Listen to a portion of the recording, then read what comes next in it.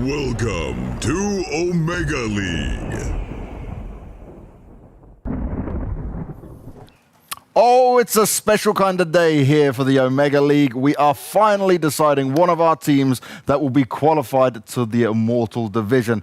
We're at the playoff stages. It is where I get so much more excited. We even decided to bring Master Kyle back. I'm not even going to say evil this time. He's up against Lacosto, and so far Lacosto's been just destroying all his opponents on the panel. Nah, I'm on the same team. We are one level above everyone else. When we're against each other, it doesn't look good. This is the first time I've seen you concede to someone. You don't want to argue with Kyle. It's easy. Also, Kyle's one of the dudes, that is going to take all the banter, not going to say anything just for the sake of the show. That's why we love him. Exactly. It's the only reason why he's here. We're really feeding his ego this morning to start off with. We haven't seen him for a few days. Kyle, you enjoying this? Oh, yeah. I got sleep today, so I'm feeling myself. No more drilling? Yeah, construction banned on weekends, thank God. So we're all good. Got my 9 hours in, got a little coffee, got this moron next to me. I'm just feeding off his energy. It's good times. And I'm excited to watch some quality Dota 2. There were some questionable teams playing previous days. Now we got the cream of the crop. Yeah, these are the playoff teams, right? We're starting with Omega Lil going up against Cyber Legacy. When you were last here, we were talking about Lil, super sub, no longer sub, definitely now not on the roster at all. That bode well for them, or is that a problem? I mean, I've been really impressed with Sunlight. I think his hero pool is definitely a bit limited, but I can see why he is trying to play and not continue his career as an analyst. A little doubtful of Kellen on the carry role. I think he's been shaky. Excess Vampire has been playing phenomenal as expected, but I think Cyber Legacy might be one of the toughest teams in this tournament. They're effectively just old Na'Vi. Okay. And I think Blizzy and Magical are still super solid. So I think Cyber Legacy is going to be favored, but Omega Lil's got a shot. But Kellen definitely has got to show up. And this is where it's really tough, right? We get to this playoff stage, and it is single elimination. You may have got this far, but if you lose, you're going down to that Divine League. So when we're looking at these two teams and what you're just saying there, you seem very positive on the Cyber Legacy side of things. But we've seen a lot of teams we felt so positive about, especially with the more experienced players, sometimes fall short throughout this. Sure. Yeah, I mean, the greatest among us can fall short. Lacoste knows best. Yeah, of course, he'll... did it so many times. That's it. That's all I gotta say. Yeah, I mean, as for the teams, Cyber Legacy, they just look like a better team to me. What they've been doing, how they were playing Dota, it's a much simple Dota, the execution, and they have much more experience. If you look at the players, they go way, way back. You mentioned some of the Na'Vi players. Seema, very experienced captain that, shined during 2015-16 ESL 1 in New York. I think they won that thing as well. And he brings a lot to the table. He's still in the scene, and I think he's one of those tier 2 captains that I'm not sure if he can lead a tier 1 team, but definitely has the experience. Just needs a little bit of something, to make that switch. Yep, it was basically the solo show for most of 2017-18, and then you had FNG and Sioma. Because it's Sioma the Slayer, not Seema the Slayer. Okay. Sioma? Okay. Sioma, I think so. Just Slayer is easier. Yeah, Slayer. Slayer and FNG were sort of the fringe, next up CIS captains. I think FNG's definitely shown he's at least a half tier above now. Yeah. But Sioma is just somebody who's got a lot of experience.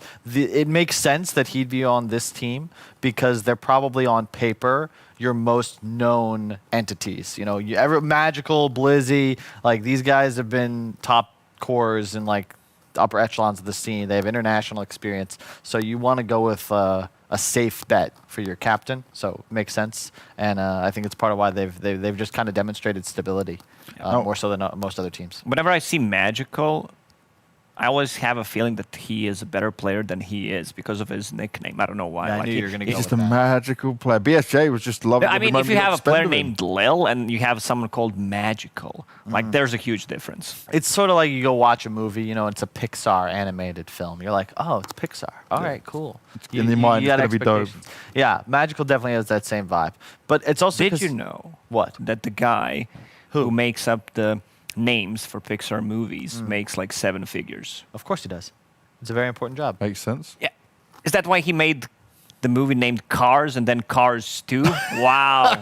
That's a raise. Cars was one of the most successful animated films of all time.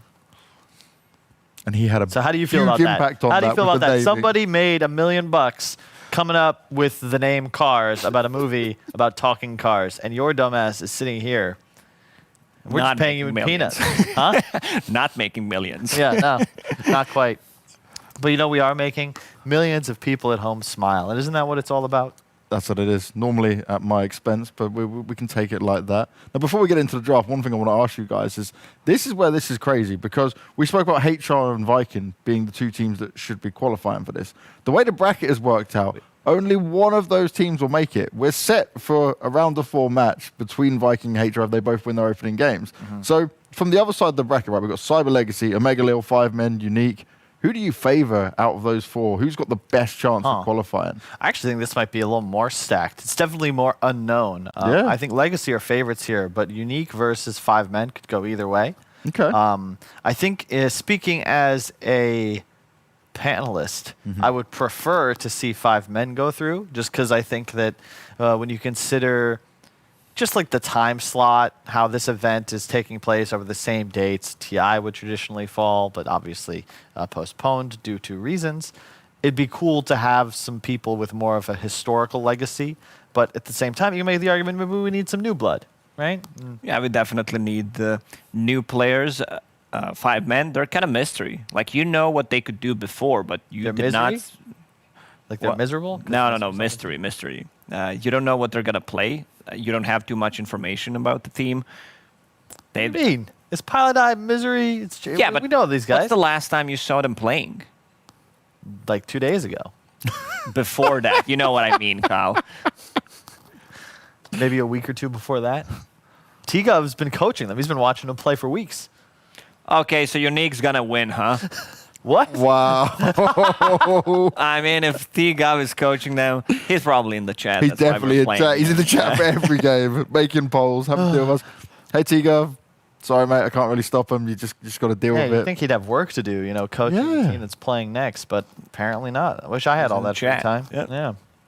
No, T-Gov, he's just trying to ride off the fame, right? He knows those names are in there. He's writing like, a poll right now. He tried to get us all fired last time because we started bullying him. They actually succeeded. It was 73% wanted to fire the panel because of the hate towards T-Gov. But there were only 2 choices, and they were both fire the panel. Ah, I didn't see that. There. See, he's just baiting me. He WhatsApps me. He's like, ha ha ha, we're gonna get you fired. Yeah. I see, T-Gov. I see. Yeah, he messaged me during it. He's telling me what's about to go down. So realistically, you think it can be between 5 Men and Cyber Legacy then on that qualifying spot? Perhaps. I don't really know. Well, I mean, we're going to see the games. I'm not worried about 5 Men versus Unique yet. We'll have a much better analysis through that series. For this one, Is that because you're not here? no. We thought this here. No, I'm here. You're the one shit, who's I'm off. not here. Yeah. Damn it. There we Played go. myself again. God. You'll learn one day. We look Carl. at this series.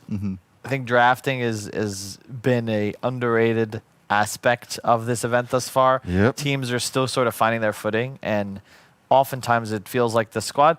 I hate to say it's become a simpler game, but right now it feels like at the end of the day, your draft has to be able to go late, and you need to have a good team fight.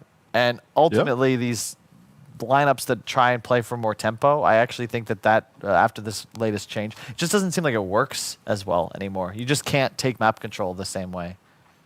I learned a lot. Lacoste knows I learned a lot. If you pick Undying, you will lose. Yeah, Yes. hit me up with some stats, Oh, mate. here we go. Here we go.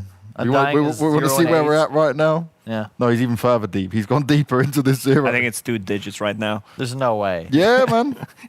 Wait for it. Just wait for it. Let's make sure I'm on EU as well. Yep, here we go. So, poor Undying. Where do you sit now? Undying is currently 9 picks, 20 bans, and 0. Okay, so 0 and 9. Yeah.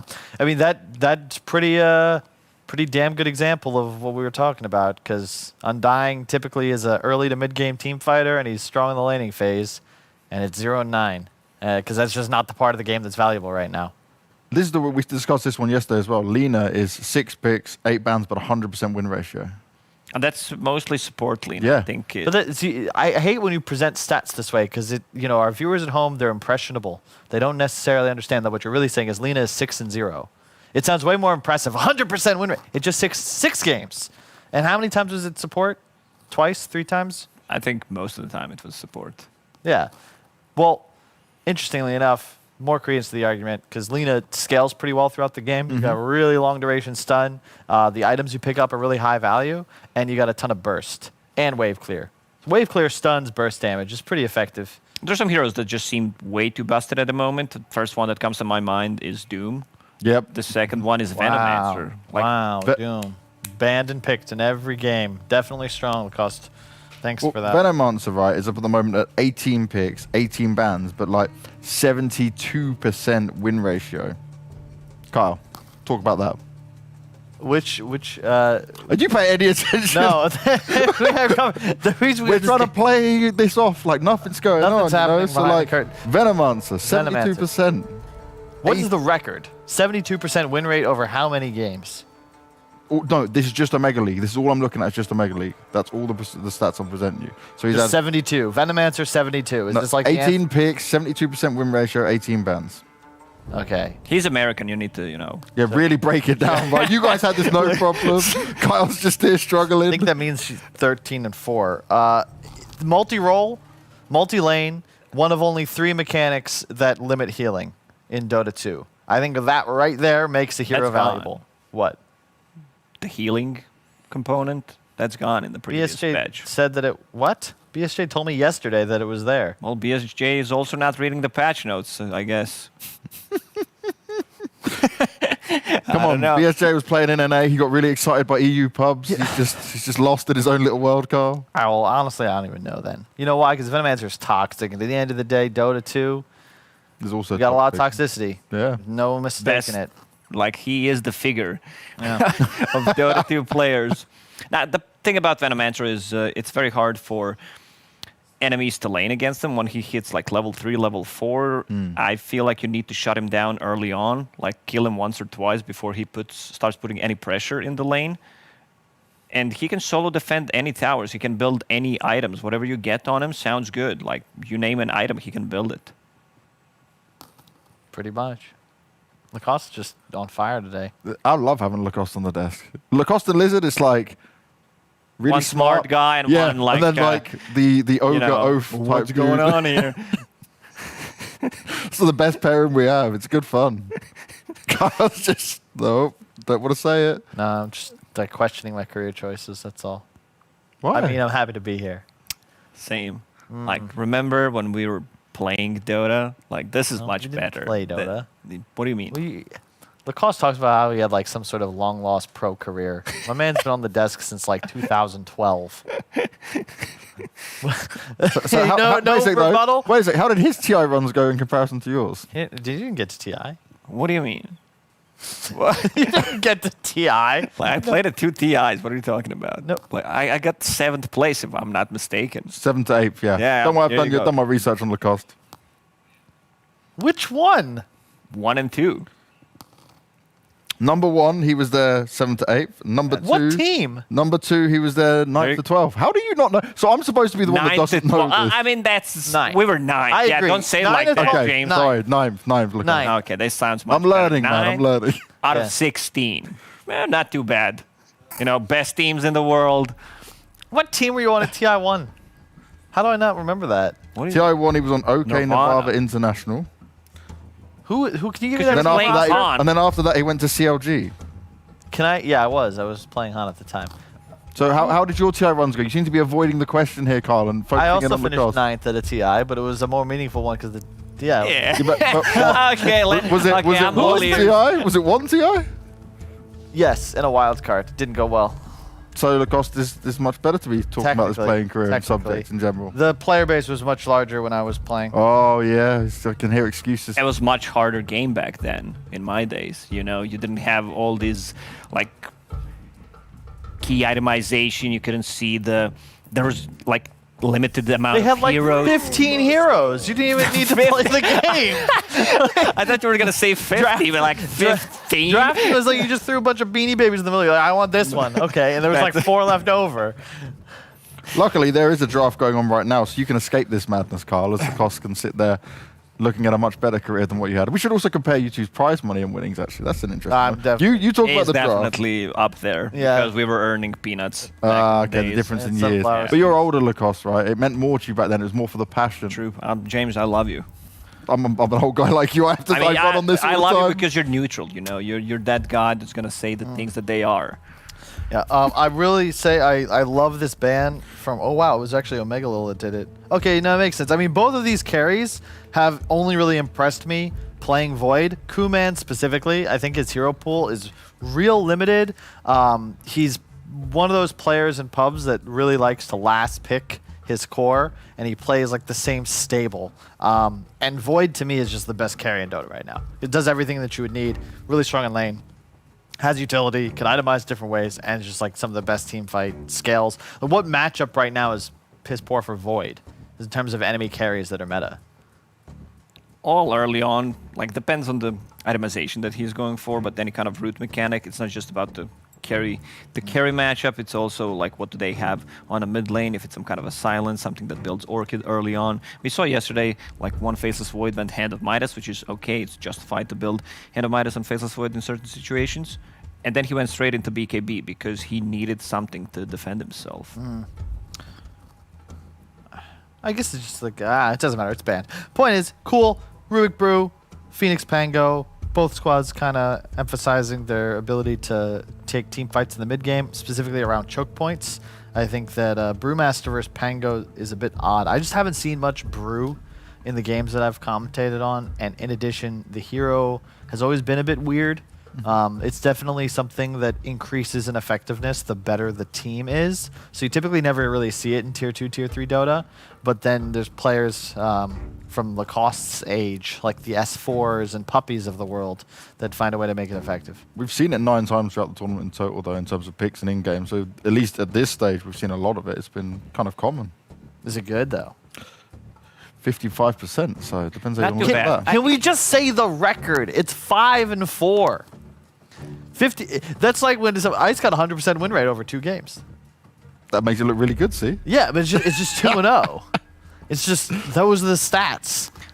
Otherwise, Alright, we got back to the Brewmaster. Like he received buff. I didn't think it was that much of a deal, like besides other buffs, but that you can actually use the spell, invisibility, and cyclone. You had very limited mana on that Storm Panda, and it also blocks a couple of picks that Cyber Legacy loves to play, like playing him against Necro. So you have a Dispel. Not many heroes in Dota have Dispel right now. Like you have Shadow Demon, Enchantress.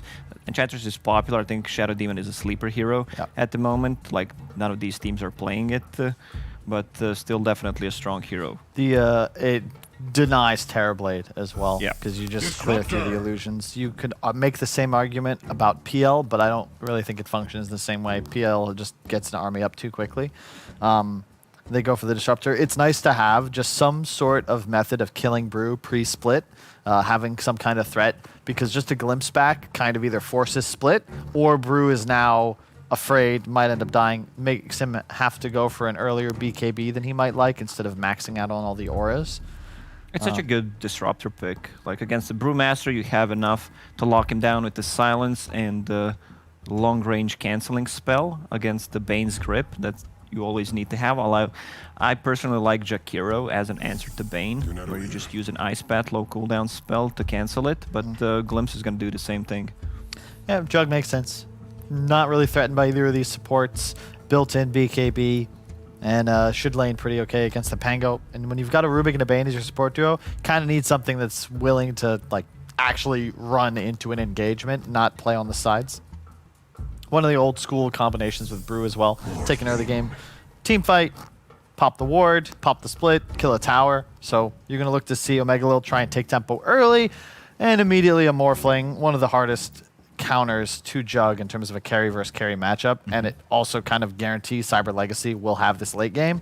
I think you just ban out Mag now just to prevent any easy steroid for the Jug that would amplify his timing. And you just cruise. I really like Cyber Legacy right now. Yeah, because of the Morphling, I was thinking about what they could pick, but you were talking way too much. Morphling seems like a great idea. Like they have only Bane who can kind of surprise him, maybe Lift, but he should be able to get the Morph off every single time. Sounds good. Like, it looks like a very good Morphling game. You want to have a playmaking mid that, builds into Orchid or has a built-in silence against the Morph. Just want to clarify for the record, notice how he's agreed with everything I've said thus far. That's all. What did I do? Nothing. What? No, I really didn't hear what you said. Oh, that's fine. Banks did. You heard, right? Yeah. Back to you, The James. stream knows. Everyone knows. Poor Lacoste is a bit unaware at the moment. Players. I hope it was something positive. Of course. You're doing a great job. It Thank you. depends how you look at it, whether it's positive or not, Lacoste. Because he's saying you're agreeing with everything he says, and Don't sometimes tell him. that's not a great thing. He has to know. I'm being Well, fair. I'm neutral, Carl. Come on. Positive is the most negative word of 2020 so far. That just hit. Yep, great. Oh dear. In so many ways. So many ways. They banned out the Lina and it looks like the Kunkka. Wait. What would you look for a Mega Lil Oh to my have god, it? I keep getting thrown off by the second final ban. Yeah, the things changed the last time. Yeah, I know, we were but reading I, patch notes. So here's the thing: they've tweaked the number of first bans, Yep. and we've tweaked the order of bans, and we've Yep. tweaked the numbers per phase. Keep going But we with the just logo. straight up added one to the last pick. That is so wild to me. I don't know if I like this. Because that's why the drafts also feel so damn long. Yeah. We've got so many bans. We've been having this discussion. Where have you been? How many days have you been working so far? A few. Like Dude, seven? this is Yeah, the he's actually first- been here for a few. I finally got sleep, okay? I feel like I'm alive for the first time in a Because while. there was a whole segment where poor Carl, admittedly, he'd been up since 9 a.m. because of construction, maybe even earlier than that. He was literally the end of your tether, weren't you? It was like 2 in the morning, final game, trying to stay awake, and he's just like, it's just 1 minute you're sat there and you're like, I actually don't know what I've got to say at this point. Yeah. That never happens to Carl. Carl normally Never. has all the words. I can always, I can. He always has something that he Something, can insult yeah. people with. Yeah, that's why I love him. Like, but sometimes he's just holding it off. Mm. He's gonna say it off stream. Yeah. No, it's just really, it's strange and a little tedious these last 2 bans, just because it's just odd, because I don't know if it's necessary, really. Like, does it add much more depth knowing you're going into the last pick with this? We'll see.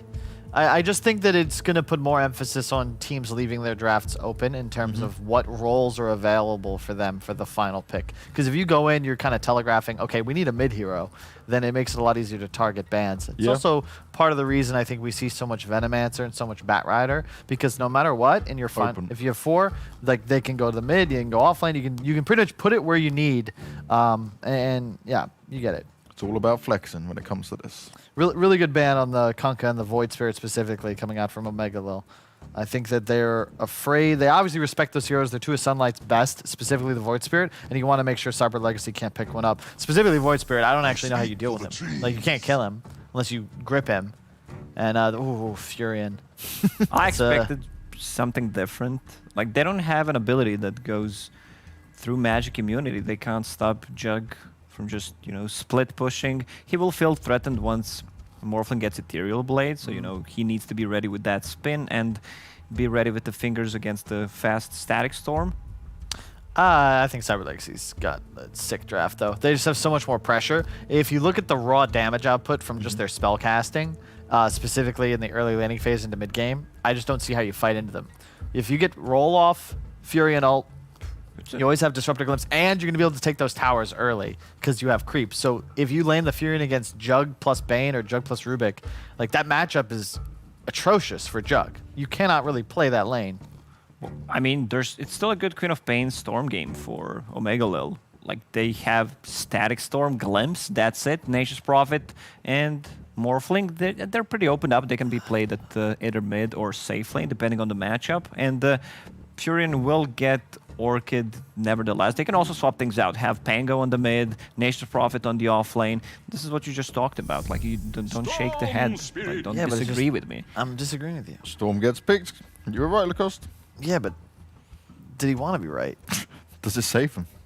There's no creeps. There's really no tower pressure on the side of Omega Lil. Your team fight's limited to a brew. And I just look at Cyber Legacy and I think, okay, they've got better catch, they've got better late game, they have better lanes, they have better tower taking, they have more raw damage, better team fight.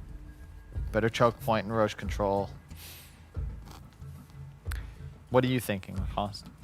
I'm thinking it's a great Storm Spirit game.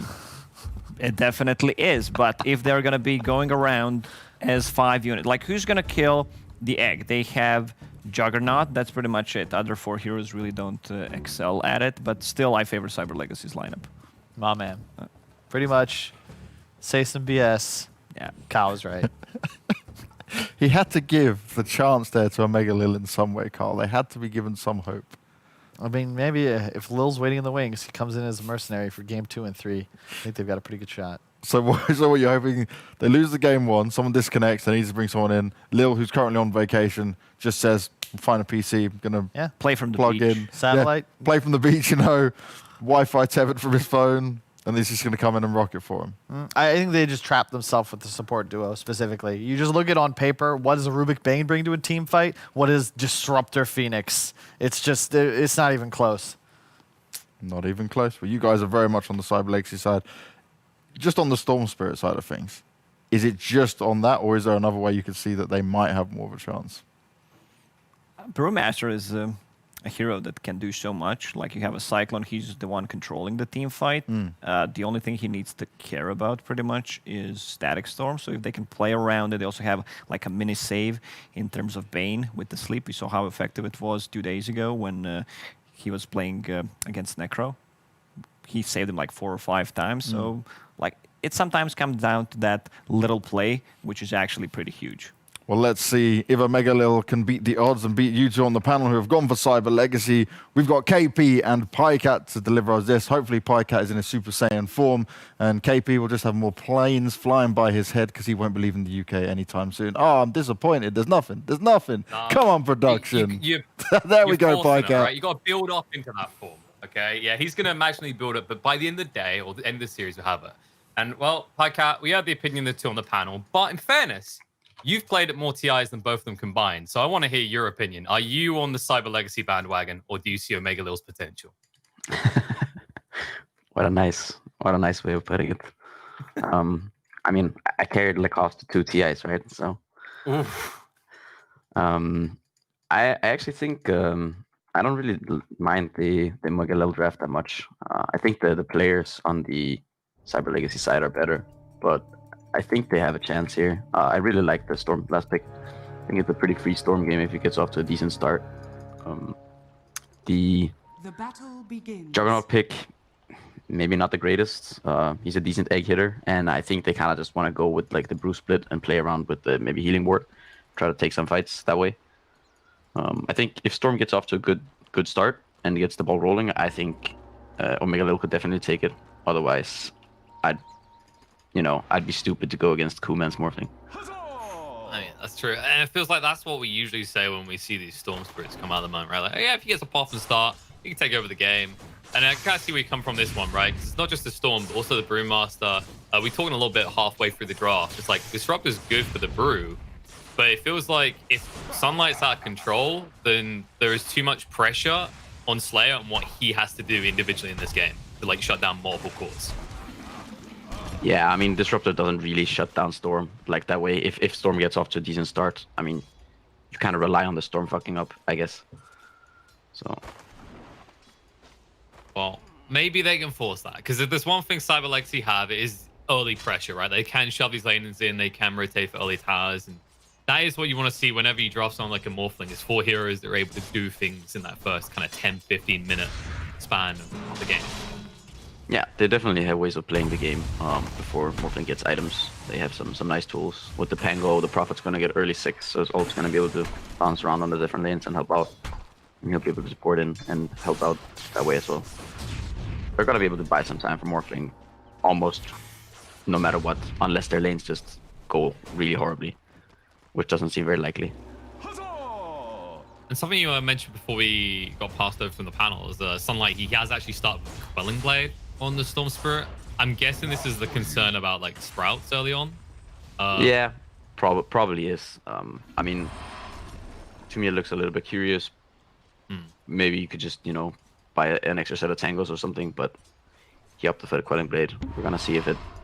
I mean, it's only 130 gold, but still, we're gonna see if it hurts him or not. I guess he can always justify it to himself. Well, you know, guys, come on. When I'm jungling, that's 6 extra damage in my clicks. That's true. That's a very valid point there. He's getting, you know what it is, okay? He's getting the edge on these deny attempts that will come out from Magical whenever he tries to kill his trees. Right.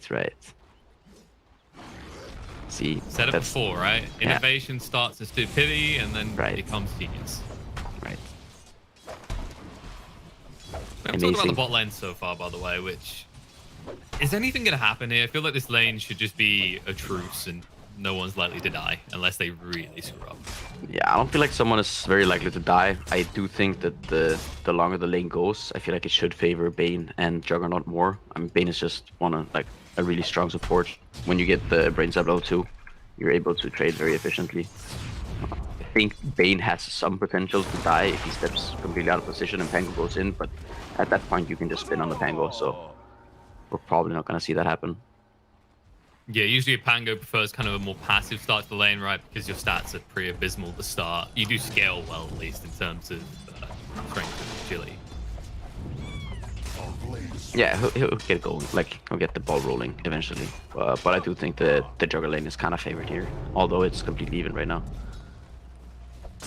Meanwhile, in the mid lane, Sunlight's already been forced to do the walk back to base. So Magical, I mean, he is still behind on CS, and these denies are going to be skewed, of course, because of the treants that he's probably killed along the way. But forcing the Storm out and back that early, it's not too bad to start for Magical. Yeah, at the same time, the level difference is very minimal at this point. Sunlight's definitely getting the harassment back and forth at the moment.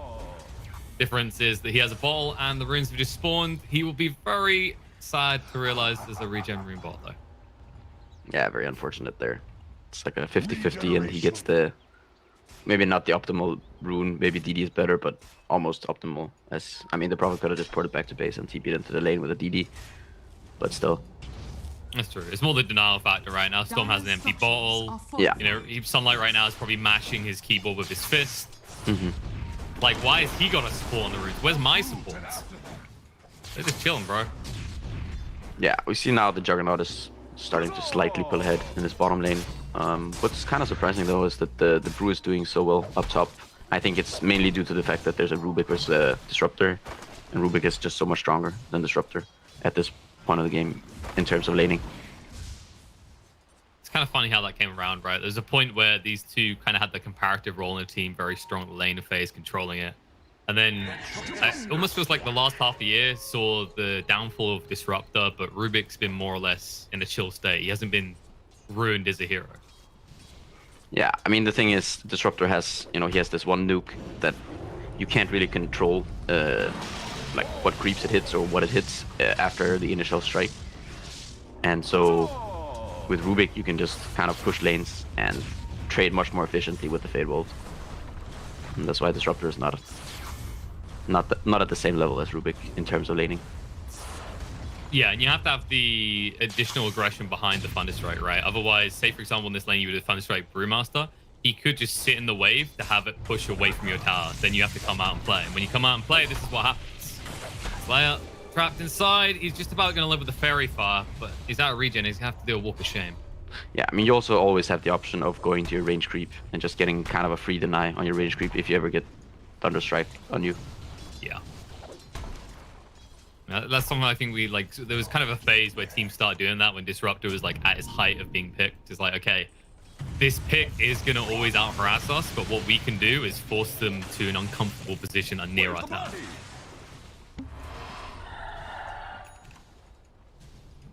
Warding attempt is going to be fought by Vampires. There were sentries down that got rid of that lane ward, so he won't be able to snipe out the courier. He won't know when Slayer's got regen coming in. It looks like he's not going to try and walk back or deny himself though.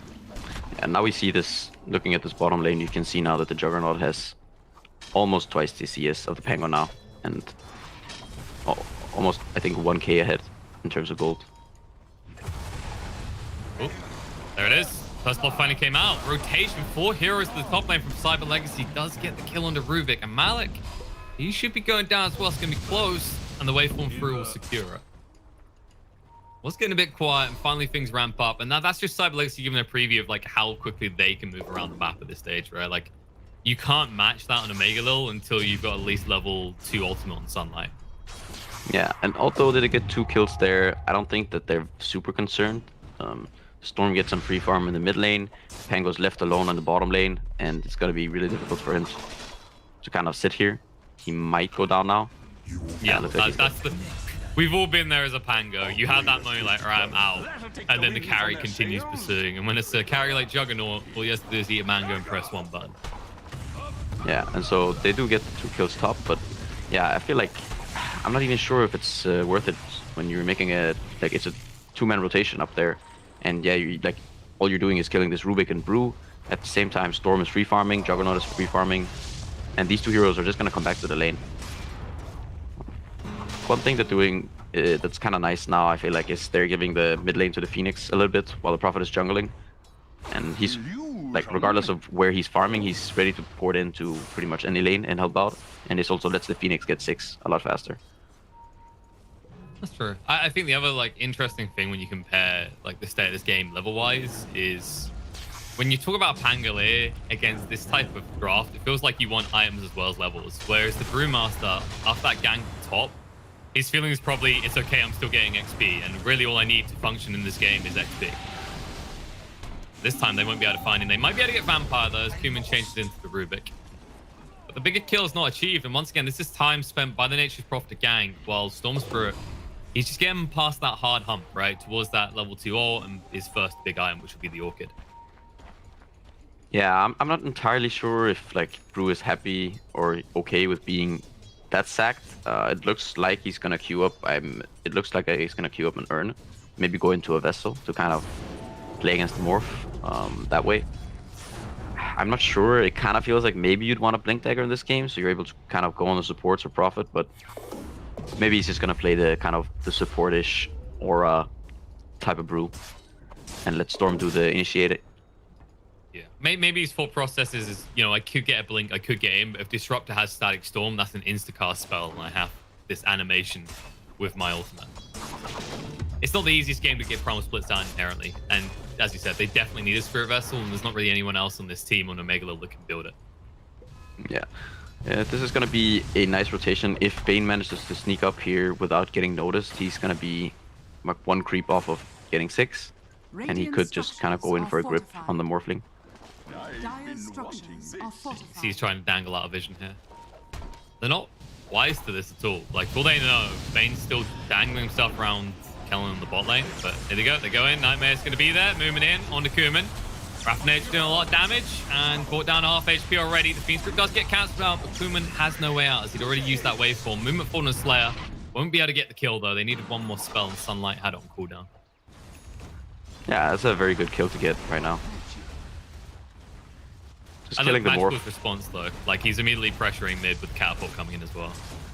Yeah, and it's a little bit curious that Juggernaut doesn't have a Quelling Blade yet. I feel like, I mean, in general, you always want a Quelling Blade as a carry. He has this extra circlet that could just maybe be a Quelling Blade instead, especially going up against the Prophet. The Sunlight and Kellen, well, they were playing opposite the opposing heroes here. Yeah, that might Storm be. Spirit has his Quelling Blade. That might be the thing here. Yeah, he could just maybe he could just give his Quelling Blade to the Jug and be like, "Here, buddy." Let's not go back to those days. I remember recently when we had that with the the Ring of Healths, Right. that were just being passed over. That was Yeah, and you could also, I mean, you could also just buy your teammates like a flask, like a healing salve, and tangos and stuff. Back in the day. I mean, sure. You can like you can pseudo do that, right? You can share tangos and you can walk around holding the salves, but the longer we got, but you could buy it to someone else for our lord sort of thing. Yeah. Yeah. So Storm is gonna have a very early Orchids here. It's already finished actually, and this could be coming as a quite a surprise, I think, to Cyber Legacy here. Still like 400 gold off, so it's not too far off, but not there yet. And that Static Storm is quite the whiff. Kellen's probably confused what they were trying to achieve with that Omni Slash. They tank it together, but it bounces straight back to Disruptor. Yeah, and if Sunlight sees Kuman here, he gets Mount the... goes in, they force out the egg, and Jug can just right-click this down because the disarm's off the mark from Blizzy. Spin comes out from Kellen, so he's not even threatened by Blizzy, and now Vampire with the Storm Roll Thunder coming through on top of the Nature's Prophet, controlling them up. Gets the kill on the magical. Blizzy needs to be careful himself. Gets stunned and Fiend's Grip straight away. So he'll also die. Not only do they lose 4 heroes, but now they're going to lose that tower. Yeah, very nice fight coming out of Omega lol. Omega Lil. I get so confused by looking at the fact that they have so many different the what's it called? The Oh yeah, the you got like thingies. Gambit, and then Yeah, you've got yeah, Malik yeah. with no title at all, and now Yeah. you're big them with another death. Yeah. Anyways, yeah, nice fight coming out of Omega Lil with the stolen Rolling Thunder by the excessive Empire. And at the same time that was happening, we initially Storm Sunlight was initiating on Kuman with the Orchids, but he got the attribute shift off, so unable to kill him. But yeah, Storm is definitely off to a very good start in this game, and things are not looking super hot for. Man, why am I blanking? Why is this so hard? Cyber Legacy. There you go. They have changed their emblem a bit. Yeah. They didn't have the outer circle before. I don't Right. know why they thought that was Yeah. fancily necessary. There's gonna be Orchids coming out on the Nature's Prophet right now as well, so Storm's not gonna have as easy of a time playing this game anymore, and it might come as a surprise. They might be running into Cyber Legacy right now, if they're unfortunate. They are smoked up. The Dyrara will be the ones leading the way, so if anything, he'd probably tank Dank. Yeah, they Yeah, do good get a luck. nice ward out. Yeah, I think they just got eyes on Magical, so they know about the Orchids. They're going to back up the moment, then they might just turn around to Blizzy the moment he shows in lane. There it is. Dancing. I think Nature's Prophet's going to be glad he didn't TP on top of Malik, because that could have been him dying. Blizzy will go down instead. The Rolling Thunder through from Vampire. Limps back. Looks like he should be going down. He gets silenced up, so he can't even throw out the Fade Bolt onto Magical. 1-on-1 exchange, but the difference is that in the midst of all this fighting, the only person not participating is Kellen in the top lane, who's been pushing into this tip. Yeah, and he's gonna be very close to his Manta, so at that point, he won't really have to worry about the Orchids on the Nation's Prophet anymore. He's able to dodge some of the Morphling spells, potentially dodge the Glimpse of the Disruptor, if you time it well. A nice item pickup by the Jug. And I'm curious if he decides to go for something along the lines of a Diffusal, or if he's gonna go back to some sort of Battle Fury, because I don't necessarily feel that he has to be a very hard carry this game, as he has the Storm on his team. And now Storm might not be your traditional kind of right-clicking carry, but it is a mid-hero that scales very well. So he doesn't have to be as concerned with scaling well. That's fair. Maybe like Kellen, he should just be prioritizing kind of a mid-game peak timing. Like you just go for the win instead of... Yeah, and he's gonna go for the Diffusal. And I really like this. This is one way to play the Juggernaut versus Morphling matchup if you have some sort of secondary hero on your team, or some other hero like with some scalability, because when you play this Jug with early Manta Diffusal, it becomes very difficult for Morphling to play the game. Morphling hates playing against any sort of mana burn, as he relies so much on his waveform and other spells to be able to play. That's true, and it's not hard to get good Fiend's Grips in this game, right? Like, when you look at the heroes of Cyber Legacy, 2-3 seconds might be enough time to burn the entire mana pool of Kuman. So even if you cancel the Fiend's Grip halfway through, the objective's already been accomplished, because Kuman, all he can do is right-click in the fight at that stage. Yeah, and then you've already accomplished what you want, so...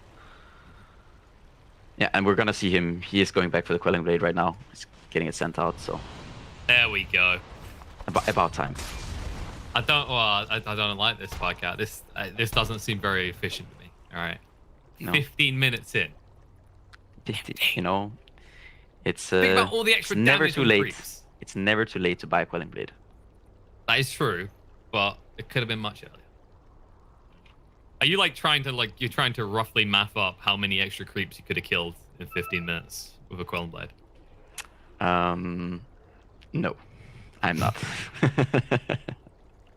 I'm glad. I don't think that's some sort of math situation you want to try and figure out. It's like, well, who else is farming in the area?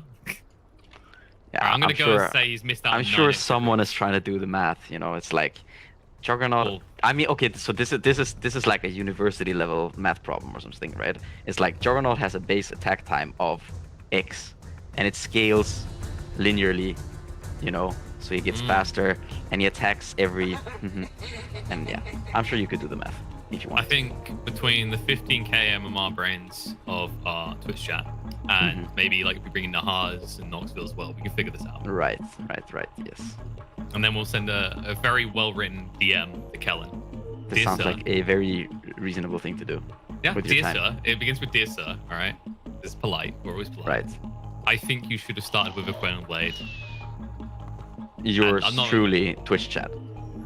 I mean, well done. I thought maybe it was gonna be something like you pleb or something along the way. Ah, So I'm oh, glad we shit. kept it clean. Yeah. Nah, man. We're not about that. I mean, it's okay as long as you say you pleb in the right tone. I don't know how you Okay. say it in the right tone in a written message though. I see. I do know how to. I feel like you're doing a good job. job casting, though. Oh, thank you. No. You're pleb. Oh, wow. See, he gets it. Well, you know what? You're doing a pretty good job yourself. Come on. From pro player You can't just- to you can't casting just- pleb. You know, No. Don't do this to me, man. Hey, I didn't put pleb next to the player. You should be grateful. Okay. Fair. Like, what's your problem here? I bigged I'll you up take to it. No, start. it's Like, this okay. guy I'll has take it. got I'll take more it. All right. TI participations Yeah, than the yeah, panel yeah. combined. Okay, That's fair some enough. that's some power play. Fair enough. It's all Yeah, good. my gift horse in the mouth. All right, looks like we're done staring at the playground and the game is paused. Did you find all the heroes, by the way? No, I actually wasn't looking because what I found out was that the people in the chat, they can't see this anyways. Oh, really? Oh, Yeah, man. they can't see it, so there's no point. Sorry, I never look at Twitch chat. I try and avoid the mean things. Ah, They're not always mean, but whenever I look, there's something. right. It breaks your heart. They're probably saying nice things about you. They do make it easy for you, though. They keep giving you that, Super Saiyan hair. Right, I know, right? It's like It's like they're setting you up for success here. God damn. yeah. All I've making got my is job Brexit easy. planes in the background. Yep. Which So we're will gonna not even see make any a sense. haste rune. Maybe they're gonna give it. Yeah, looks like they're just gonna give it to the storm, and he's going for the orchids, and it's just a nice pickup against the orchids of Nature's Prophet, and potentially the disruptor, the static storm. Most likely he's gonna be going into. I don't know if he actually needs to go Bloodstone here. Yeah, he might still. He's probably feeling a bit greedy. Hey, still lining in, but looks like he morphed up, so that's going to be an abort on the Kuman kill. They are pinging out the wards pretty accurate as well. Yeah, and what I feel like what Omega Lil kind of want to do now, yeah, we see the kind of the circle drawn there by the Juggernaut. They want to take over this area, and yeah, they want to control this top area of the map so that they can eventually kind of gain control, like first gain control of this area, so that they can play there, and then maybe take out the tier 2 or just attack the tier 2 and then somehow make their way towards Roche. Well, it feels like they've been dangling this lad for a while here, but they didn't get there quick enough to assist him. Malik gets brought down with the rotation from Cyber Legacy and Vampire. Is there anything you can do, Blizzy? I can do better. Rolls away. Yeah, that's twice now with the stolen roly-poly. It's not too hard to steal, but it's good that he's actually been patient with the steals. I feel like if you're mindful as a Pango, I feel like it should be pretty difficult. You can kind of just roll cast find and a she'll straight crash. away. Yeah. Yeah, and then she'll crash. So far, I mean, did he have it leveled? I think he did have it leveled up earlier because he's only got 1 point in it so far. I'm pretty sure he had 1 point by about level 7. So yeah, it seems a bit odd that Blizz has been caught out multiple times with that now. Yeah. Maybe. Yeah, We've all been there, right? You know, when you're kind of like in the zone and you don't feel like you've seen the Rubik too much. And you're like, I didn't realize there's a Rubik in this game. Yeah, but twice you didn't realize there was a Rubik in the game? I mean, like, fool me once, shame on you. Fool me twice, yeah. All right, maybe if it's just far enough apart. You know, like when there's a Pudge or Mirana in the game, and let's say like the hook or arrow you 5 minutes in, and then 20 minutes later they do it again, and you just blank that they were there. I see. Yeah, I don't feel like that's supposed to happen to you. Not if you're playing this game as, you know, as a job. Yeah. That would make you feel a bit like a pleb. Oh, if Cyber Legacy don't know this one's going on, they're going to be feeling a bit of plebism because Omega Lil are looking to get their hands on the first Aegis. And reminder, this is the type of hero in this lineup that uses it well. As Sunlight would love to just dive deep. They do know, though. Well, they have to have some inclinations, right? Magical's pressure and bot, there's no response. They're all dangling near the Roche pit. There it is. Yeah, they're aware. They're gonna go in here. The question is whether is Brew gonna get a split off. Oh, no, I don't know if they are. The Stack Storm's going to go down to 3. The X is going to be committed as well. You'll try and buy some time for Sunlight. Aegis has been picked up by Kellen, but the kill was achieved by Cyber Legacy, and the kills will be achieved onto Omega Lil. Rubik gets stunned up on the spot as well, is brought down, though. Chase forward looking for more as Juggernaut comes back up into a mess. A few heroes short of a team. forced to fight, in fact. Omni Slash to the other side of the fight. Blade through away. Nice Beam's grip onto the Nature's Prophet to control him up. Make sure they can't pursue to finish off Kellen. Well, they will be able to find a kill into Diarara. He dies, so his carry doesn't have to. However, in the pit, Malik is looking for vengeance here. With his split still running, it won't be good enough. They kill off the Brewlings, and they keep Magical alive. Yeah, that was a dieback by the Brew as well, so setting him back quite a bit. And yeah, I mean, you see what happens. You give Morphling to Kuman, get an ultra kill. You did predict this at the start. I mean, you warned them. You warned us all. And this is going to very quickly start turning the Kuman show. Like, we gave it a stew. We said, yep, you got a Juggernaut who's going for a Diffusal, but now look how stunned he's been on his way towards that. And then compared to Kuman, who's already can, more or less get the Eagle Song and, well, just 1,000 gold now. Yeah, so I feel like this the idea of going Roche here, I think it's not the best idea. I think it's okay. Like you can pull it off, but I think their positioning was kind of off if they want to do this. I think you need to put a hero in front of this. You need to have a hero that's gonna feed, right? And this should be whatever hero has buyback. I mean, of course not the Storm or the Jug, but Rubik, Bane, or Brew. And one of these heroes has to kind of run in and make sure that they can't just run in and get this 3-man static storm off that happened, and which led to Storm dying, Jug being forced to pick up the Aegis, etc. So you need to have a hero kind of blocking this type of play, breaking a smoke, etc. that can then buy back and rejoin the fight. Well, that's kind of the peculiar part, right? Malik kept dipping in and out of the pit. Instead of them just committing a ward so that he could hide and use the split, he ended up getting stuck in the static storm, which happens exactly again in the bot lane this time. And they're leaving Glimpse Bane away from the lane so they can keep on pushing this catapult if they want to. And they wasted their glyph already. There's gonna be soon an Ethereal Blade coming out on the Morph. And the Brew he's gonna be more or less a non-factor now in this game. He's basically just turned into a support at this point. No, his time is more or less done. Magical's not the easiest kill now that he has the BKB, so it's not like you can rely on your Storm Spirit jumping in, instantly silencing and like taking him out of the fight. Yeah, your target is not really the Nature's Prophet at this point, I think. Potentially, if you're Juggernaut, you can Omni Slash him if he's isolated, which he kind of shouldn't be, considering that he has treants, etc. I think you kind of want to try to kill the Morphling in this game. You have a lot of different ways of controlling him. Even though he has the Manta, there's Grip, there's a Lift, there's Juggernaut just hitting him a few times. He's gonna have his Diffusal flying out right now. So yeah, if anything, the prioritization for Megalol in this next fight should be to get rid of the support combo. Like, we just got a preview at the pit as to why you have to give all the attention to Slayer and Bignum. yeah, and I feel like that's not really supposed to happen. A Disruptor, when you're 1-2k behind like they were at that Roche attempt, you're not supposed to be able to get a 3-man static storm into, a bunch of other spells. It's kind of a mistake on their part. Well, let's see if they can get rid of one of the spellcasters now, because this has caused a split for the side of Cyber Legacy when Storm went bot onto the Phoenix. So they're trying to rotate heroes back now, and all of a sudden, it looks like a Megalol might quickly end up outnumbered.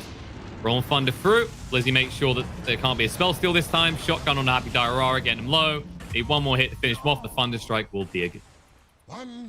Looks like the rest of Megalol did get out, though. So you kind of got to be content with that, considering you went from outnumbering to immediately outnumbered. Yeah, and I think that was kind of because Magical was a little bit slow on the Orchids there. He kind of poured it in, and he tried to sprout the Rubik at first before using Orchids on him. I think they could have ended up with another kill there, but it's not the end of the world. No, it's more you're just repelling them back to their side of the map. Like, you are at the stage where now, as Cyber Legacy, if the game was to go in kind of a tranquil farm state for another 10 minutes or so, your Morphling is at a stage where you could carry the game. Yeah, Morphling definitely doing well right now. I'm curious to kind of see here. It looks like Juggernaut is queuing up base Skadi here. I don't know if I'm a huge fan of this. I feel like I would have liked to see something along the lines of Abyssal or Butterfly. Just Abyssal, just so he's able to get on top of a lot of these heroes, or just Butterfly so he's kind of able to carry harder. You can kind of feel that pressure coming in from the Morphling now at this stage, right? Like, we already saw that Malik had to divert his build and go and get the Spirit Vessel, but now that you're having to commit to the Skadi as well, it really feels like they are giving ample respect to Kuma's Morphling, as you were bigging it up earlier. maybe a bit too much.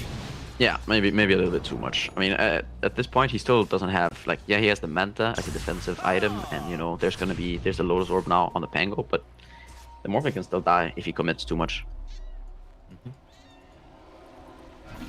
Well, we'll see who's going to die here, because there is a smoke coming out from Cyber Legacy towards this top lane. With Taz here, the kills might just be the bonus on top. Malik is backing up. Malik has been suffering quite a bit this Static game. Storm. He's going to be thrown under the bus again. Gets brought down. Sunlight goes in. He hasn't got much mana to work with, so he has to make something happen quick. Up onto the high ground, but this time they know it. It's usually the Omni Slash does get 1 kill. So 1 for 1. Egg does go down. Kellen trying to get rid of it on his own. And it looks like he'll just about achieve it. However, now Kellen does need to retreat because he's already used that Omni Slash. He has no way to protect himself anymore. The Blade Fury is still on cooldown, still moving. Turns out Roll Thunder is very easy to dodge. However, the adaptive strike with the shotgun, not so much. As Morph does get the kill. 2 for 2 exchange. But now it's going to be a third one. Vampire dragged back into the mess. Storm Spirit's on half mana, looking to get involved in the fight a little bit. He needs an easy target though. Goes stranded Slayer, so it's going to be exchange again. Sunlight has got the mana to get out, so he'll be able to escape. The problem is Cyber Legacy have Kuma still alive, and he could push on this tower very easily. Yeah, and a triple kill for Kuman in the end. The fight, they get the Prophet, they lose the Juggernaut. I would say it's a roughly even fight. The tower kind of makes it so that I think Cyber Legacy are a little bit on top of this. But I feel like this fight could have been a lot more clean. And we see here, Malik is just, he's in struggle city right now. Yeah, it's a case of what can you build, what can you do. You know, you see him go over the Hood of Defiance, and this is more or less to try and just survive inside the Static Storm. But it's tough to see whether that's even going to be enough. Like maybe, like is there a Brett or Iron? Something, you just go straight BKB, or possibly something like a 4-star to try and get out. Yeah, at this point, it's kind of difficult to know what to do. I think he could go for something along the lines like a pipe, try to protect his teammates from this E-Blade, maybe himself. It looks like he's queuing up the BKB, so he still wants to just be able to survive that and kind of use the split. But when you're at this point, you know, it's so easy for the Morphling to just kill when you split, to just kill all the splits. So you have to be concerned about that too. I do like that he's identified the pipe maybe isn't the right call at this stage, because this Hood of Defiance, it's hard to see it keeping him alive definitively. And if you're the first casualty, like your pipe value is maybe diminished because you're the one initiated on, and usually the team's a bit split at that stage. Usually because when you got heroes like Sunlight, Storm Spirit, you don't feel like you have to be in close proximity to respond. Right. And we see also Juggernaut here decided to pick up a Blink Dagger, and while I do think that Blink Dagger can definitely be a very nice item on Juggernaut in certain games, I think ideally when you pick up this item, you kind of want to be a bit more ahead. I think the idea is nice that you can find, you can find the Nature's Prophet potentially, or some of the supports, and just pick them off with your Omni Slash, Diffusal, etc. But I feel like at this point you need to be in a mind where at some point you're gonna have to be the one kind of fighting this Morphling, because if no one keeps this Morphling in check, he has the Paladin Sword, he has Lincoln Sphere, and if none of these heroes actually can deal with the Morphling, he's just gonna completely he's gonna continue to just dominate you in all these fights. You can kind of see that right now. Look how on fire his portrait is. It kind of sets the mood here. He's only died once in this entire game. That was right at the beginning. Kuman's on fire, man. How can you even be on fire when you're water? Don't ask questions when you don't want to know the answer. You're right. You're not ready for this. You know. I shouldn't go down this hole. Last time we asked these sort of questions, we got that weird thing with Brewmaster where Cinderbrew could only proc on fire-based spells. Yeah, it's like what do you get when you divide by 0, or when you there are some things, some questions they're not supposed to be asked. I mean, you said it, now I'm thinking about it, and all I'm getting is a hurt brain. I'm like, what do you get when you divide by 0? Do you know? Oh. Okay, so nobody. You want to? Oh, okay.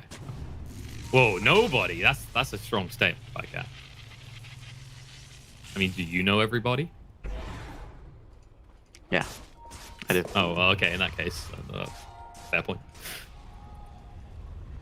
Right. How is everybody feeling in this game, right? Like, right now, if you're a Mega Lil, how are you weighing up their chances? Like, without looking at Dota Plus, because we don't trust the robots. That's how Skynet goes. I think this Roche fight will kind of determine what happens in this game. That's a good start to the Roche fight for Omegalil. Yeah, Coming very in nice right now. dodge. BKB is on BKB. Sunlight is caught pretty deep and getting low on HP. He needs to actually be careful about this because they might turn him on with Omni Slash coming through. It's not really doing a lot here, though, and the egg does go down, and Kellen, he can't even attack it. He just has to retreat. So chase forward. Malik trying to buy some time with that Brewmaster split. Blizzy chases through the wrong front of a Happy Darara. Okay. That is like a car stopping right in front of your face. They will use the Stolen Static Storm, throwing it down, and the rolls through from Blizzy are looking good. Final lot of time, buyback comes out from the Bane, though. And on the side, Malik is separated from the rest of his team, and they don't have any way to get close to him. Kellen, without an Omni Slash to work with anymore, doesn't feel confident to take a fight. He just goes back to hitting creeps. And Malik will die. So that's going to be the buyback. Not really achieving anything on the Bane. And what looked like an alright start for the side of Omegalil after that Static Storm didn't achieve what they wanted. You thought maybe Omegalil could do something, but now Cyber Legacy gotten by the gonads. Yeah, and I feel like this is something... it's not just necessarily because of this Blink Dagger on the Juggernaut, but it's kind of because they're so far ahead, and that's also why I didn't like the Blink Dagger that much, because I feel like when you're this far behind, like, you need to have damage on this Juggernaut. Like, you saw him, he blinked into a really good position, and he got his ult off, but it kind of accomplished nothing, you know? He's just bouncing around there, and he's not dealing enough damage. There's an AC on the Prophet, there's some Glimmer Cape, Pango's kind of tanky, Morphling's tanky. He's just not dealing enough damage. Halberd on the Phoenix with 2.7 HP. You need more damage right now. Yeah, it felt like a mild tickling. It reminded me of one of those moments you get in those pub games where someone's like, maybe they're on a task, or the old Ag Sniper where it was like on your assassinate damage, they're just building Divine Rapiers. Like, well, I can kill one person, but the moment I use my ult, I have nothing left to contribute to the fight. And that's exactly where this Jug is at right now. Unless he finds, say, a Disruptor on the other side of the map alone, and then he can Manta Diffuse or kill. Yeah, something along those lines. That's never really occurring. Sunlight. I have a Death occurring here. That's just enough of the ball lightning to get him away. However, Nature's Prophet can TP across. He's got the Sprout. It's like Sunlight will not be getting out, even with that Corn Blade. And yeah, I mean, he could have BKB'd the glimpse, but gotta be greedy. Wanted to be greedy, and it did not pay off. And you know, if he had buyback, I'd understand it. But he's 20 gold off. Oh, Fiend's Grip coming out to Pangolier, locking him on the spot, but they're not dealing with Kuma right now. Omni Slash bounced around in all the wrong places. The egg does go down defensively, but Kellen now has to run away. He gets bashed up though by the Pangolier, and they'll move in. They'll kill off the Jug. They'll bring him down, and all of a sudden, they split from Malik. We already mentioned how pathetic it feels at this stage when you're behind, but look how quickly they just burn through the brew pieces. Only Storm's remaining, and he can't do anything. Now your base belongs to Cyber Legacy. Yeah, all of a sudden they just lose their 2 cores. There are still Aegis on the Morphling. They're gonna get this top racks. They could potentially go in towards the tier 4s, or they could go to the bottom lane. Okay, they're gonna back away here, or are they? Oh, Malik. Poor Malik. What did I say before? Thrown under the bus? Thrown under the 18-wheeler at this stage, I think it is. Yeah, I mean, it's like what's worse, you know? It's like thrown under the train. The train, yeah, thrown under the skyscraper. I don't know, man, but he's definitely down there right now. Radiant's middle tower has fallen. At this point, his whole team's been thrown under the whale that is Kuman. And this repair kit is achieving very little against this Morphling at this stage. Oh, no, the Static Storm! Sunlight is able to BKB and move away, but that was not the ideal situation. Cyber Legacy might just take the entire base now. Yeah, I don't really think that there's much they can do regardless of the Storm having BKB or not at this point. Stolen Static Storm. They might be able to get the Aegis out here. But that should be it. That should be Cyber Legacy able to leave now. Kuman, Linkers gets popped, but he's out. So, all right, you guys got some fight left in you. We'll get that out of you soon. We'll line it over on a magical. BKB has to stand and fight. Eats the cheese. Egg goes down. Kellen's overcommitted now, and he knows he no Omni Slash for 20 seconds either. They just need to get out. But the wrong thunder from Blizzy is going to connect onto Kellen. The glimpse back is going to be there under the primary target, which is that Juggernaut. And he's still found a secondary under Malik here. No split for 10 seconds either. With the Nature's Prophet showing up, they can get him in time. Bane is going to die to Kuman in the mid lane in the meantime. And this TP out attempt by Malik will just about succeed. He makes it out barely, though. He's able to heal up enough before he dies to the Orchid, but they don't care. They know it's over. GG, game 1, Cyber Legacy have it in their hands. Yeah, what looked like could be a good game for Omega Lil turned very quickly there at that Roche fight. I think if they would have played the game in a bit more calm manner and just sort of corral Omega Lil towards the bottom area of the map before going into this Roche, or just having someone like an outpost, like putting a hero there so that they can see them coming at the Roche and buy back a hero. I think they take that fight, they have very good chances of taking the game. But that did not happen, and so we saw Kuman run away with it. Yeah, you did warn us that it is the Kuman Morphling, and it turned into the Kuman show very quickly. And we'll continue the show over at the panel. They can break this one down. Hopefully, we're going to get a 3-game series this close, because this one just kind of got carried away by that Morph. It really did. Thank you very much, KP and Pycat. You said the Kuman Show. It made me think of the Truman Show. What a good movie that was. You remember that He one? did that on purpose, yeah. Ah, he did, probably. It's a solid flick, yeah. It was Jim Carrey's first turn as a dramatic actor, showing that he didn't just have comedy chops. Yeah. He can make it all the way. He certainly Top-billing was. movie. Certainly was. It's Now, also an interesting allegory to who we are as people. yes, yeah. Are we just living in a trapped? simulation? Technically, right now we are. Yeah. Yeah, I don't think you're that guy, whoever you are right now in a real life. Like, you're just Kyle Friedman. Don't say my last name. Friedman. I don't want people to know who I am. I didn't know. I'm so shocked. Yeah. You've broken it. You've made the mystery. It's become a much reality. better than Swindles. Yeah. Swindlemullins was not the most ideal nickname. Felt weird. I kind of liked it. I just didn't Yeah, like the personality behind it. Like, the nickname was fine. Uh-huh. You saying I changed since Yeah, then? you changed. How did you get inspired? Lacoste? I looked at my shoe. Like, I was 15, 14 years old. Like, you need to type in something. I probably typed in, like, Destroyer of the World, 666, Croatia, whatever. Then it was taken, and then I'm like, well, we'll go with this. All right. The cost. You never think about changing it. Well, now it's too late. I was just going to be done with it. What's your wait? Well, yeah, his real name is Dominic. Oh, yeah, it's pretty generic as well. You can just go with that. When do I start? The Dominic. There you go. The D. Yeah. I like that one. The game. Yes, about the game. Dominic? Dominic. Yeah. Dominic. It's not bad. If you exclusively play Doom, you'd be pretty good this patch. Nah, I'm not that kind of a guy that plays OP heroes. I like to win. You know, fair and square. Ah. Well, we're talking about fair and square wins. Cyber Legacy looked good from start to finish on this one, realistically. You guys touched on it, right? That the Morphling was going to be the big difference maker and that they wouldn't be able to deal with it. And there wasn't any tower pressure team fight there at all from them. We were talking about it upstairs, but like you look at this net worth, and yeah, sure, Jug is like even with the morph, but he's got a Manta, and that just doesn't. It's just not enough. Meanwhile, Kuman just rocks up. He's got an E-Blade complete. It's just so much more effective. The Storm forced to go for a Yules because this Prophet's able to rush an Orchid real quick. That's the same reason Jug's got to go for the Manta instead of something greedier, whether that's Mask of Madness, Might, Battle Fury, what have you.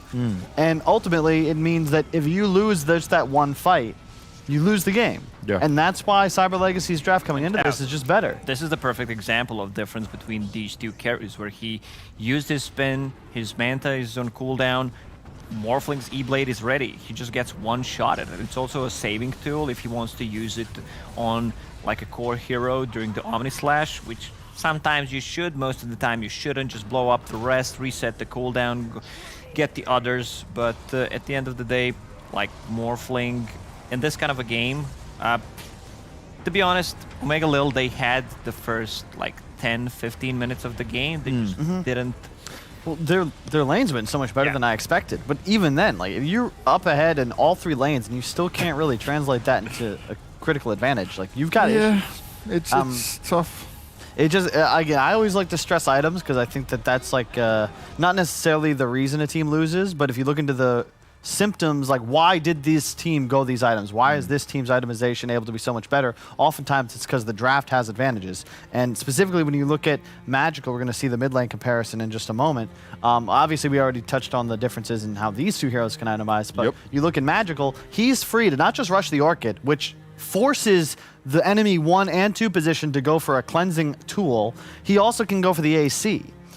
Who's gonna get the AC up? That's a 10 armor disparity that he creates. Brewmaster would be the guy that would eventually get the AC, but because of this Orchid, because of the way this game's playing out, he needs a BKB. So you want the Vlads too.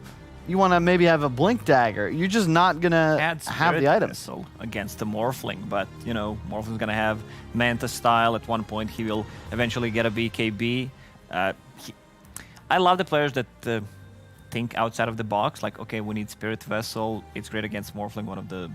It's like your 6th hero against heroes like Necro and Morphling. He gets it. It's not that early on, and if you're not winning the fights, you're not getting the charges, and you know that they're going to be focusing you down because you're a Brewmaster, try to silence you before you can get your ulti off. So it's kind of hard. Well, kind of hard is certainly how it felt for these guys. Even when you said about the Storm Spirit being that potential, if they can move around as a 5, if they could bring some team fight into it, even that wasn't meant to be. But like you said at the beginning, it looked pretty okay, right, when it came to what they could deliver at the start, right? So Omega Lil, lane's starting to go well, but their draft's not so good. It doesn't matter. It's like this equivalent of saying it was looking great after they won the pistol and then got the 2 rounds against Ecos, and then they lost. Like, yeah, it wasn't going great. Like, it's a trap. It's not actually So there's just no way they're ever going to bail their way out of him. Well, yeah, it's just if you weren't ahead in that phase of the game, like, you were hopeless. Now it's like, okay, yeah, you have an opportunity, but ultimately, in order to win this game, Omega has got to take this edge, get a tower advantage, and then consistently have better, like every brew split has got to be used for an objective for like the opening 20 minutes. And that's just such a big ask. Like top teams in the world wouldn't be able to execute that effectively. Yeah, he's the hero that, like, if you don't use the first split effectively, it just doesn't feel the same. Like, you fall off so quickly. Think of it as a marriage proposal, right? If it works the first time, things are going to go pretty well, right? Your anniversary, you'll probably have a pretty good idea. Things will just make sense. That first proposal, if that goes wrong, if you get a no, well, it's the end of the relationship, surely. Not necessarily. You're gonna keep trying, but she says no, and you're like, no, yeah, like, let's okay. Go grab a dinner. She and says no, like, go I'm to not Paris. ready. That's a big decision. Let's like give it some time. That's okay if you're dating for like a year, but if you're dating for like 2-3+ years, then like no is a no. Like that's the end. Exactly, which is why it's so important that Brewmaster's first split goes well. Yeah, but we were talking about early game, right? First split, that means like 3-4 weeks into the relationship. No, stop. No physical abuse on the The idea is simple. You've got to execute right away. You need this to have a nice flow, because otherwise Brewmaster as a hero concept, it's similar to the problems we have with Jug. If you use this ultimate and you now don't have it in your kit for a couple of minutes, your team can't be confident to make a move for an objective. And that's the trouble when both your offlaner and your carry. What is so funny, Lacoste? No, I'm just thinking about the marriage. Like I wasn't even listening. Like, should I propose to my girlfriend right now? What if she says no? How long have you been with her? 3 years. Yeah, it's probably a good time. Why not? What's that stare? We're giving him some advice now. Look, you brought this up. Something. It was really awkward. This is like before quarantine. I went to a restaurant. The guy decided to propose to his girlfriend in the restaurant in front of lots of people. She clearly didn't like that kind of idea, right? And she literally said no and walked out in front of him. I was like, wow, that's like the biggest burn you could have going. It's not really a burn, though. I mean, I look, if you never can truly understand somebody else's relationship. That's just rule number one. You don't. I know that, but like that's like the worst way to go. I would say that you got to be real sure, not just that someone's going to marry you, but that they're the sort of person that likes public displays of affection. Most people don't like that. Yeah. I wouldn't really want to put someone in that position. It's one thing if you're at someone else's wedding, right? Then it's the perfect time. No, it's really not. I'm kidding. Where was this even I was coming like, from? yeah. People actually do that. Never propose. If you're at home, never propose to someone at someone else's special event. You can't tell me Birthday, that's actually happened. anniversary. It happens all the time. I've never heard that. Yes. That's so like that's just in my head. You just be like, no, this is not a good idea at all. Someone else's shindig, no. It's like, oh, well, I wanted to make your special day even more special by making it about me. Yeah, it just takes it away from them. Yes. What the hell, man? Yes, tell me about it. You're preaching to the choir. Have you seen this go down? Yes. Oh, who did it? It's just a friend. I didn't physically witness it, Oh, but I okay, was okay. told that it occurred. Basically, just the sister of the bride getting proposed to at her sister's wedding. We're educating Twitch chat and exactly what Don't not do that. to do. Exactly Yeah. what And if not you're to gonna do. like, I don't understand. You can just do it things simply, right? Yeah. Make a grand romantic gesture. Just the two of you privately propose. It's a moment that Yeah, you want to exactly. share with just your partner anyway, not to put on display for the random morons at a restaurant. It's like, come on. You cheapen the whole thing by You're feeding creating my whole audience. ego here because I've just done mine. Mine was all perfect. Just went secluded. Meaningful Fun. moments are meaningful because they happen to you. Not Exactly. because you have proof, not because you have photographs. You can show it off to your friends. Oh, that's deep, Kyle. It really is. Shut the No, it really, it really is. Carl has a I'm heart. not trolling right now. I've been trolling BSJ. Why did my phone just vibrate? Why did I got a text WhatsApp message all from the you? time, but no, right now I'm not. Some wise words coming out from Kyle. We don't hear that very often, but if you're paying attention, you Life know, lessons from Kyle. keep that in your mind. You're gonna use it in life if you want to be a better person. And I should stop right now. And I should stop right now. It's a good ending, Lucas. It's a good ending. Yeah. Could be the end right now, though, for good old Omega Lil. For that person's relationship, then. Definitely. I'm pretty sure, I obviously I would never be able to talk to this guy, but I'm pretty sure he probably doesn't have a relationship now after that. Like, this is the worst part, just to come back to this. He had, like, people come and with instruments and stuff into the restaurant where the rest of us are eating, and, like, it was so obscure. I was, like, just eating my food, just talking to my friends, and I'm like, this dude can't be serious. Like, and it was like a packed Friday night. Just, yeah. The more, the better, right? What, he probably felt like, okay, she's probably going to say no anyway, so maybe with people there, she might say yes. Like, she might feel like she has to. Yeah. And, follow up to this. Wow, that's gonna be a great marriage if you're forcing someone to marry you. Like, she doesn't want to, but she's forced because there's like a bunch of people Emotional in the restaurant. blackmail. As a follow-up, just keep in mind, if you're unhappy in a relationship, whether that's with a significant other or a job, if you don't like certain people that you work Okay, with, yeah. you can always just not do it anymore. Just never feel like you're stuck, unless you're really stuck, which is unfortunate, and I know that happens. And I'm sorry. Yeah, I get that. I think a lot of people sit within things, and not just relationships. They just stay in something for too long, thinking like it will get better, and that's like horribly wrong Well, decision it's also making. people who are afraid of change. It's easy to get comfortable. What about Dota? What's that? Like, Dota changes all the time. I know. That's why you guys love it though, because it actually gives you something to keep talking about. If it didn't change, it would be the same, and everyone would be bored of you guys. What? I just got a nice transition, bro, from the production. I didn't get anything, so I'm completely lost. It's just really funny. We get random voices in our head telling us things. It's not like I don't have enough voices already, huh? Steve's been giving me a lot of trouble today. Unrelated, the movie Split. I've never seen it, but I'm told it's quite good. Split is good. The rest I really didn't like. Yeah. It's funny how M. Night Shyamalan has gone from, like, in the advertisements, an M. Night Shyamalan presentation, Wait. to suddenly, like, they hide the fact that he wrote the movie. But I was wrong. Like, the second movie is good. The third one is Split, and that's not the What's the greatest. second one?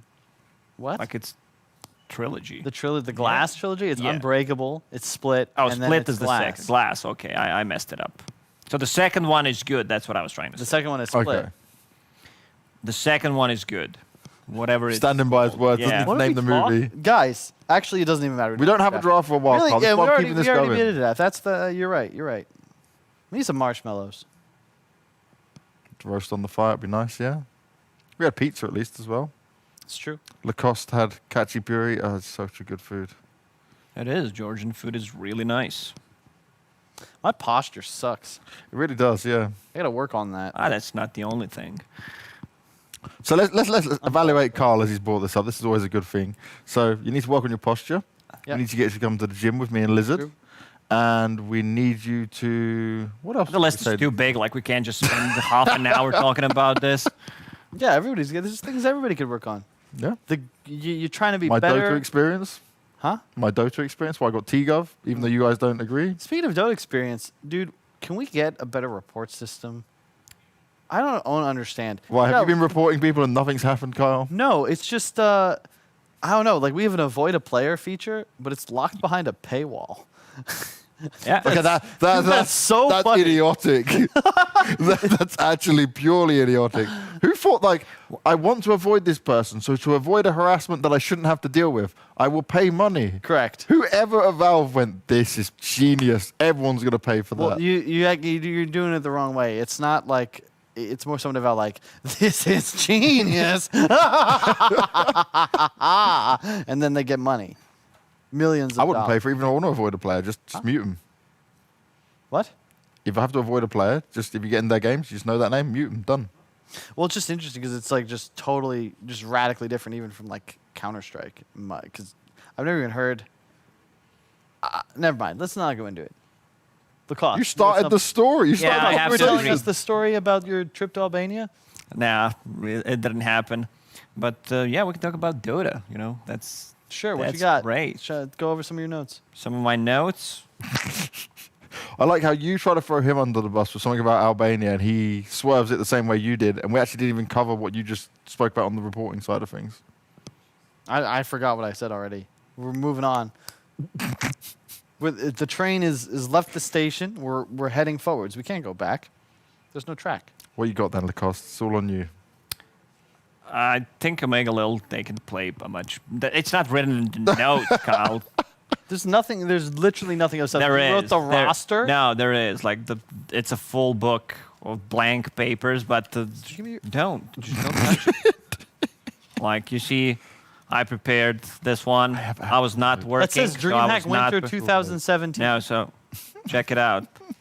Okay, this one's blank. I'm prepared The for camera the doesn't rest. even see what you're saying. Where is it? I'm prepared for the rest of the day. You see a couple of blank pages so I can fill them in. What do you got? I have a tablet. That's it? Yeah. Does it have So notes on your everything's in tablet? here? Yeah. Well, then you're screwed. Do you actually prepare for any desk, Kyle? Yeah. I'm always prepared. This is my entire life. I've prepared since age 17 when I was just a wee lad playing Dota 2 in the living room with my two brothers' PCs next to me. Now look at me. Yeah, that's why I'm asking. Yeah. That's why we're in Quiz this me. situation. Hit Quiz me with you. something. Well, you didn't even know he played at TI. It was a forgettable experience. I don't think most people at home, like, I don't think, I would guarantee there were no more than 5 people in Twitch chat that knew Lacoste played at TI, let alone. Okay, TI. we can solve this. We can do a Twitch chat poll. T-Gov, if you're in chat, I want a Twitch chat poll. I want to find They're out if gonna everyone in lie. chat knows if Lacoste played at TI or not. What do you mean? What are you calling Twitch chat liars? Yeah, what are you doing? It's our viewers. It's the people we care about. It's the community, Kyle. They have no incentive to tell the truth. I appreciate the viewers, but I don't think that they're going to just tell the truth. Ye of little faith. Yeah. I love it, though. You pull them on side when you need to. You just use them. You're a manipulator of Twitch chat. I'm not a manipulator. I like to think I speak for the people. Look at what you guys are wearing, right? This is pretty much just straight up. You're obviously some sort of formal legislator or deity. Look at me. What are you? You're the chilling. man from hell, remember? You're Hades' right-hand man. You're No, the... not who came up with that? I did. That's I made not what names my for brand everyone. is. I made names for everyone. Okay, what's the name? No, you're just his right-hand man. That's as far as So you there went. is no name. You didn't get that far. Kyle's. Yeah, I'm the unknown advisor. Like in the credits, it's just like robed man number 2. So we have Lizard God. We have the illustrious BSJ. Yeah. I am the Omega host. See, it just made perfect sense. Lacoste is Lacoste because he's actually just viable as him. It doesn't need anything else. He's got a great name. It's You Crocodile don't have Theme. deities. You don't know your mythology? Definitely not. Told you I wasn't educated. I'm dumb as hell. Gotta carry the whole show. And you are just Hades' right-hand man. You're just like that person we allow up here every now and again with all the bad stuff. And don't come on to your whole thing of Zeus was really bad, yada yada. We've had yeah, that from but you. that's again. How can you refute this if you haven't studied your mythology? I'm not refuting. I just said don't go on about it again. You bring up every single time when I mention that you're Like, Hades' Zeus right-hand is man. easy. Like he, just had fun with everyone's Made wives, lots of kids. sisters. He was just the alpha dude. That he had. I love this explanation so much better. Like, it's the easiest way to explain it. Like, he was the father to pretty much everyone in Greek mythology. Thank you, Lacoste. It's so much better than everything that Carl has said to do with Greek mythology, and he supposedly came prepared. Oh, we have a draft. Thank God. We got out of that one. Well, Carl got out of that one. We've got a Void. And specifically, it's a Kuman Void, and thus I am leaning Cyber Legacy already.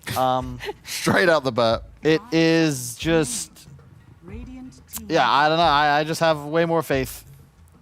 And I'm not a huge fan of the Timbersaw first two. I feel like with the Venomancer banned, Omega Lil are shifting towards the Timber because it's that same concept of just raw magical pure damage output that could be mid, could be off lane, but and it sort of applies pressure in a similar fashion where you can kind of just camp a lane. You got a lot of gravity. You know, you bring extra heroes. Have you explained the gravity to Lacoste to make sure he's fully on board with this? A hero with a lot of gravity means they're going to naturally draw other heroes towards them. No, so Enigma. Correct. Okay. Exactly. T-Gov, it took him a while to understand the whole concept. Lacoste, straight away, got it. Lacoste, he's played a couple TIs, okay? He knows what he's talking about. Oh, now we're going to use okay, that. Now we're going to use it. Rubik as a response to Timbersaw, I really love it, where you have pure damage that he has, use it against him. Usually he's vulnerable to that kind of stuff. That's going to bring some more AoE, more team fight for Cyber Legacy, extra damage inside the Chronosphere. I want to see what Earth Spirit can do. Like, I'm still not sold out on the hero. He received a smaller buff, I'd say. But from time to time, he just shows up, like position 5, position 4 with silence, with the stun, AoE ability. Also, I'm a huge fan of the Spectre pick here. I think when you have a Timber and an Oracle, you wanted a carry that was naturally tanky. There's a couple ways to deal with Void, but the one that oftentimes you end up having to use is just something that's going to sit in the Chrono and live. And Spectre's great for this with a lot of innate damage reduction. Quick question, Lacoste. Do you know how the Oracle ult functions with Spectre's dispersion? You're not like, if you're Oracle ulted and you start taking a bunch of damage, but you're not actually taking it, you don't still spread it around, right? And if not, does that mean when you pop after the ult that you immediately push all the dispersion damage in that one frame? That's a great question, and I don't have the answer. Someone from chat will know. Do you have the answer? No, I've no clue. I feel like I should know that, but they've changed the mechanic a couple times since I was last looking at this hero duo. Oh, professional analysts right there. Like, Dota is so complex. Like, sometimes there's changes that like don't affect heroes right away, but affect them in a different kind of way, where like indirect change. And there's like Dota changes all the time, so a lot of this stuff is always going to be different. A lot of the panel have not been a fan of Spectre though, and you're siding with it this time around. How come?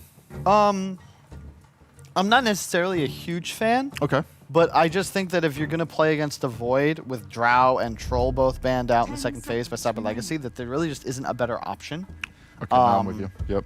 I could have seen them maybe go for something like Morphling, but ultimately it's just because you're playing against Rubik Lich, so two supports that are naturally very squishy, and they're quite susceptible to high reach enemy carries. So Spectre can just pop ult, boom, you found the Rubik, and you also have a non-Blink Dagger required initiator in the Earth Spirit, plus a Timbersaw. So you have two heroes that naturally want to be in the fight, right? They're going to absorb damage, they're going to provide vision just through their method of engaging, and then Spectre can pretty much just say, oh hey Earth Spirit, there's the Lich, let's go get him, and then boom, you're two heroes on top of one, and there's really just no real way you can even game plan for that as a Lich. You're just going to feed. So one of the few times it's making sense then. There we go. Yeah.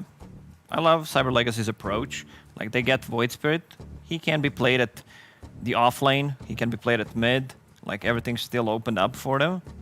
They're waiting, even though they don't have the last pick. It's still a versatile hero that does so many things, and they are very limited on the catch. Like, you have Earth Spirit. With the Void Spirit, you can easily just dodge that. So Viper banned out. This hero has been really popular. Can break Timbersaw, can break Spectre. They go with Pango. You may now select your hero. Oof, they also don't have great heroes against the puck. Yeah. Once again, Omega Lil getting the last pick that is very hard to catch. It was the Storm Spirit in the previous one. Well, it's not just that. The leash from the coil will prevent Pango Roll, Void Leap, and the Void Spirit escape mechanisms as well. So you have guaranteed lockdown for enemy cores. The trouble is, do you have the damage and can you pressure towers? Because once again, you have literally 0 tower pressure, and your team fight is also very limited. You've got control, but your damage is a bit low. And ultimately, I think Void inevitably post BKB just kind of starts to take over the game. But I like Omega Lil's draft a lot more than I did in the previous. That's what I was about to say. That I'd say they won the draft like 70-30 in my opinion, because what they have is very hard to deal with. Once again, Puck, you have no real lockdown for him.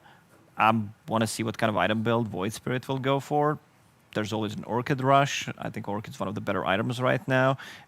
Like here's like Storm, Queen of Pain, Void Spirit. They got buffed and nerfed at the same time because of the Orchid. Like, it's cheap, which means that you want to buy it, but the other mid laner, if you're playing against a similar hero like that, he's also going to get it. So which way you going, Lacoste? Starting with you, man. I'm going to go with Omega Lil. Okay, you looking at a third? I will say I think their draft is better, but I just think that it's too difficult to pull off, and I'm not a believer in Puck. Ultimately, I think, like I said, co-op games, I'm like, oh, more than 2 deaths, I think they'll lose. I think if Sunlight dies more than once, Omega will lose this game. And ultimately, I just think that this execution from Cyber Legacy is just going to be easier, and they're just going to win. Well, let's see how it goes. Carl thinks it's a 2-0 for Cyber Legacy. Lacoste believes we're going to a game 3, but Sunlight is not able to die. 2 people that have not died, they've stuck with us this whole time, and they're ready to bring us more of the game. It's Pycat and KP. It's time for you guys to shine once again, as Pycat's throwing his head to the side. He's gone. I'm sorry. Stay with me. I mean, well, what's up, Pycat? Which one of them put you to sleep? Was it Carl or was it Lacoste? No, I was just trying to, off the fact that he said we haven't died yet, so. Oh, that's true. Okay, you're trying to lean into too much. Well, let's lean into the game, think about the game a little bit, because what I'm hearing here is a really split opinion. All right, someone is just basically sitting here going, "Well, the caliber of player is too good to lose," and then the other side really wants a game 3.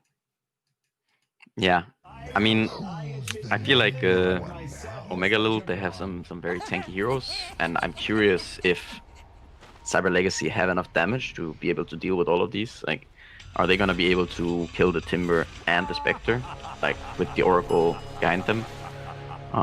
Like, the only thing they have in this Chrono is some Rubik spells and a Chain Frost, seeing as they have these, melee cores. But then again, Kuman Void. See, I was waiting for you to get around to it, right? Yeah. Because, I mean, you leaned into this heavily the more from last game. You were correct. And apparently, unlike most casters, you're not cursed. So you're going to say this. And it sounds like you're leaning to a Kuman Void victory because it's Kuman Void. Yeah, I mean, I just don't know if can I really, like in my heart of hearts, can I really go against the Kuman Void? I just don't know that I can. Use your brain on this, and as well as your heart. Okay, use your brain. You didn't do it with the Morphling game, so I think you're a Kuman fanboy. That's confirmed. Yeah, I mean, you just can't go against Kuman. You just can't. So like Kyle tried to give it a bit more detail, right? That it was a case of he thinks Omega Lil's draft can succeed, but the line is so thin that he doesn't have faith in them as a team and his players to like skirt that, right? Yeah, I mean, I also definitely think that the Cyber Legacy player, like the Cyber Legacy squad, have more talented players in terms of just skill. Sure, it's like you but I do think every that one of these and you'd know all the names, right? Put it like this. If the draft was reversed, I would definitely favor like Cyber Legacy in that scenario. Like, I think they would win the Omega Lil draft, but that's true. I think that they might still win this. It would be a Kuman Spectre. Yes. And you just can't go against the Kuman Spectre. That would be ridiculous, Not in a pattern here. Yeah. I think we were discussing a cutoff point. So, right, like Kuman PL, we don't think he's like the best at PL. Nah, so would that you be can go against the Kuman PL. That's fine. That's okay. Yeah. Is there anything unorthodox you've seen him play in the pub games, maybe alongside it you've played as a carry role where you're like, I don't want to go against that either? Out of like your standard POS one. Outside of the standard ones. Yeah, he must have done something a bit wacky. is the polite way to put it. That you can go against or can't go against. Depends how you want to portray you can't go against. Like, I mean, you can't take it seriously, or he oh, completely you mean like dumpstered that? you and it was No, embarrassing. Like, no, you I mean like, I'd be okay to play against Kuma and Gyro, but I don't want to play against Kuma and Terrorblade, you know? Alright, that's respectable. Mhm. I don't feel like we're seeing too much Agile at the moment, right? Like, Nah. what's holding that hero back at this stage? Because there was a time when you couldn't talk about a draft without mentioning Gyro and usually Io in the same line. Yeah, I'm not entirely sure. Sometimes the hero just doesn't fit with whatever's being played or how the game is being played, or it's just not comfortable drafting the hero in a certain phase. So, we'll see. Gyro, he usually just comes around, you know, like, eventually he's out of it for a little bit and then he just comes back. We'll see. That's the beauty of Dota in a lot of ways. Lizzie, in a bit of trouble, but Kellen shouldn't be able to close the gap. This has been really back and forth. Both the supports almost went down. Now both the cores are limbering around with next to no HP and barely any regen inside. Yeah, and just kind of relatively just like quiet laning stage so far. Kind of even-ish, mid, slight advantage, Void Spirit, top. Not the best lane for Timber, but he's doing okay. You know, he's not out of it. He hasn't died. Bottom lane. Speaking of Okay. deaths, the mid lane of all the lanes. So it seems like Sunlight, Right. I think he must have got caught. Yeah, he was low mana, and that was the moment just Magical goes in. Which maybe shouldn't be occurring. This one is a bit more expected kill-wise. It is a Void plus Lich combo. But that mid kill, Cyber Legacy, they're off to a strong start here. This is, I mean, how bad is this for a Megalo? Because by Kyle's assessment, Sunlight's game is already over and he should be typing in GG right now. I think this is a very big issue for Megalo at this point. Like the fact that he's ahead in terms of CS, and now he also gets the kill. This is gonna be such a big level discrepancy, and this might hurt them quite a lot. The one lane at least going their way is bot. You can already see that both members of Cyber Legacy have been forced to make the walk back to base, so Kellen is at least getting room to farm. But it really comes down to the question, like, similar net worth around like 15-20 minute mark, like what's going to do more, Faceless Void or Respect? I think it all depends. It kind of depends on which way they kind of choose to go with this Void. If he wants to be a bit more farm heavy, or if he's gonna participate more in fights. I wouldn't be surprised to see him go some sort of farming kind of route, because he's gonna need a lot of damage to be able to deal with both the Spectre and the Timber Claw at some point. But maybe, I'm not so sure it's gonna be about who's doing the most out of the Spectre and the Void. I think it might come down more so to who's doing the most out of the Void Spirit and the Puck, and you know, some of the other heroes, the position 4s potentially. Well, speaking of that Puck, the only thing he's doing more of right now is dying. They can't even kill off Slayer. Oh, the jump in Magical! Wow. Beautifully done. He's going to actually get the secondary kill, and this Void Spirit is becoming a mighty big thorn in the side of a Megalil. Yeah, and Magical at this point now, he's doubling the net worth of the Puck at 5 minutes in. That is definitely not what you want to see right now. Already queuing up the Orchids here on the Void Spirit, and he is almost 2 levels ahead of the Puck. And this is how Magical likes to be in the state of the game. Like, yeah, everyone loves to win their lane, but I feel like Magical historically as a mid has always been that guy, like if you start to give him a little bit of a lead, he does take over the game. It's kind of his heroes in combination with his playstyle. Yeah, it sounds about right. I mean, a lot of players probably prefer playing from ahead, but yeah. It's just, I'm trying to think like be his Na'Vi days, especially right the last squad. It was always a case of like you could feel if he got shut down in the lane, that roster couldn't like achieve much. Whereas if he got off to a good start, like usually he was the one kind of popping. Right. Probably definitely true. Probably Thank you for your. That's like one of those moments on panel where they go 60%, 70%, 72%. That's why they pay me the big bucks. And bring you in for nothing. All right. So far though, don't tell them. Whoa! I didn't say nothing. I'll pay you a few dollars. Right now, I don't know who's gonna pay the blood bill in mid, because someone's gonna have to sit here eventually. And I don't know if anybody on the side of Omega Lil can do that without dying. Yeah, I think kind of what they're hoping for here on Omega Lil is that you see this Timber up on the top lane. He is already pressuring this tower. The tower is already quite low, about Oh, me one I don't know, 15% or so. Oh yeah, he has got the pressure there. The problem is that Void's still farming and Spectre is not, because the rotation from Magical got that kill, and he might be able to find a second one on the Dire Arrow with his anger. They did get Lich in the top. The only concern I have is, like you said, the creeps are pushing in, the tower is low. You haven't got a catapult though, so yeah, Pango's going to TP. That should stop the push. Not if he doesn't. Yeah, I mean, if he can at least get the creeps, he should be quite happy. Just getting experience here. I don't think you can stop the Timber at this point, and you're gonna need some more levels, I think, on your supports to be able to actually kill him. And yeah, we are gonna see. It looks like the Battle Fury coming out of Kuman, and I think this is quite a nice choice. He is kind of recognizing that he is the one, the one carry hero on his team, and he realizes that he has to scale, and his team is gonna be able to do a lot for him to buy him time. And so he's just gonna be allowed space. In the meantime, trying to buy a little bit of time as the play comes in from Omega Lil onto the Pango. Just get the kill.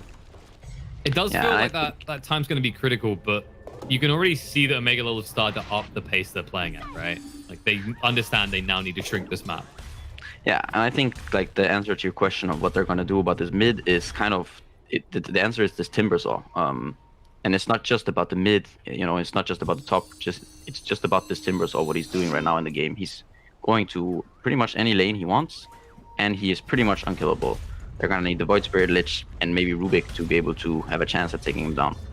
Right now, they're kind of just trying to delay his pushing by bringing heroes and killing creeps, so Timbersaw so far is the answer. I was going to say, as soon as you have the Orchid, he should be a feasible kill, right? Like, that's what you're waiting for. Magical is getting closer to that. It's not too far off now. Yeah, I mean, he will be possible to kill, right? It's just that it's very difficult. The question is just, do you have enough damage to go through the reactive armor? Yeah, it's also that classic, was this worth it feeling, right? Where if you bring too many heroes, even when you get the kill. I mean, this way, they're making it work. And it's not taking too long either. The raindrop did slow it down, but that feels worthwhile. Yeah, and this is a nice sign for Cyber Legacy, because they realize that they can kill him, and he also now realizes that he can die if he plays like this. And this will force him to think twice about playing like this. And him playing like this is kind of what has created this space for the Spectre to farm, and some of the space for the Puck to try to catch up and, be able to play the map a little bit. And now he's not going to be able to do that the same way he has been. Just made it sound like the kind of the Timbersaw first kill attempt is like the biggest psychological bomb in Dota in this game, right? Like, well, if he survives, then Cyber Legacy are like, well, I don't know what we can do anymore. But now that he's died, he should be a lot more defensive and not feel as, encouraged to make these aggressive plays. Yeah, I think at least until he gets this hood out, then he might once again try. Or he can also do this with his team. As long as he's with his teammates. Yeah, Ruby didn't last long, and the Remnant's off the mark from Magical. He still does not have that Orchid complete. Kuman did rotate here with the Chrono. No chance to use it. I think we just got a little preview here, right? Like, the difference here, I think you were highlighting when we were talking the draft a bit, is like, do you have the damage on Cyber Legacy to kill Mega Lil's heroes? Whereas, when you make the comparison the other way, Cyber Legacy's heroes can just disappear in the blink of an eye. Yeah, no doubt. No doubt. It's just like this Timbersaw, he's going to buy a lot of space, try to give space to the Spectre so that he can become big too. Is this space? Again, the Spectre's not there. They could have maybe tried to fight that with the Horn, but they know with the Roll Thunder being held, there's no point fighting into a choke point. Yeah, I mean, you can still see that Omega Lil are still the ones kind of gaining gold advantage. They were just up, they just hit that 1k mark for a few seconds, and quite possibly thanks to the Midas on the Spectre, you can see he's 500 gold ahead of the Void, despite being 0 and 1 and the Void being 1 and 0. So Midas so far paying off. Yeah, and so far when you look at Kuman, the Battle Fury, he should achieve a reasonable timing, but you could already see that the way the Timber's playing, instead of Kuman just being hitting creeps all the time, he's having to come to these fights just in case they need that extra stimulant in the form of the Chrono. Yeah, Kuman doesn't you don't really want to join fights as Void unless you have to. in a game like this, at least. Like in a game like this, you just want to be focused on hitting creeps, and should kind of some fight come to your tower where you can just port in and get a few kills, sure, you'll TP and use your chrono, but you don't want to be active and just look for fights with this Void. He just wants to be focused on hitting creeps. The future's not ours to see. It's on the other Void to make the space. Magical finally might be able to. The Orchid's now flying out. This is where Sunlight's game should get a lot harder. He's only halfway towards that yours. He has made some progress towards recovery, but right now this is definitely not the Sunlight show. No, it definitely is not. And we're going to see the Orchid complete now on Magical, on the Void Spirit. They're going to smoke up, most likely going in towards this bottom lane. No, it actually looks like they're going to the Spectre. I don't really like this. It feels kind of choreographed, right? Like when you're in that situation as Kellen, you can see there's nobody shown on the map, and you understand that Orchid was coming now or in the next minute. Yeah, and it kind of just doesn't make sense because there's not that much to be gained here. They're still waiting for this Void to push in this wave, and it's gonna take quite a long time. So, you know, like it's just kind of like if this Spectre decides to leave this area, then you have no play. Whereas bottom, you have many plays. You can choose to kind of go around this mid, try to get a ward out, try to find someone in the jungle, go bottom, fight. So, smoke, good idea. Direction they went with it, maybe not the best. Oh, here we go. On the Bignum. Not the quickest kill, but it will be achieved in the end. And roll fun from Blizzy to control onto Earth Spirit. The Chrono has been thrown down onto 2, trying to get rid of the Oracle in time. They throw out the start so you cannot use the false promise. The bash ensures the kill, but now Spectre does arrive in the fight. The Chain Frost bounce around. Malik needs to actually split up a little here. Slayer will go down, but he does a lot of work, and it might get them the kill into Malik at this rate. They need to be careful, though, because Vampire is still alive, and Blizzy no longer has that Roll Thunder. Swashbuckle forward, though. If they can get 1 or 2 bashes, Kellen could easily go down here. They are not getting the RNG in their favor right now. Movement, there it is, finally. But Kellen's got the dagger back. He's able to move away, and Magical has the actual step in 2 more seconds, but they're blocking him out so he can't chase forward. He has to retreat. Everyone's just ignoring Kuman, and Kellen will get out in one piece. Yeah, nice. Kuman ends up getting a double kill. This is like the ideal way to fight for this Void. Just porting in and getting some kills. Also very nice usage of the Orchids there by Magical. Just putting it there on the Oracle, recognizing that they wanted to kill him before he gets the false promise off and drags the fight out even further, so that they have to commit more. And then just not having to pursue that far, and ended up getting this kill on the puck too. Yeah, of course, the rough part for the side of Cyber Legacy is now after this fight, like the aftermath, puts Omega in a position where they can continue this push. Like, Malik is not being deterred from ticking all the boxes in what he's required to do in this early game. Silence out on the puck. Oh, this will be a big kill. He will achieve it. The Fade Bolt ensures they have enough damage to put him over the mark. They still haven't addressed Malik. They did just ping him now. He may have bitten off more than he can chew. We'll go for the TP out attempt. But Rubik is going to arrive in time to get the lift out. And it looks like he's here for the long run. Yeah, it was a very ambitious like porting attempt. Like, he saw the Rubik port in, and then he chose to port after waiting for quite a long time. Yeah, there was definitely a window where he clearly could have got out. And while he's wasting a lot of those time, if they get this kill, it's going to be painful for his progression. They do have good control. They need to use the Orchid. It's still on cooldown. I really don't know about this chase. It He's just feels buying wasted, way right? too much time. Yeah. Like, I feel like we've seen this one way too many times. Usually it's not in pro lobby, though. Because usually in our pub games. Could you cue the, the Benny Hill music? It feels appropriate. Yeah, I mean, I don't know. You need some kind of cool glasses dropping music. Maybe it's the, you know what it is? It's the CSI Miami moment, right? It's just a ratio. Glasses drop. I see. Yeah, so buying a lot of space for a Spectre here. Pretty cool. Magical was decided to try and go for easier kills, but there's just too many heroes behind this park now. Now the Timber has arrived again. Has Cyber Legacy learned their lesson? Yes, they say no. Wherever he is, we leave, guys. This is pointless. And when does it get easy as well? Because, the other issue you ran into here, because you're not building Spirit Vessel on the Void Spirit, who the hell's picking that up? I don't think they're ever going to build one in this game, so Timber's not going to be impeded anytime soon. It might be the Pango after the Greaves or the Mech. It's one option. Pango has been a hero that does that occasionally. You can do it on the Rubik, although that seems kind of awkward. I think just going for some sort of Battle Fury into... I mean, I feel like at some point in this game, I think we're gonna see a Silver Edge on this Void. I would be surprised if we don't, seeing as how there's both a Spectre and a Timbersaw. And you can understand why, as Rubik dies top, you can understand why the Void Spirit went for this Orchid, right? Like, he could have rushed his Spirit Vessel, but you focus on the puck, right? The fact that, oh, I think we'll have enough damage to the Timber and I'll always shut down the puck. And now, with that Orchid, they might find the golden goose here as Pelon gets caught out by Free in his own jungle. Yeah, and that's a very, very nice kill to find. So the idea is, this Timbersaw, he's kind of just like running around, showing his face at different lanes, and he wants to force them to go to him and to hit him and try to kill him, and thus buying space for the Spectre. But Cyber Legacy, realizing that this Timbersaw, he's just, you know, that's just when he accomplishes, yeah, he's just a distraction. The real thing is the Spectre, right? So being able to find the Spectre instead, then they force the Timbersaw to switch his place on the map. So very nice kill to find for Cyber Legacy. Might be fun, another kill instead kill on the Vampire. Remnant goes out, they chrono onto 2. Magical joins the chrono, just to even up the odds, and they get 2 kills on the supports, which should open a push on this tier 1 top. And, and we're starting to see why you okay. gotta think twice before playing against the Kuman Void. The boxes are ticking.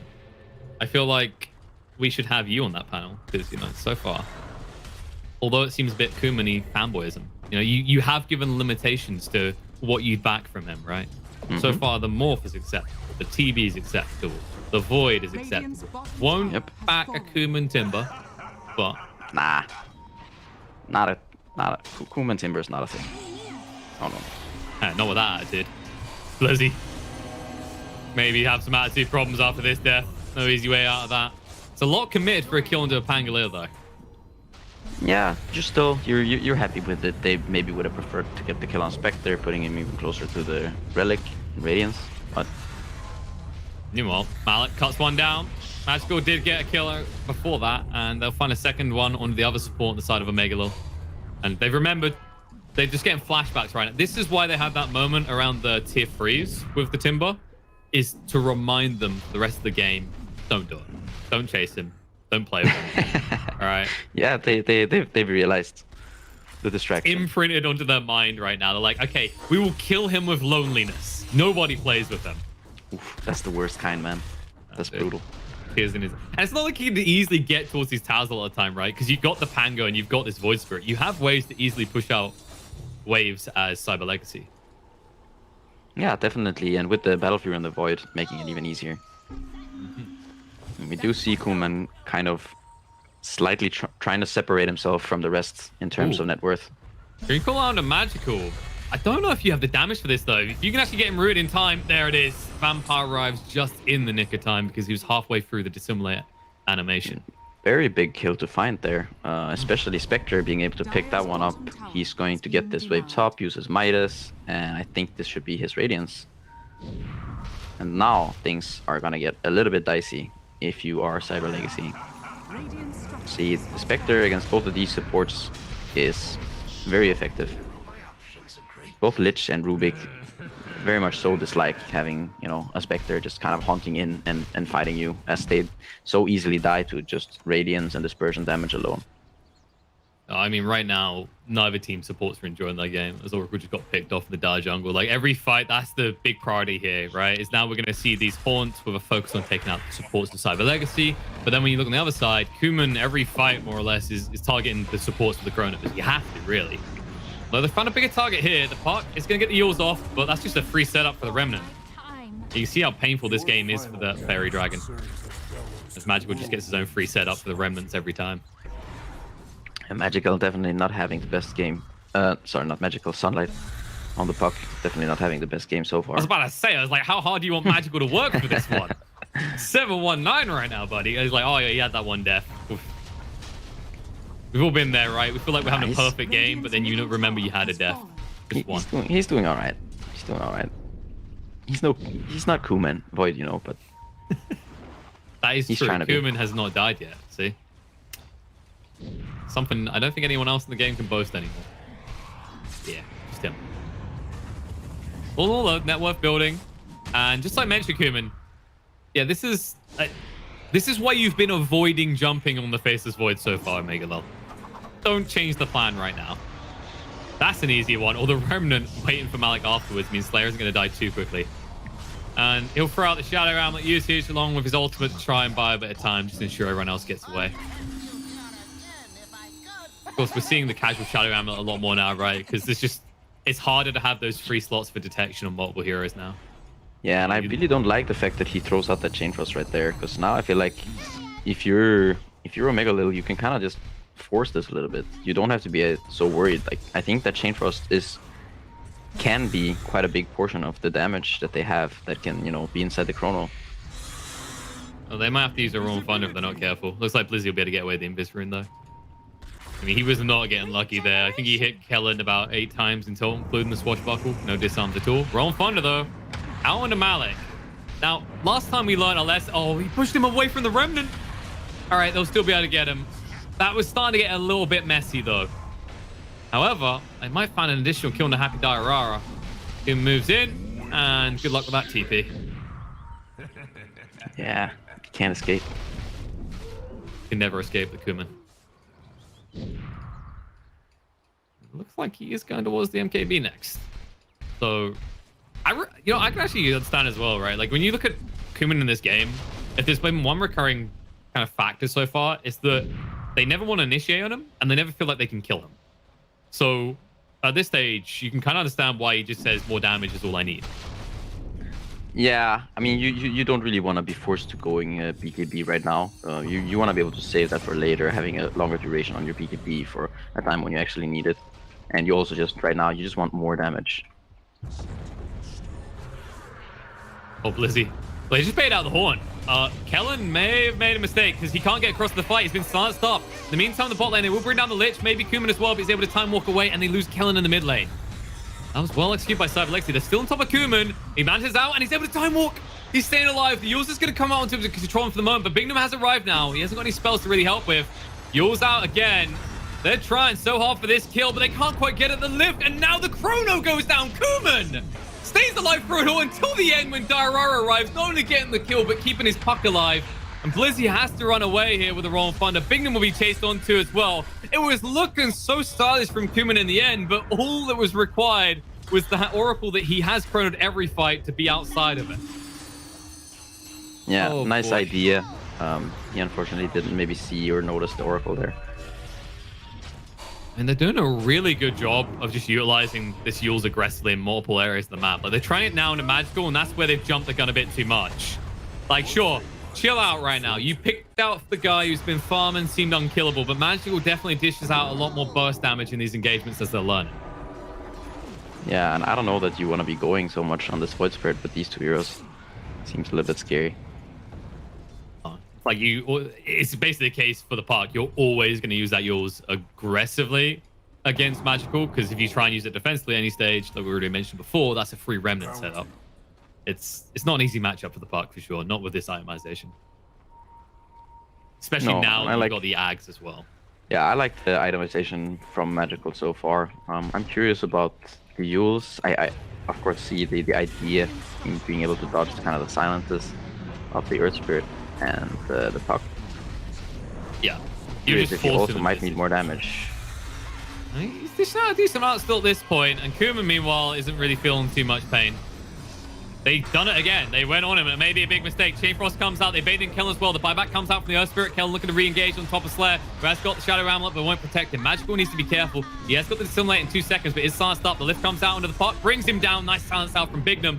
Should also stop any additional aggression as Magical's able to move away. Blizzy does go in, has the Roaring Thunder to work with, is locked on the spot at the moment, and the roll through from XX Vampire will interrupt him again alongside the Yules. He just can't get his ultimate off, but they might be able to pursue for more. Vampire, he needs to roll out, but the insta-bash, follow up by another from Kuman, gets the kill. The Remnant on the Timbersaw, he's now secluded from the team.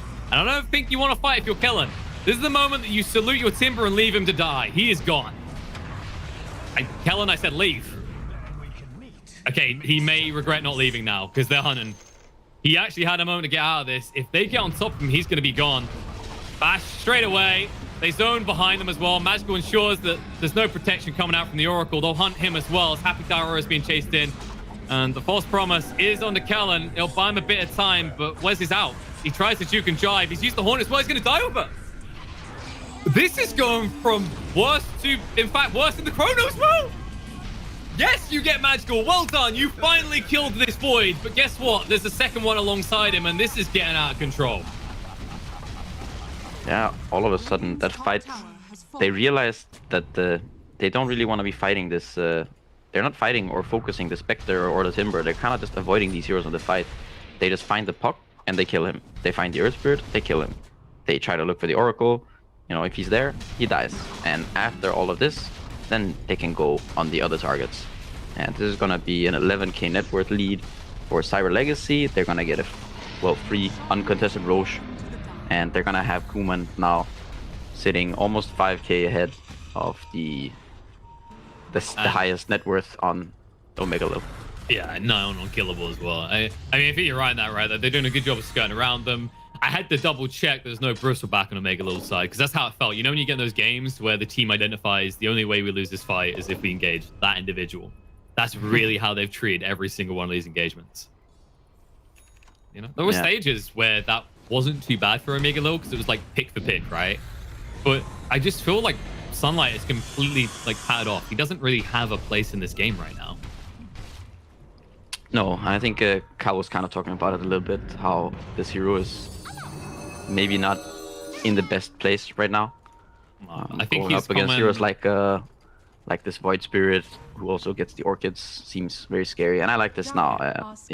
Magical decided to just skip the going for the Yules and going for the BKB instead. And I like this. I think this is going to let you go into a more late game scaling build. You're going to be able to just do more in the game.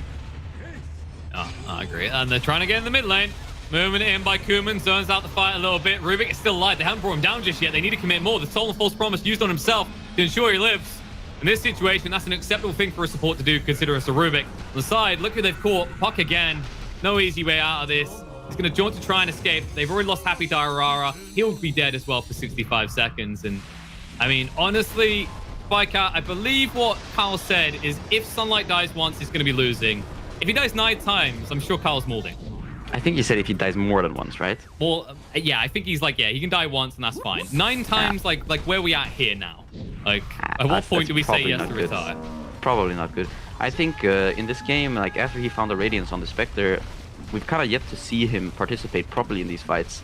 I think the idea once you get this Radiance should be, and especially with the lineup that you have, is you want to have the Spectre as a front line. You want the Spectre to be going in.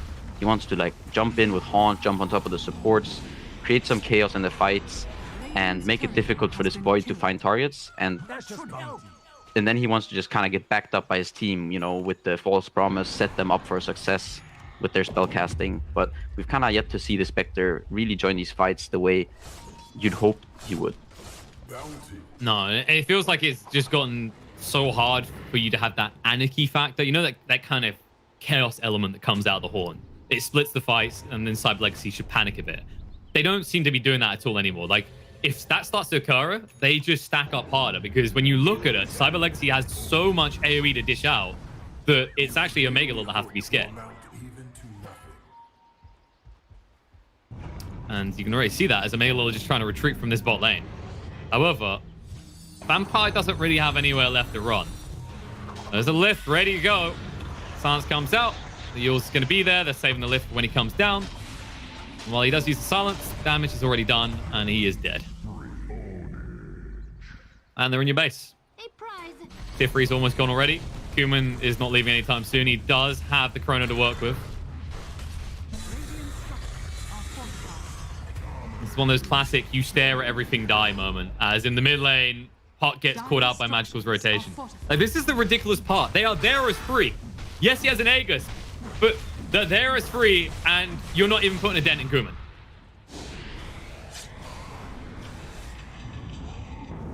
Instead, Kellen is the one who now has to worry. The bashes are coming out. They're favorable. The roll through is good. The false promise to save the day. Kuman could go for the Chrono opportunity in 2 seconds. He's got the time walk, but they won't need it. They'll just chase through casually, straight on top of him. Chrono does go down onto Malik in the end. He says, I want this one alone. Chain Frost to help it out. Flyback comes out. The Horn in as well. Yes, they are deep. But Bignum's not an easy kill anymore. And in fact, you may be the easy kill. Blizzy's going to be brought low. Does have the swashbuckle as soon as he's not silenced anymore, but can't get it off in time. Magical trying to retreat. Has got another silence to work with. B backs away. Leaves Slayer behind. He is going to be brought down. The buyback from Timber may allow them to find more as they chase forward on the Bignum. Kuman will look to go back in straight away on top of Diarara. Does bring him down. Magic's going to be chased in on the back lane, but he does have the BKB to work with. Kellen's controlled up by the Remnant. The move across. If the bash is good, they can get the kill. But Kuman, no time walk for 2 seconds. Kellen just jiving and jiving, chasing on the Magical, but Magical doing much of the same as he moves away with the Dissimulate. Kellen's going to keep chasing. Malik's trying to help out, but he's so slow in comparison. And now the turnaround. They do get rid of the Aegis, but the silence should be enough damage to bring down Kellen. It's just not enough though. 90 health left on the Spectre. We'll be able to TP away. They do find the voice threat on the side, but the double silence comes out, and that's enough to control up and ensure that Kuman can clean up the rest of them. As yes, you will finally kill off Magical, but it is once again the Kuman shot. Well, I mean, Pycat, they've killed him once, so he's no longer got that clean sheet, but I don't know if they're ever going to kill him again.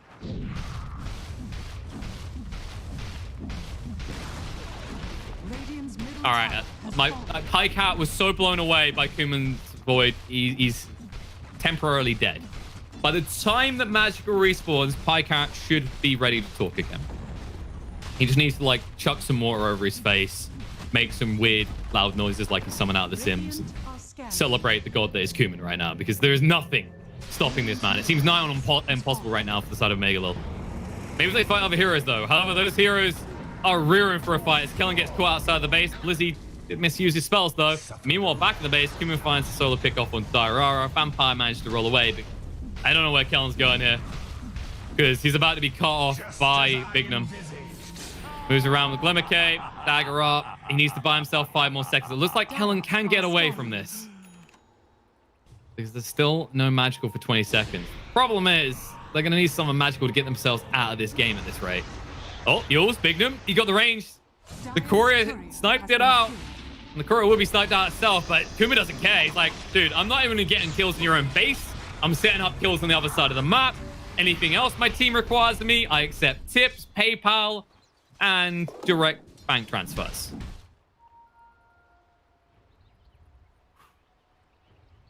What game does it turn into? And, you know, if you're on Omega Lul's bandwagon, if you're a big fan of them right now, and you're like, Papa, help me. How do they fix this? Where do they look?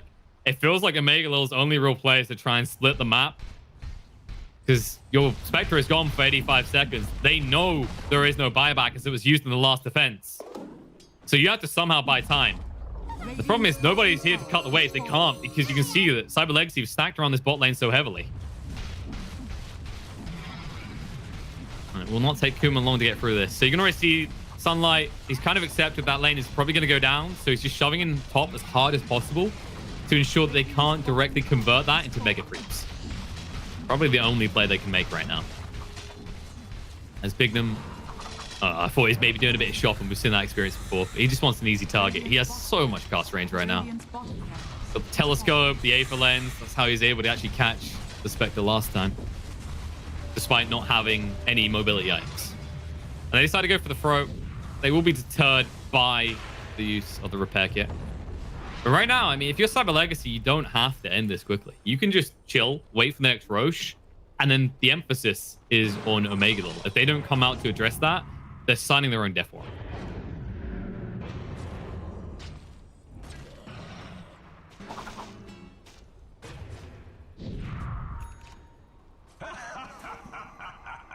And when you do address that, actually, what have Omega Lul got to work with? I feel like the items have been, like, the growth has been stunted. They've got to make some god tier play around this Dream Core.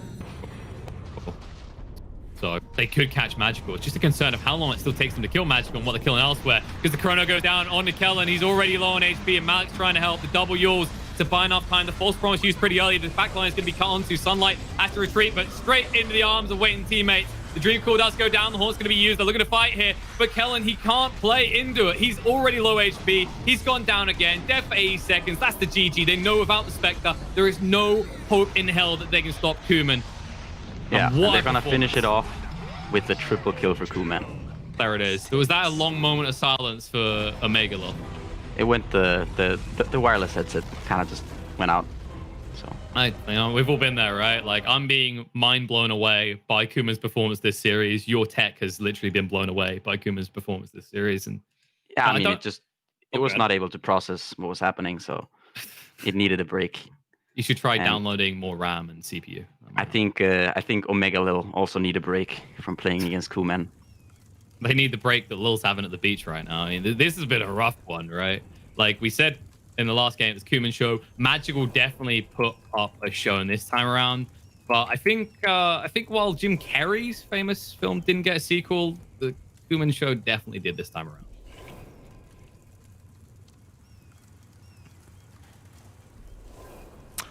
Well, a 2-0 in our opening game for the playoffs. Cyber Legacy all the way. Kyle all the way on this one. The cost. What went wrong, mate? What went wrong? Well, Kuman, that's what went wrong for them. The dude is a beast. I remember watching him. I believe it was Team Spirit that he played on. He's Terrorblade, all the illusion-based heroes. He played them extremely well. And I thought that he's going to have a great future ahead of him, and then he kind of stopped. Like, he played for Virtus Pro as well as a stand-in. That didn't work out too well, but seems like at the end Lil made the best decision. He's on the beach right now, you know, just chilling, having a great time. Yeah, he'll probably, I mean, to be fair, Lil will most likely be able to monetize his Instagram a lot easier than his Dota career. So I think he is making the right moves. In terms of what did this team do wrong, you gave away Void. You can't do that. This hero's broken. Kuman's excellent at it. And you can even see in how the game played out why that's the case. Void's buying like Battle Fury, and he's still able to fight. Spectre, you think it's huge. He's like, oh, he's got a Midas, he's got a Radiance, but so what? By the time he gets the Radiance, Pango has a pipe. So right there, the whole ulti is just now squandered. It's not real. And you're not able to fight. You can't contest Roche. You're just not really able to go toe-to-toe. Like, Cause was saying he really would have liked to see a drums upstairs. I would agree. Something that makes you more than, like, effectively a worthless hero the entire game. Yeah, like, well, what are you farm. trying to achieve? Like, you have Timbersaw in your team that comes online fast. Yeah. Then you have Spectre who wants to farm. She even gets the hand of Midas. Like, with the drum, I think this game goes down to, like, good itemization on one team and bad on the other, where, like, your Void Spirit, he gets earlier Orkin, what I talked about before this game. Like, Puck, how do you itemize? Like, you're playing against the Orchid. Do you get Yule Scepter? He had Yule Scepter, Boots of Travel. You need to have a defensive item. You can't get a Blink. And what he brings to the fight and what Puck brings to a fight, you're just basically a Coil, Silence, and the Illusory Orb. That's it. You need to buy, you know, play 120% of the hero. Try to make the most out of it, and it's really hard. I really don't think Puck is a great hero at the moment. Yep, Puck's not good. That's it. Just sum it up. It works. GG, Puck's not good. It is very similar. If you think about Puck in the mid-roll, it's a lot like Juggernaut as a carry. You need to help it.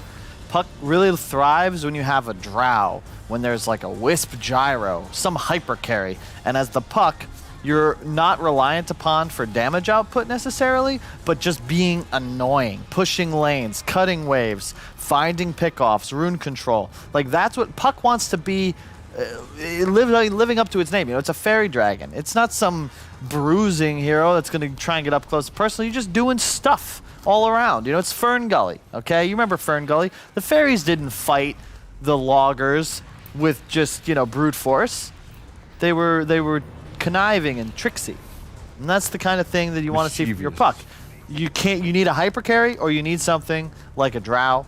Well, they had hyper carry. That's Spectre is not a hyper carry. Not when you go Midas Radiance. I just don't feel like Midas is that good of an item. Like, it's very situational. I want to see, maybe I'm wrong here. You're probably wrong. I want to see top teams, like how they value Hand of Midas and in what situation they think it's good or bad. Yep. Like, I just don't feel that you get too much out of it. It received some buffs, but that's definitely not enough. I mean, drums is a broken item right now. Like, you can buy it on any hero, and I would still prefer to see it over Hand of Midas. It gives you some tankiness. You can. Sometimes it's all it takes. Like, you pop it, you get that extra movement speed, you don't die. I totally agree. I think that there's also just a severe lack of physical damage, especially when you go, again, this really greedy build, Midas Radiance. You're more of a magical damage threat now as the Spectre. You're more utility, spell casting based. You want to play around your ultimate, but you already have a Puck and a Timber. 2 heroes that come online quick. You want to be able to just plant your Timber in the off lane. Puck covers mid, is able to control runes. You just dominate the map, and Spectre can farm safely, threatening ulti in. If you're effectively throwing in the towel saying, look guys, I don't want to fight. I'm going to just farm. You neuter Timbersaw and Puck's ability to actually control the map. You take away that advantage that they've got. And Puck already had a hard time middle. Really well played by Magical, and the Void Spirit kind of dominated him, to be quite honest. And ultimately this game, like the score, it's 52 kills. 52 kills in 36 minutes. Like, once you're unable to fight this Void lineup, you're just going to feed all over the map. KDA 1.7 against 33. What? That can't be true. That's true. Really? Let's have a look. It's real. We're gonna see it, I believe, after this, that they're gonna show. What do you think, production is just lying to you? No, I don't know. I want to see the score. Well, this is where the difference comes from. You know, he has 31 more KDA. So we're gonna show that on screen. Kuman 19, 1, and 14, while Spectre is 3, 7, and 9. Okay. It's a rough ride. Yeah. The power of Kuman across both games was impressive, right? It was a incredibly tough thing for them to deal with. Omega Lil, though, their run ends here. They had an opening playoff game. They had to obviously go for a bit of changing in players halfway through the group stage of things, but it's not like it was a player they hadn't played with before. It wasn't some just random curveball they were thrown. They just played better, I think, when Lil was on the team. They had easier competition as well. Cyber Legacy are no slouches. And I think that ultimately they just had a better game plan and played better. Like, they felt much more cohesive as a unit. But you had more faith in the second draft, right, Lucas? Just the draft overall, I feel like Cyber Legacy is a better team. They go way back. If you look at some teams that they were playing, they got wins against some of the big names. But we have this team who formed like a week ago, and these newly formed teams, I never have too much faith in them. It's class. It's old money versus new. This squad of Cyber Legacy, they've been around for a while. Generational wealth. It's very tough to compete with Omega Lil. They're just trying to come up from nothing. It's a tough ask. So do you think either team out of 5 men and Unique can beat him for that qualifying spot, Carl? Because you're not going to be on this next panel? This one's tougher to say. This is totally 5 men. No, I'm asking you. Whoever wins out of 5 men or Team Unique, could they beat Cyber Legacy? They could. I think Cyber Legacy are 3-1 favorites. Well, on that note, we're going to end. We're going to go to a break. When we come back, we're moving on to our second playoff game here at the Omega League. We're going to get rid of Carl. We're going to bring Mr. T-Gov in because he's got to talk about his 5 men, his boys, to see if he can coach them to success or they'll just fail miserably like most of the things T-Gov tries.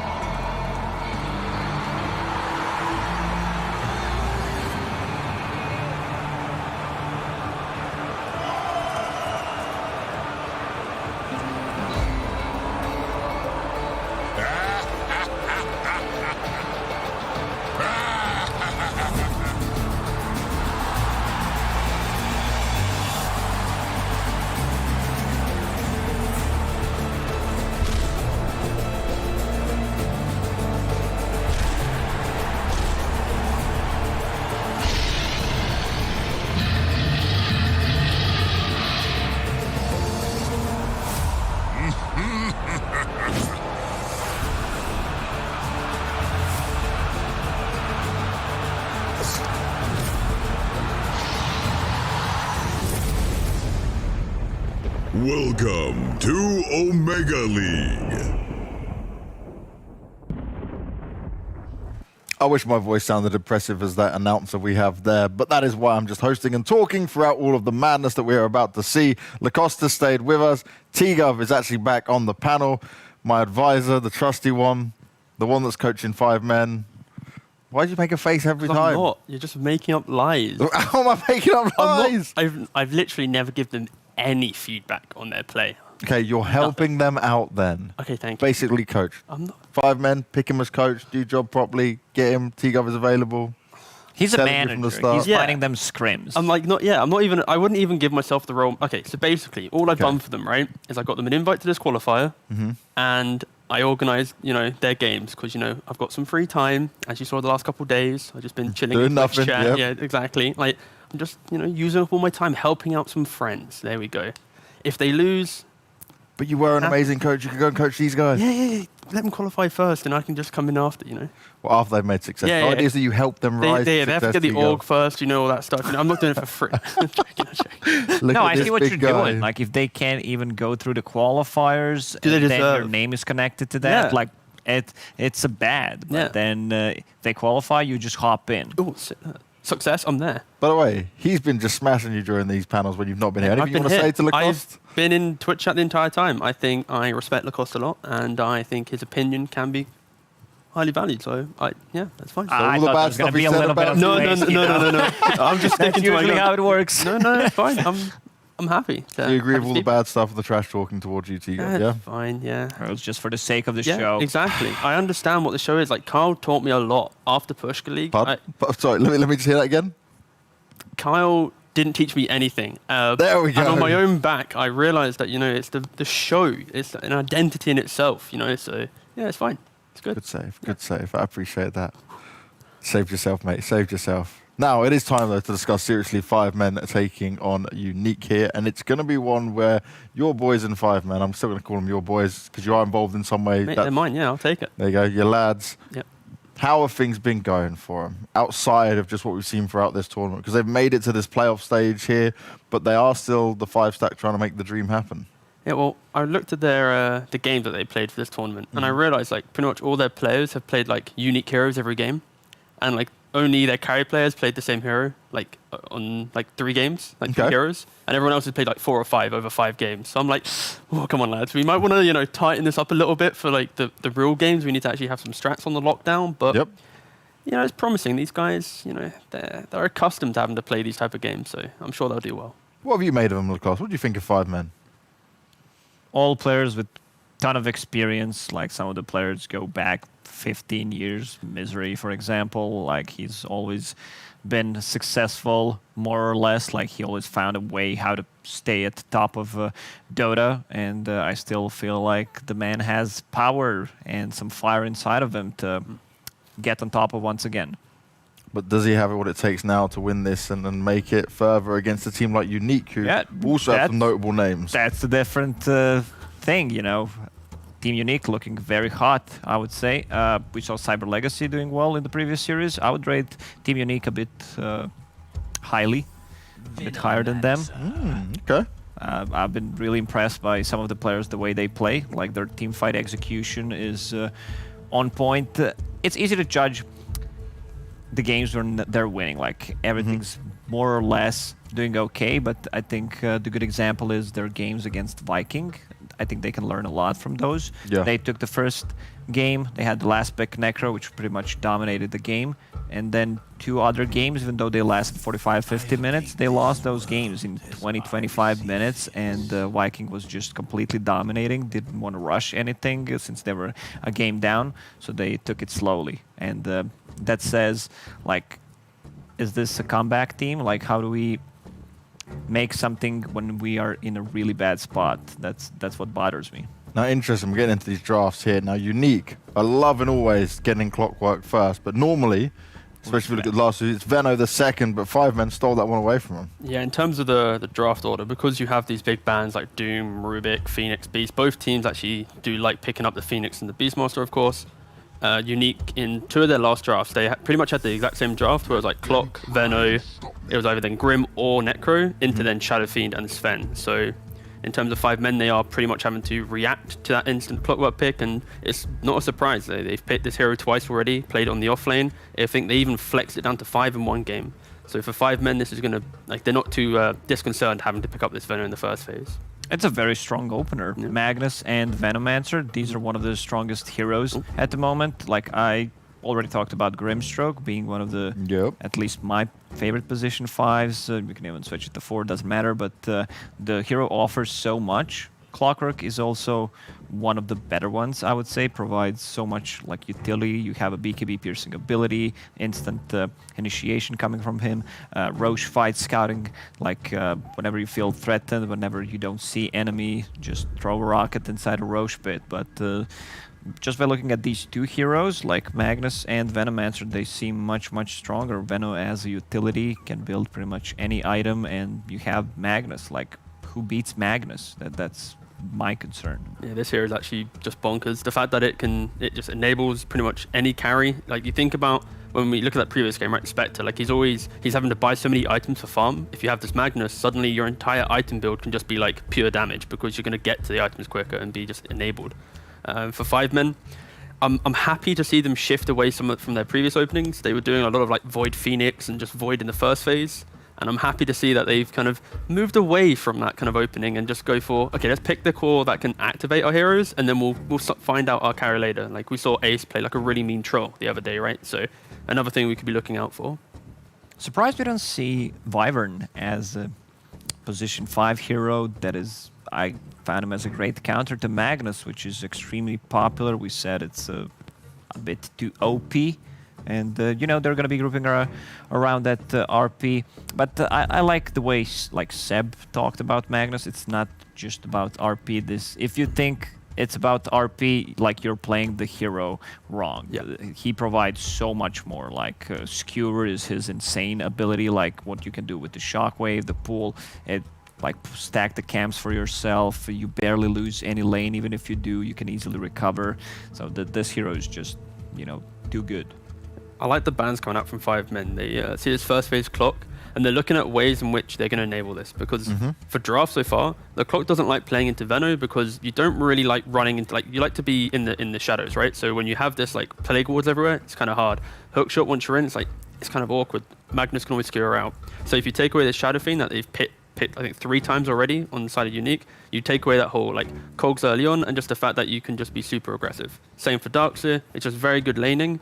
And from the carry matchups that you have left for Ace in his hero pool, they're not going to be too good. I love this. Since Team Unique just adores to play Necro, they pick Enchantress. That's one way to deal with it. Having this spell, which is very rare in Dota. We're laughing about No, sorry. This is I'm not laughing at you. No, I know. But you had something in your mind. It's just chat that's been going on with the team. I'm just seeing it transpire, and I'm connecting the pieces, and I'm like, all right, I can't share it, so I'm just gonna laugh and just like hide in the corner, you know? Okay. So I'm sorry. So you let out the chuckle. You got us excited for something. Yeah, but no. And then you're not going to tell us. No, of course not. I can't. But we'll see. Like, this pick will reveal it or not. We'll see. You also dispel Grimstroke's Inkswell. You can also dispel the shield from Void Spirit. So this is such a great Enchantress game. You said that they shifted Veno to position 5? Yeah. 4 possibly? This will now be most likely Veno offlane, Mag mid with the Ench 5. Yeah. That would be my cleanup. So what do they need? I would love to have something like a Tusk, something that has a built-in kind of a save and that can roam around and do stuff. Like they don't have a guaranteed... They don't have a guaranteed stun. Earth Spirit is also the one that could be an option here. Pretty much, I think any melee 4 will fit the bill right now for them, because you just want to be able to like muscle up and make the same moves that the clock does. Because in terms of your lane, if you do have this like Veno off lane, once he gets to level 4, level 5 with his Plague Wards, he can be pretty independent. He can also retreat to his Tri-Count with the Ancients. That's a really good change for him. So just having this melee 4 that can just rotate on mid, apply pressure, can be pretty strong. But Troll 4, let's go. Troll 4, yeah. 2B playing it. Yeah, get that Orb of Venom. No, do not do that. It's the worst thing ever. Like, thank you. I've had nightmares over how bad, like, it's one of those things, right, where just because you say it's good and then you win games in party queue, nonetheless, it doesn't mean it's good. So I don't know. I'm a hater on those things. The question is, do they still go for Necro here? Are they afraid? Oh, they ban it. Never mind. Yep. Like that's why they Nice ban. pick Troll. I'm not seeing anything from Unique right now that's going to stop like this overwhelming force of 5 men. I think a big like positive for them is after laning phase they do play really aggressive together, but their big issue is they play too greedy on the map and then they get picked apart, and that's how they lost against Bait. So if 5 men can keep the tempo up and Unique have no like rebuttal or no like strong team fight, then I think they might be in a really bad spot right now. These heroes are not that great against Troll nor Magnus. Like, I want to see some power just by looking at these 4 on a 5-man side against what Team Unique has. Okay, this shifts things a little bit. Kind of. But like, in terms of laning, it's not going to be too great, because if you pick up a, like, the why 5-man's draft is pretty good here is because they have this last pick for potentially a support hero that's going to be able to play into this, like, this core pick, right? So they're going to be able to pick a hero that's going to enable this Veno. And you've, like, Troll doesn't actually mind playing up against TB too much, because once you get to like BKB, you have like Basher, you just ult and lock on top of him. The TB can never sunder, he can never like repel you, right? So also, I don't think TB likes to play into Venomancer +1. It's like, the thing about Venomancer is if your carry is not having a good time and he does not want to bring extra resources, extra regen to that lane, like, he falls back to the jungle. He doesn't want to spend like another 500 gold just to be, you know, able to stay in the lane. And who's going to be taking up that farm? Like, they can easily die with Venomancer +1. If that's your Grimstroke, also there's no synergy between Grimstroke and your TB. Like, I don't really like it, especially in the laning stage. Like, you don't provide any kind of heal. There is a bit of save coming out from that Inks wall, but that can also be dispelled if they decide to put Enchantress in that lane. So just to this point right now where we're at, we're feeling 5 men on the drafting side a So bit far, further ahead. for me, yeah. It depends on their last ban though, because I think if 5-man don't ban out Gunka, I think they're gonna have some issues, because I don't think they have enough like strong, like instant damage to deal with like the boat buff. Run buff? Boat buff? Yeah, boat buff. That'll do. I just want to check Lacoste is feeling okay, because he started off the day making all agreeing terms with Kyle, and now he's agreeing with you as well. This is I didn't sleep too much. Okay, Also, the main explains it. thing There is, we go. I'm just talking about Dota, right? Making sure people in Twitch chat, because they always vote on, you know, the draft rate. They just want to have the true analysis. So, you know, my man Lacoste here, he's not hitting some memes and stuff. You know, Kyle's not here. They ban out Storm. Oh, they go for Pokemon. Okay, so that's a kind of counter to Troll. Yep. With the Decrypify, it's also a save with the Terrorblade. So you kind of have tower push, you're enabling your TB with this Pugna pick. What do they need? Okay. Oh, this goes straight. Ember, Yeah, okay. nice. All right. It's a good Ember Spirit game. Oh, okay, they're going to put the Magnus on 4 most likely on Misery. Again, I say a lot of times, Misery is the type of player that he thinks he can play any hero for. And then, like, after 25 minutes, he realizes he can't, but he still wins the game somehow. So Okay. I'm about to say, but you could say he's like, makes a grave error and just like GG's out, but no. I'm just playing.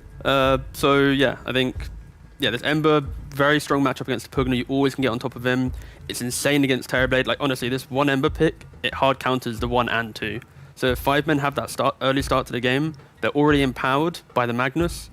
They're going to have so much fun. I'm a big fan of 5 men's draft, honestly. I think they have all the answers. Yeah, I'm a bit worried about their ability to just burst the heroes. They're very good at going in and out of the fight. Like, you have Skewer, prolonged team fights, Troll, Ulti, multiple Sleight of Fist, plus Remnant, Venomancer. You know, there's going to be, even if you have BKBs on your, like, TB at one point, maybe even on Void Spirit, even though the hero doesn't really like to buy it, they can still go in, dish out some serious damage, but like the initial burst where you just like go with the Beastmaster, follow it up with, let's say, Laguna Blade, they don't have that in this game. And Pugna is also the hero that kind of shines. Their mana cost of the ability is not that high, so Pugna's Ward is not going to be the greatest, but the Decrypify plus Life Drain on TB, yeah, it could change things a bit. But still favoring 5 men. Yeah. So you're both on the 5 men side. Yeah, What's the win conditions potentially though for Unique? Well, it's all about their safe lane. I think this Mag Veno lane, if it is that, what they're going to lane, it's not going to be too great at pressuring this TB. So you are going to see TB with a little bit of farm, and he might be able to retreat to the jungle if needed.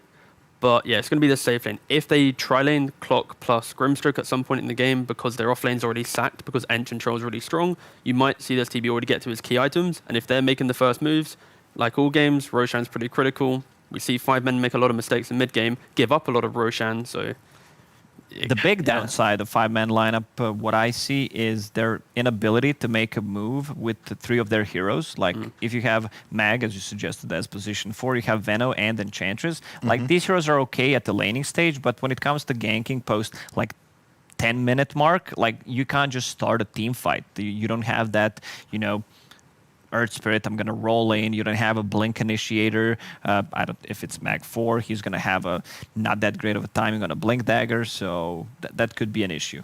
Well, there's 5 men on the panel, but only 3 of us, just 5 men the way we're going, just to be clear for everyone there. And we've got Zyori and Draskil to take us through the game. How the devil are you guys? You ready for your opening playoff game here? Thanks. We couldn't be more excited. You got Andy and Handy here, and it looks like they found some hair for Draskil. How appropriate. He's on Super Saiyan God. I'm more and more happy. My weeb is being catered to here by production.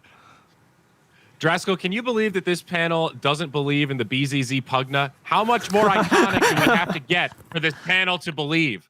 I think I actually still have like 12 BZZ sets just sitting around in my armory. It's actually insane. I've been casting this guy for what, like 8 or 9 years, something like that. Yeah, seriously, dude. I've been playing Pugna recently, and the BZZ sets still keep popping up. There's no getting away from it. Yeah, I can't really disagree with the panel's analysis, though. I mean, I can't ever really go against Mag with double core who benefit from the hero, and also like this Ember being a last pick, as Tigo said on the panel. It's like it's a double counter to the 1 and 2 position as well. So like my gut is kind of going for Unique this game, but it's not to say. Sorry, 5 men, not Unique. It's kind of hard to say, like, Unique can't play tempo, right? Like, they have Clockwork, they have Grim and Void Spirit, and then they also have Pugna for, like, objective picking and stuff like that. So it's not like they can't play quickly. That's probably the one thing they do have an advantage over, and obviously whenever TV meta is up, then, you know, things are going to be looking pretty good in terms of, like, team fight and such. So we'll see. Yeah, I'm excited to see this Misery Magnus. I'm inclined to agree with you. Mag Troll is about as classic as it gets in terms of those pairings. Also, Ember, pretty happy to find himself and Empower. It just feels like perhaps the 5 men have a little bit more of a straightforward game plan execution. Put Empower on your cores, farm it up, take objectives, push after you've gotten Roche. Let's see if they can do it. It's a super strong strat. Like, Troll especially.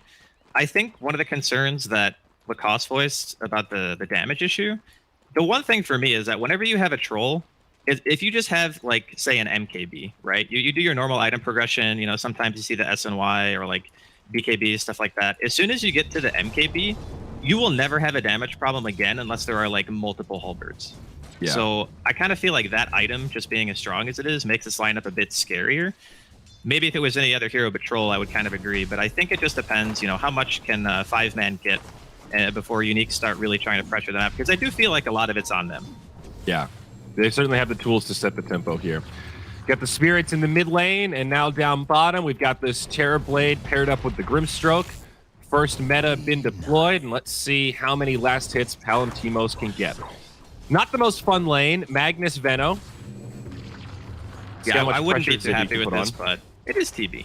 It is TB. I'm also a big fan of Grim the jungle if he needs to. And the cool thing about Grim is like the Stroke of Fate's going to be really good at pushing out the lane, and I don't think Vanscore is going to be too upset about getting an early 6 if it comes to that. It just depends on how much they can like push Palantimos out of the lane.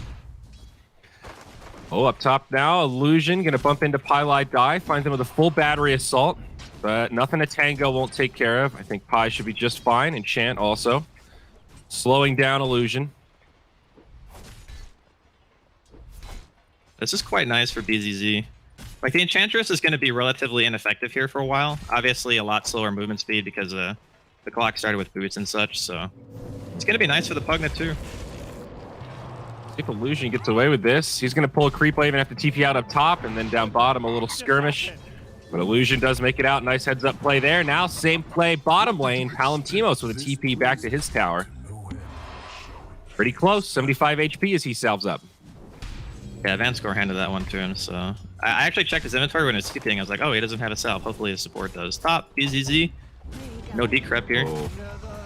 Pugna in trouble. There's your first blood. Okay, I actually have an honest question. Why would you not skill decrep at level 2 against this lane when it can only kill you through auto attacks? That is a really good question. I'm not sure what trying the to flame. Netherhorn I'm does just for genuinely you asking, like, can you think of a reason why he wouldn't? Against bottom Troll, two.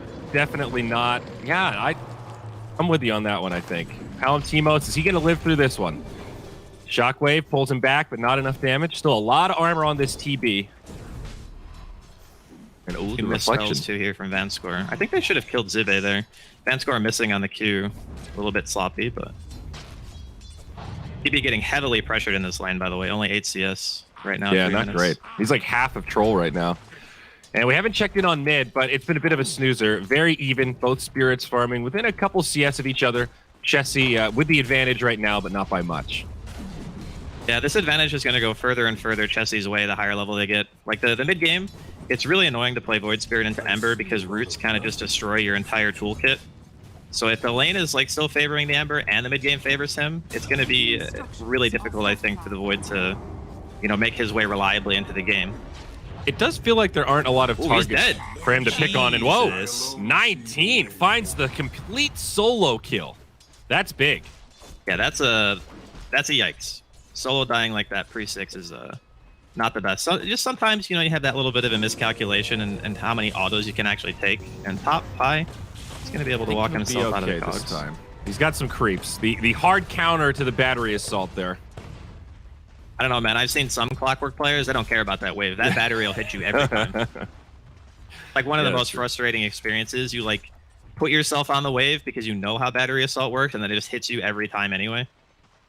He's on the hunt here. He's trying to chase down Pi. He still has that big movement speed advantage. By big, I mean 20.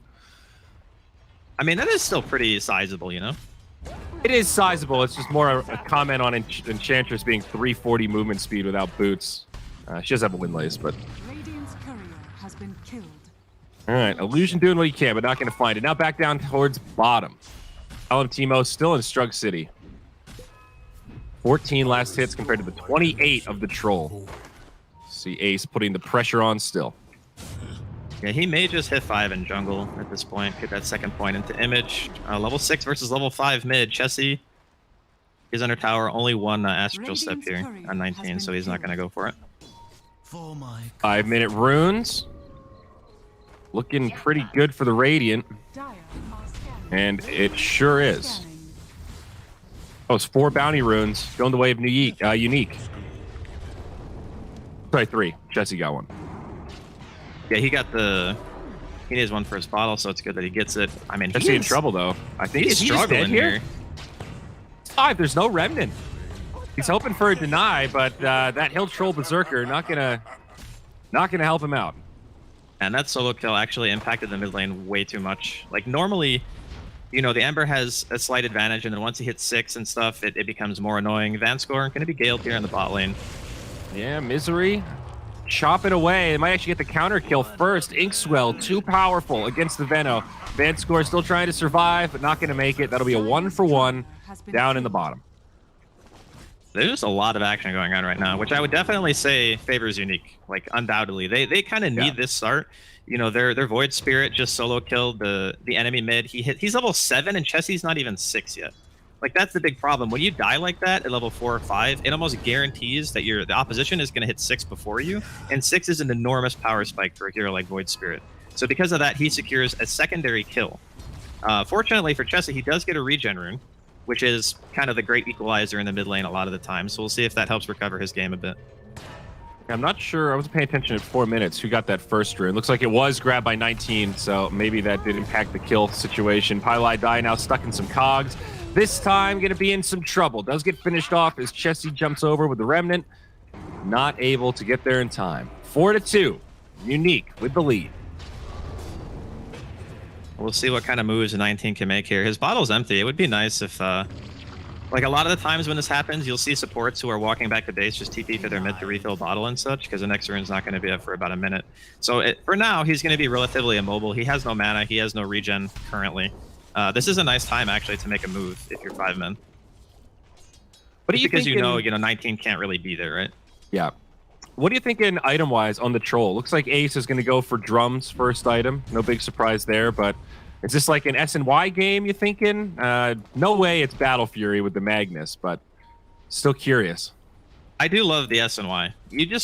As Troll, you want to be able to just run people down, and once you get to them, you just want to hit so fast that you chain the ensnares, and they can't really get away. And then one damage item will usually do the trick. I mentioned like MKB because there's a TB, and the hero has just enormous armor. But yeah, I think SNY, MKB, Satanic, stuff like that. The status resistance seems pretty good on Troll. See a free kill and advanced score down bottom. Now Illusion wrapping around the back. This might backfire though. He's isolated the Veno, but taking huge damage. That Hellbear Smasher also helping out. That's 2-0 now, favoring the 5 men. Ooh. Almost. Still a nice set of kills though. Certainly would have liked to bring down that Terrorblade. But forcing him to TP out when meta's at half duration, I think we'll still call that a victory. Yeah, I'm actually kind of surprised that... Okay, so Palantimos is putting like 3 points into meta. He's only got 1 into Conjure Image right now. So his jungling is going to be relatively slow compared to what you would normally see if they went like 1-2-2, for example. I didn't think he would be so concerned with staying in his lane for this long. You know, typically level 5, if your lanes are up, you just leave. Top lane, BZZ, maybe in some trouble here. Oh, yeah. They find him in the trees. Ace on the hunt.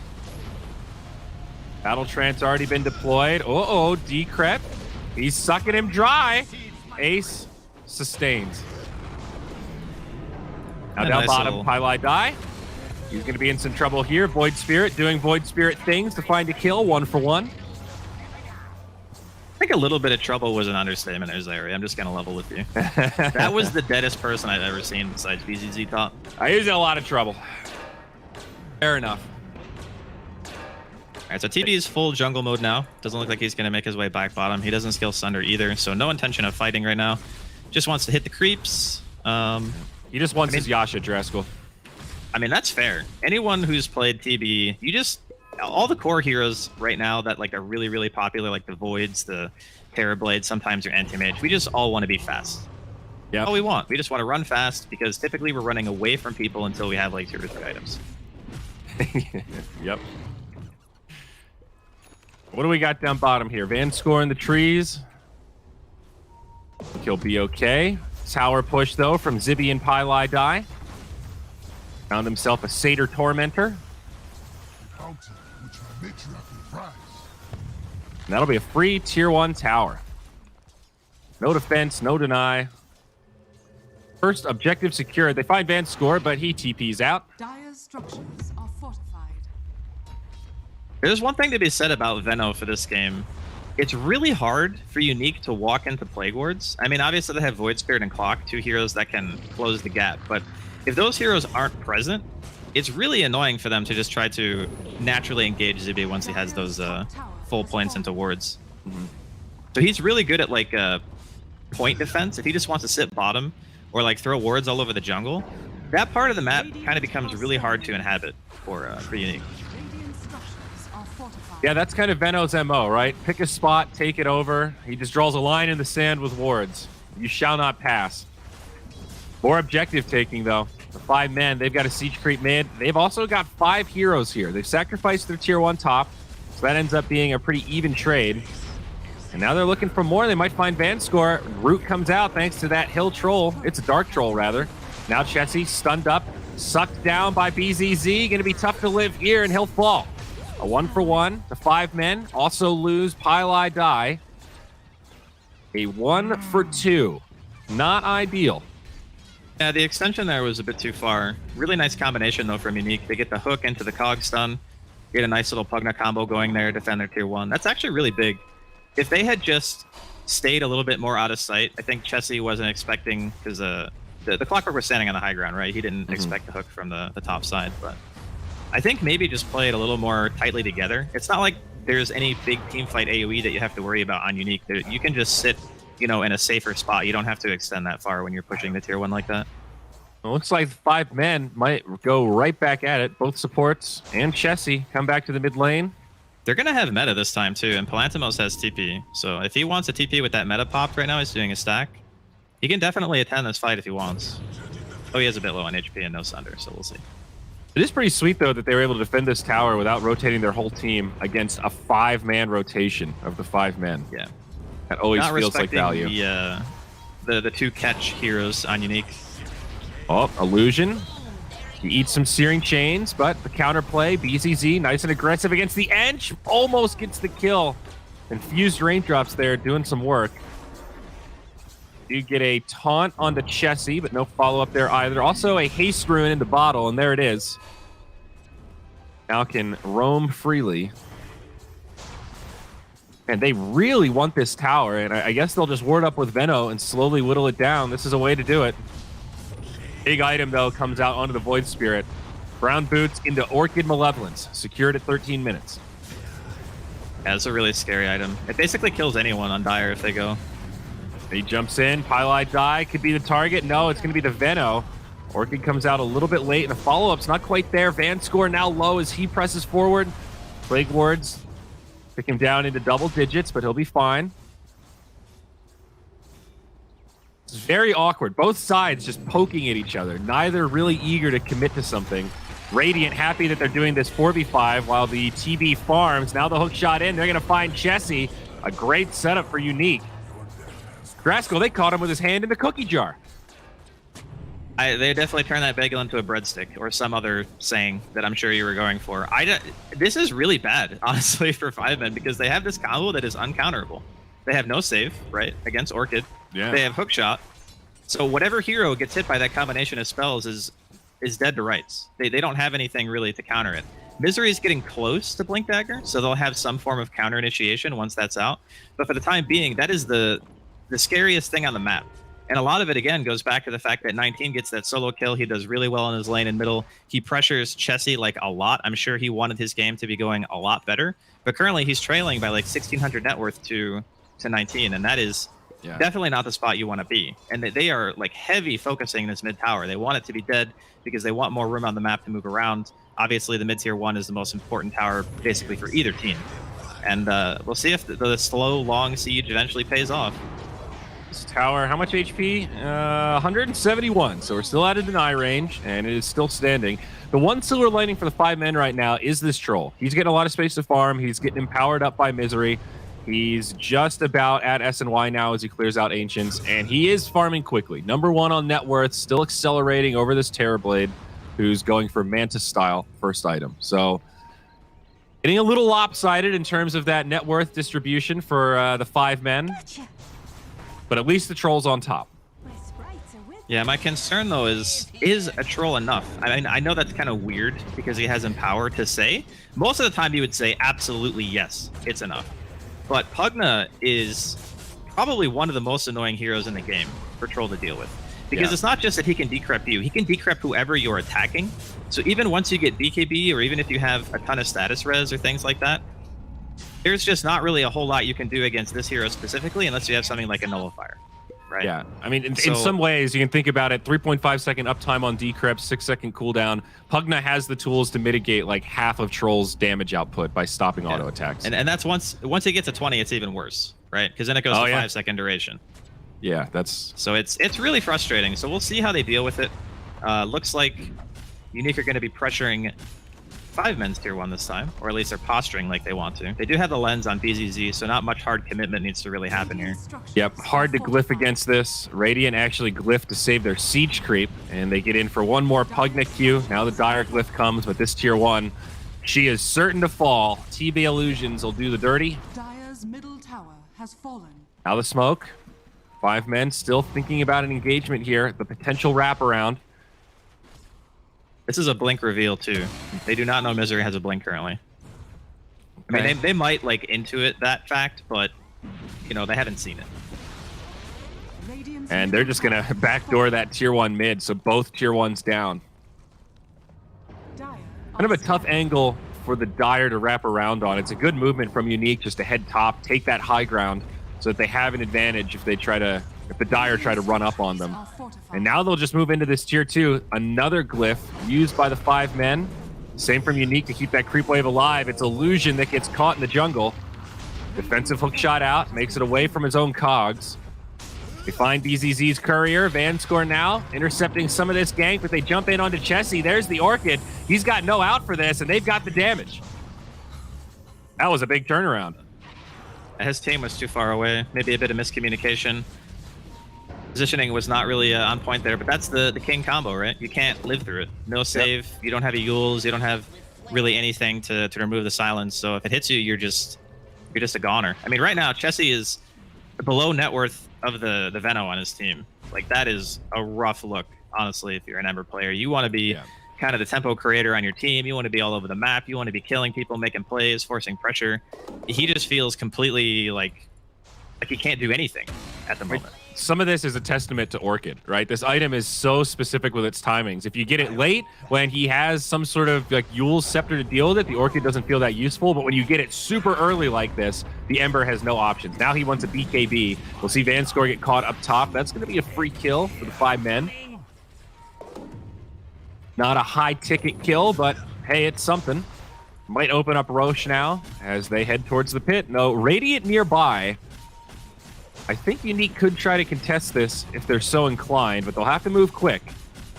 I don't know if they're going to get there in time. 19 has to run all the way across the map. He TP'd bottom. Although the flare is scaring them. Not much vision. Oh, they find BZZ. B-Crep. They stun him up, though. This still might be the end of the Pugna. Oh, no. He is going to go down. Illusion into the pit. 19 jumps in onto the Troll, drops the Orchid. Hook shot from the Clockwork. A very messy fight. The Dire all spread out, and they're trying to focus Pylai Die. He gets a full heal thanks to the attendance. Illusion falling quickly. Uh-oh. Uh-oh. RP not going to find the connection they were hoping for, but they still get Palantimos. Vanscore on the run. 19 able to live, but it looks like he'll be the sole survivor of this engagement. 4 down as the 5 men roll him and head back into the pit. My goodness, there was a lot of spaghetti there from both teams. That was, I mean, it's a high-stress situation, right? So they start the fight.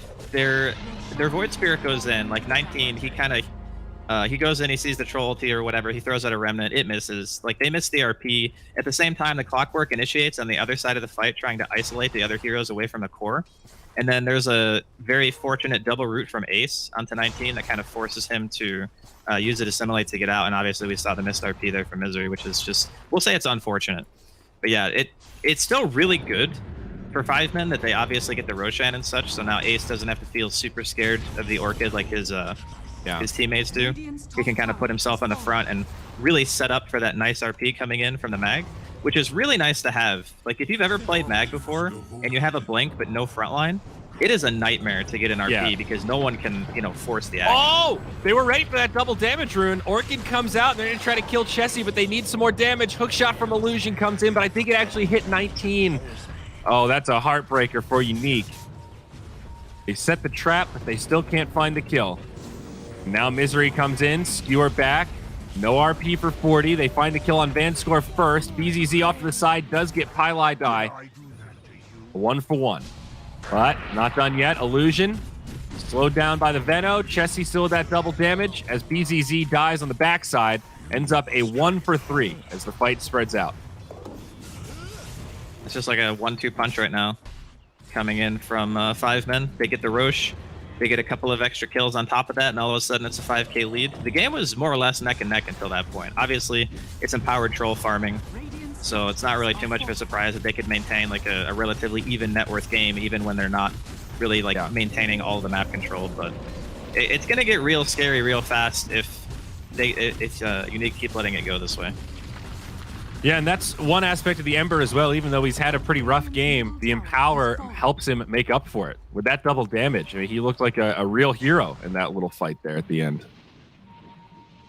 Still a lot of time on this Aegis. About 2.5 minutes, 3 minutes even. So still plenty of time for the 5 men to stay aggressive. They got that tier 2 mid. Looks like they are starting to group up towards the top side of the map and maybe commit to a push there. For the time being, I don't think Unique can really look to take like a full-on engage. What they would rather do is just what they're doing right now. They're going to see Palantimos with the scan here. He's going to TP. He should be fine. But yeah, you want to split the lanes, force a TP from someone on the side of 5 men, make them go home so that way you can force an engagement in your favor numbers-wise. Maybe a 5v4, maybe a 5v3, something like that.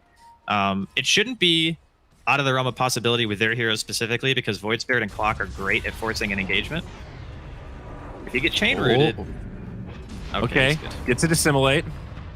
A little scary though. And now the chase continues. Astral Step. And they'll be good. Will his friends be good though? Van scored the TP and roots on that Clockwork. No hook shot for you. Looks like it'll only be Illusion that falls though. Yeah, maybe a bit of a bigger reaction than 19 wanted there. He got everyone instead of just like 1 or 2 heroes, but yeah. I guess the Dire are a little bit light on interrupts for TPs, to be fair. Searing Chains, you got RP. Yeah, that's true. It's very, very true. And you got Roots, but that's that's a bit of a dice roll there. Yeah, Vanscore is pretty lucky. He got hit like 3 or 4 times. He didn't get ensnared there by the troll. Now, speaking of ensnare, no follow-up. Or is there? Ace wrapping around the other side. He's found Vanscore. Kind of cuts off Palantimos. Takes a decrep.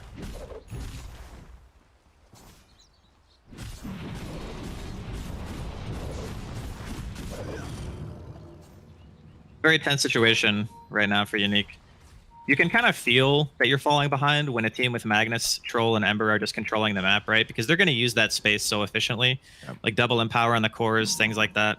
It's kind of a frustrating situation to be in, but you can't really fight into Aegis at this point. And at this point, 30 seconds left, so this is the right call to wait it out. And we've seen a lot of teams execute this strategy. Get ahead, move into enemy territory, then hold that high ground outside of the base. But as you're saying, when you have Empower on a couple of your key heroes, this strategy feels extra value. Like you shove out the waves so fast, you clear the jungle so quickly. Yeah, you're going to use the map better than pretty much any combination of heroes would. Because even the flash farmers that do it with like spells and whatnot, like Shadow Fiend and stuff like that, they don't really scale the same way as like a Troll Warlord will, for example. So it is a rough go right now for Unique. And this is kind of why the panel and even myself kind of favored a 5-men's draft, is just because there's always the potential for something like this to happen. One team fight goes poorly, like they went for the Roche, and then obviously it didn't work out. They lost some heroes, they lost the Aegis, and then all of a sudden the game turns into this like 10k lead. It's not that it's insurmountable, it's just that it's a lot easier for a mag team to reach that kind of condition than what Unique has. I would say they picked heroes that are actually quite a bit harder to execute in the grand scheme of the game, like getting their win condition going. But it's not to say that the game is over or anything, just that fighting out of like being trapped in this type of situation is going to be kind of tough. Yeah, definitely. And as we've gone back to, like, the ease of execution advantage partially locked into how well this Ember has recovered, right? He lost mid. There's no arguing that this game. Died solo, then died a second time in a little skirmish. He's pretty much recovered now, still behind the Void Spirit in terms of net worth, but you don't really feel it in the fights as much. And also having that extra damage from the Empower opens up the Ember to just go for a defensive item pretty early. He's got the BKB now, 10-second charge. That'll make his life a lot easier. Down bottom, it looks like Unique are moving out of the base, perhaps looking to hunt, but actually it's the 5 men that are smoked up right now. Big potential engagement here.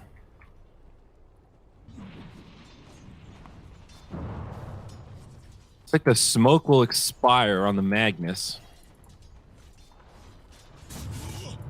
Yeah, they can't just leave that full wave top. They have to send their TB back. They're going to ping it out.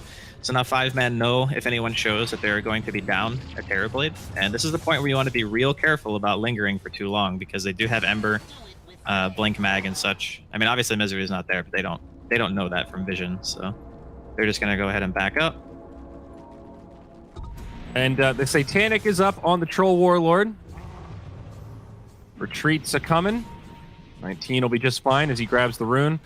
Drasco, maybe you can answer this question for me. What is Satanic? You know, like most, like the drums, they're drum, S&Y is some swords, you know, we got some cowls, some hoods. What is Satanic? What is that thing? Is it a weapon? Is it like I always thought a pendant? It looked like a helmet.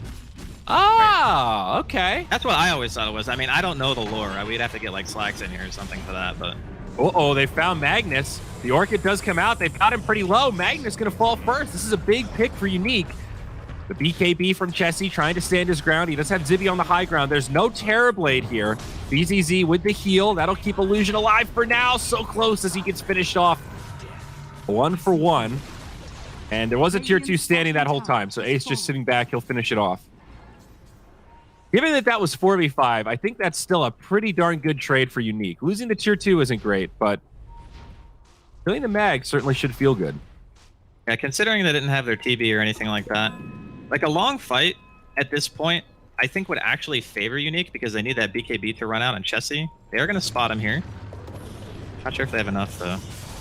Oh, it's close. The Remnant's slow, but he does make it out. Now the potential turn. 19 with a fast TP as the Veno comes in. Definitely the right call and should ensure his survival. The other thing too about Unique's lineup, and I didn't really touch on this too much during the game because there was a lot of action, but they don't really have the best scaling damage besides like TB. He's kind of the only one on their team who's really gonna, truck once he starts getting items. Void Spirit's notorious for having really strong starts, and then depending on how far ahead he is or itemization, his damage can feel pretty lackluster, even with like his level of farm, right? Because he's still the 4th highest net worth in the game. But we saw it, they took a lot even just to kill Mag, right? Relatively tanky hero and such. So I think that a damage issue could definitely be a thing if this game keeps going like this, because the other heroes aren't getting stronger, right? Like it's just the Void Spirit and it's just the TB. So if those two heroes aren't enough to kill a core, then those cores just aren't going to die. Well, I'm going to run into Van's score, and it'll be an easy pick-off. Now, you did call this at the beginning of the game. Ace has MKB, so this troll's just got a huge jump in his damage output. He also got lucky and found the Orb of Destruction, a stupidly good item on carries like Troll Warlord. So he is on another power spike right now, buddy. Yeah, this guy is strongest hero on the map, no doubt. Even, I don't think TB can even deal with him right now. He is going back for BKB. I think it's definitely the safe play in regards to pushing the tier 3, the high ground. Next Roche is up right now, so I think it's the quote unquote safe item. I would also like for him to consider at least Abyssal Blade, because I think Abyssal is just, you see one decrep go out, you can Abyssal anyone and they're pretty much dead. Who lives through an Abyssal Blade if they don't have a decrep on the side of Unique? Even a TB would be scared of that, right? Yeah, I think so. And speaking of scared, 19 down bottom, TP out. Can he find it, Chessie? Oh, not in time. That was close. Yeah, this is free. That started with the Void Spirit as the aggressor, by the way. He threw down the Remnant as the Ember was TPing in and almost got turned on. Quick shot out. Illusion will make it. But yeah, that's another Aegis and Cheese on Troll they're going to have to deal with now. Things looking a little bit grim for Unique. Unfortunately, our win percentage not working for us today. They're going to find Pi here. Are they? Pi's actually going to live. Damn. This is a very similar situation to what we had, 10, 12 minutes ago, give or take? Yeah, except now they have no outer towers to play around. Yeah, it's troubling, to say the least. One Roche fight can really throw a team like this out of whack. Their heroes just rely so much on being able to play the map, play aggressively, go for these kills, quick pickoffs. They have really good heroes at doing it. You Ink Swell the Void Spirit, he goes in. I might be dead here. Oh, this time I think they've got him. Zibby slithering his way over. Twilight Die trying to live as long as he can. The Glimmer Cape actually gives him a reset. And again, this Enchantress survives. 19, TP's home. And the rest of Unique head back to the high ground. Do you remember when I was saying there might be a damage issue? Yeah, pretty scary when you can't kill the Pylai Die Ench. That is... the best part is he even has a Deso on 19, and he still can't really do enough damage to threaten a kill on even one of the lowest strength gain heroes in the game. I guess to be fair, at least she's got untouchable, so there's another factor at work, but yeah, that's not a good feel. This is a Unique are hanging in there, but I just don't know what their options are. I'm really having trouble seeing the win condition. It feels very much like this is in the hands of 5 men to throw. They obviously can toss it trying to go high ground here, but having one team locked in the base, I think we know what's going to happen to the net worth. 19, he's trying to leave the base right now, has to Orchid straight away. Chessie sidesteps the Remnant. Now the BKB. I think 19's going to get put to rest here. Misery comes in with an RP. Okay. They teach him a lesson, all right.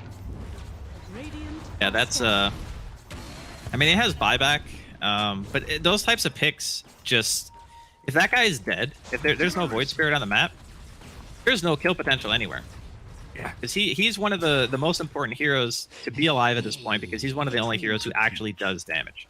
Palantimos, I don't even think he can meta unless they are diving his base, because if he misuses his meta here, they will just have no damage. Yeah. And even his items, like they're certainly good for TB, but they're a little bit more on the defensive side. He hasn't itemized for crazy right click. Now the tier 3. Lucky for the Radiant, they do have the repair kit. It's going to slow down this siege. Now the glyph comes out. The decrep also annoying for the troll, but now the skewer out. Misery finds BZZ, and that is a dead Pugna. Does have buyback available. 10 seconds till the Void Spirit's up. But these are easy picks for the 5 men. Now Basher out on troll. The next big item, Abyssal, gonna be inbound.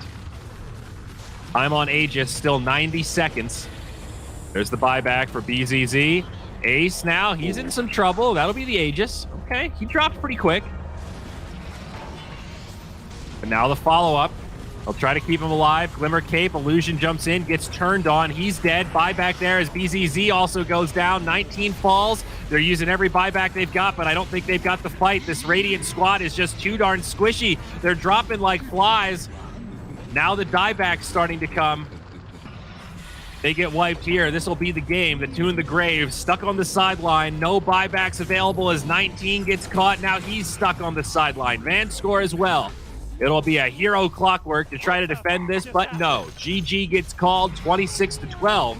The 5 men take game number 1. Yeah, I think based on draft, this was probably the expected outcome. But it's not as if Unique didn't have a pretty strong showing for the first like 15 or 20 minutes, right? They came out strong, 19 solo killed Chessie in mid lane, got 6. I thought that in of itself, when I saw the 13-minute Orchid, that there would be a point in the game where, you know, 5 men couldn't actually fight and they would lose map control. That was a real possibility this game.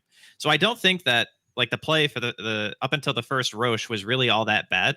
Maybe they could have gotten a few more kills or used another smoke or whatever, but like besides that, I can't really harp on the play too much. It's just that once a mag team like that gets ahead, it becomes just this pressure that you're experiencing all the time to make moves, and you have a little bit of a damage problem. Palantimos couldn't really make his presence be felt in the game and stuff like that, and then they just didn't have damage anymore. Like after that first Roach, the game was just really rough. Started to feel a little bit like an outdraft as that game went on, but we've got our panel back here. Curious to hear their thoughts about game number 1. Thank you very much, guys. Go and take a break for a few minutes as we break this down and get excited for the next draft. Game 1, analysts, you can take a bow. Correctly did it. Well, sometimes we guess correctly, you know. It's a 50-50. Teams win, teams lose. Simple. Like, we're right. Be a draw. Be wrong.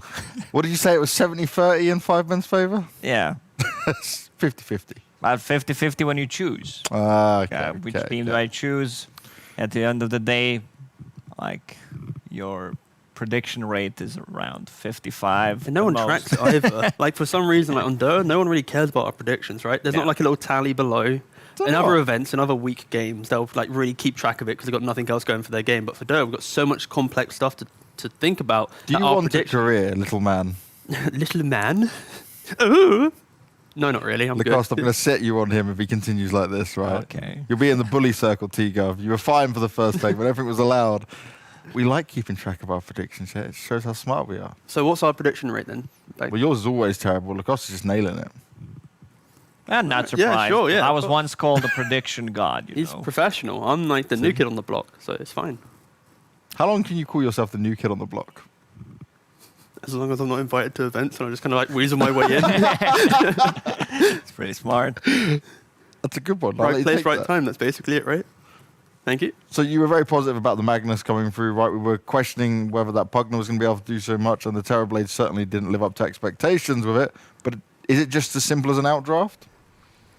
It's much easier when you have a better draft, but I think, once again, like I like to talk about the itemization. Itemization is something that's going to either win you a game or lose you a game. I think great comparison is the previous series where you had Spectre going for Hand of Midas into Radiance, and this game you have Troll who buys a Braid Band and then decides to buy drums, and he keeps fighting and he keeps farming. Because I mean, the difference is that in this game he has a position for Magnus who's gonna, you know, enable him with the Empower. He's gonna get much more farm, but his itemization was on point. Like, he didn't even need BKB. I saw at one point he had that queued up, changed his mind, didn't even buy it, wanted to go for Basher, but status resistance build against all the heroes that Unique had like they can't touch this troll, and it comes down to that. Like, we're gonna kill the first Roche. You don't necessarily need to end the game. You wanna keep the pressure, just close the map for the enemy. That means that like 2-3 max heroes are gonna get the farm out of it, since you're just completely choking them. And then it's just a textbook example of like how to end the game. There were like 1 or 2 mistakes where heroes died where they shouldn't, but you wait for the second Roche, get that cheese Aegis, and it's pretty simple.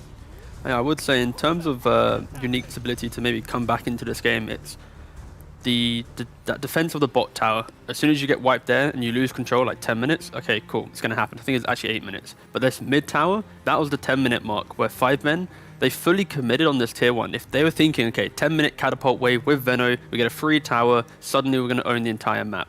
But they pretty much demonstrated how not to siege a tier 1 tower, diving behind it, profusely feeding, respawning, going again. It allowed like Unique to actually have like a platform in this game. When they're on the weaker draft, the only way that they really kind of muscle up at the early stages is from these misplays from 5 men. And luckily, I think the main factor we had here was Ace was always farming. He was making, like, his itemization was good, like Lacoste said, and the fact that even though the first 15 minutes of the game from 5 men was kind of clowny in terms of like their pushes were a little bit limp, their fights, like Chessie running top lane, just plowing his face into an orchid and dying, like it wasn't that good for 5 men. But at the 18-minute mark, that Roshan, it shows how these guys, they at least know, like, they know how they're winning the game, because they took away the spot tower, they took away mid tower, they then forced this big Roshan fight, Misery whiffs an RP, TB does this really wild Sunder, now they win the fight, and now everything's set up for them to win. So I think draft was really good from them. Early plays were punishable, but they set themselves up that these small failures were cushioned by the fact that Ace just had really good farm enabled by the Magnus. No, we've seen it, right? Unique have opened as many times as possible with the Clockwork Venom. Do you think it hurt them having 5 men just take that away from them, to just throw them off their game a little bit with how they wanted to draft? I don't think they expected Venomancer to be paired up with Magnus, position 4. You had a good read on that. And it worked out. You said Misery, like he tries some different stuff and it works out for them. And I think this is once again a great example. He goes into the Roche pit, misses RP completely, hits nothing, and says like, "What did you expect? What did you expect?" And it's just a funny situation. So they still make a full team wipe. Yeah, it's just when you see how they're playing. Like if you watch back that replay, they're just playing the areas. It's like they're trying to play like OG, but as if they're like with the Cloud9 players. You know, it's like the philosophy there, execution not so much, but the outcome still eventually the same. Like they're taking control of key areas of the map, they're utilizing catapult waves, they're putting an emphasis on Roshan and enabling their win condition. A lot of teams can kind of cloud their shot calls, thinking that they have to play as 5, for example, they're taking the wrong towers, and then it sets themselves up for like the critical time to be in the wrong position. Like the way in which they made their early moves just enabled them so much. So I think, yeah, 5 men just had the better read on how to play the game, and unfortunately as well, like TB, he buys Manta, he goes Halberd. By the time he has Halberd, he's already got this like troll that has SMY, Drum, Satanic, and an MKB. Like you literally cannot buy an item at that point in the game that's going to suddenly change anything, right? And that's why he doesn't buy BKB. When you say taking the wrong towers, like explain that to viewers. Like, oh shit, we took a tier 1 tower on the top lane. We should have taken one on the bottom. Let's rebuild this tower on top and go back to the bottom lane. I mean more like, when you think about like the first core TP, right? It's like the critical. I know. Like Twitch asking like, wait, you can rebuild towers now? That would be great, actually. How much gold do you think you'd have to spend on that? Like how much? 200. 200? Yeah, for the enemy. I mean, you spend gold, you give them tower. But like, I mean, like if you could buy a tower in the shop as a support, right?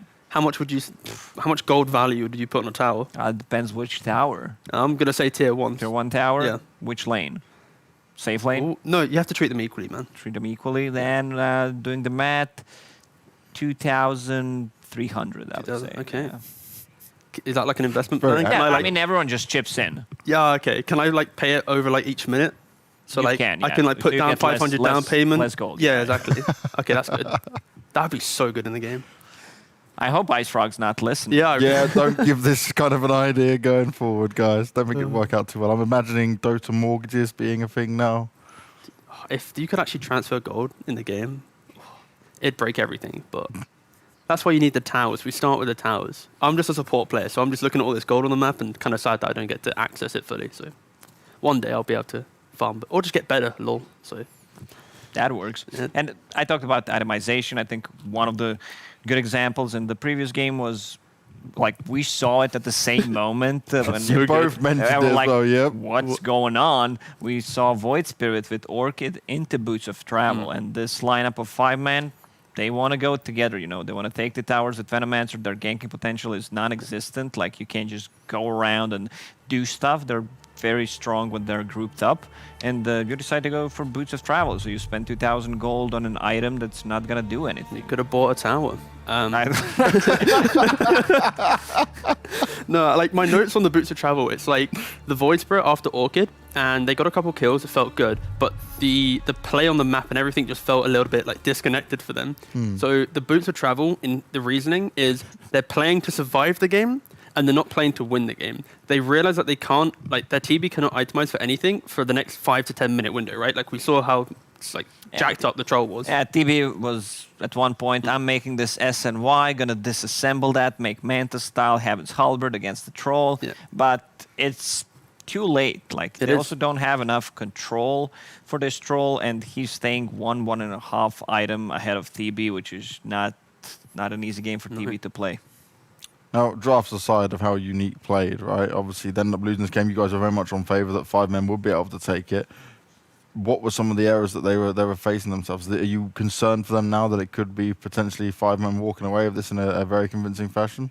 Not really, because like look at the laning phase that you have. You've got Chessie who dies mid lane. He then dies going for an aggressive Banny rune still, and he's in a matchup where he can still farm, right? He's not going to suddenly lose his tower from these deaths at level 6. Like, let's say it was a DK mid, for example. Tower's lost. If any other hero, tower could be pressured. Rotations could be made. But because they're cushioned by their draft, their early errors weren't really punished. Same again, mid lane. They spend 6.5 minutes trying to take this tower. Any other draft, any other change to their lineup, suddenly you lose mid tower. Suddenly you've lost Roshan, right? So I think 5 men, they had 15 minutes of small mistakes, but still with the same outcome as if they were playing better. So yeah, sure they win, but it's not promising. Yeah, he has some great points. Like I have nothing to add to that. I really Lacoste, what has gone on? What has changed? You know, sometimes once per week, I'm gonna be a good guy. And you chose it had to be this is point it. with What day is T-Gov. today? Saturday, Sunday? You weren't here, right, where T-Gov nice, was thank getting multiple compliments from me, from Liz, from Twitch chat, and he couldn't deal with it. Then he came back the next day and he had this whole, like, reevaluated himself, became confident, didn't you? We've seen a change in you, T-Gov. Like, honestly, I've realized that once I've now experienced Twitch chat, I've been part of Twitch chat. You really, no, you are Twitch chat at this point. Every time I say, oh, T-Gov's probably Twitch chat, there he is. It's really made me realize that, you know, I am just so much smarter than I'm You're gonna make it. Okay, I'm joking. that's not the thing. The same with chat. I love you. There's a heart, there's a potato, whatever you want, you know, just to make you happy. Potato. No, but they're normally they're very good at like guessing the right draft. You know, after they've heard this expert analysis from the likes of Lacoste or Lizard, they're really able to just Love pin it. down. Doesn't mention Carl, doesn't mention BSJ. Yep, well done. Oh yeah, forgot about BSJ too. Yeah, I was just trying to, you know, So just Carl. I was trying to throw Carl some shade there, but yeah, like they're pretty darn good. Twitch chat is the best at losing money betting on a wrong team. Like, F10K, they're- man. yeah, What am I they're saying? the best at it. I just love. They seeing them come get in angry. for information, you know, they're watching others. Like, do we have more unique? Do we have more 5-man spam going on? And they, most of the time, choose wrong. Yeah, they just.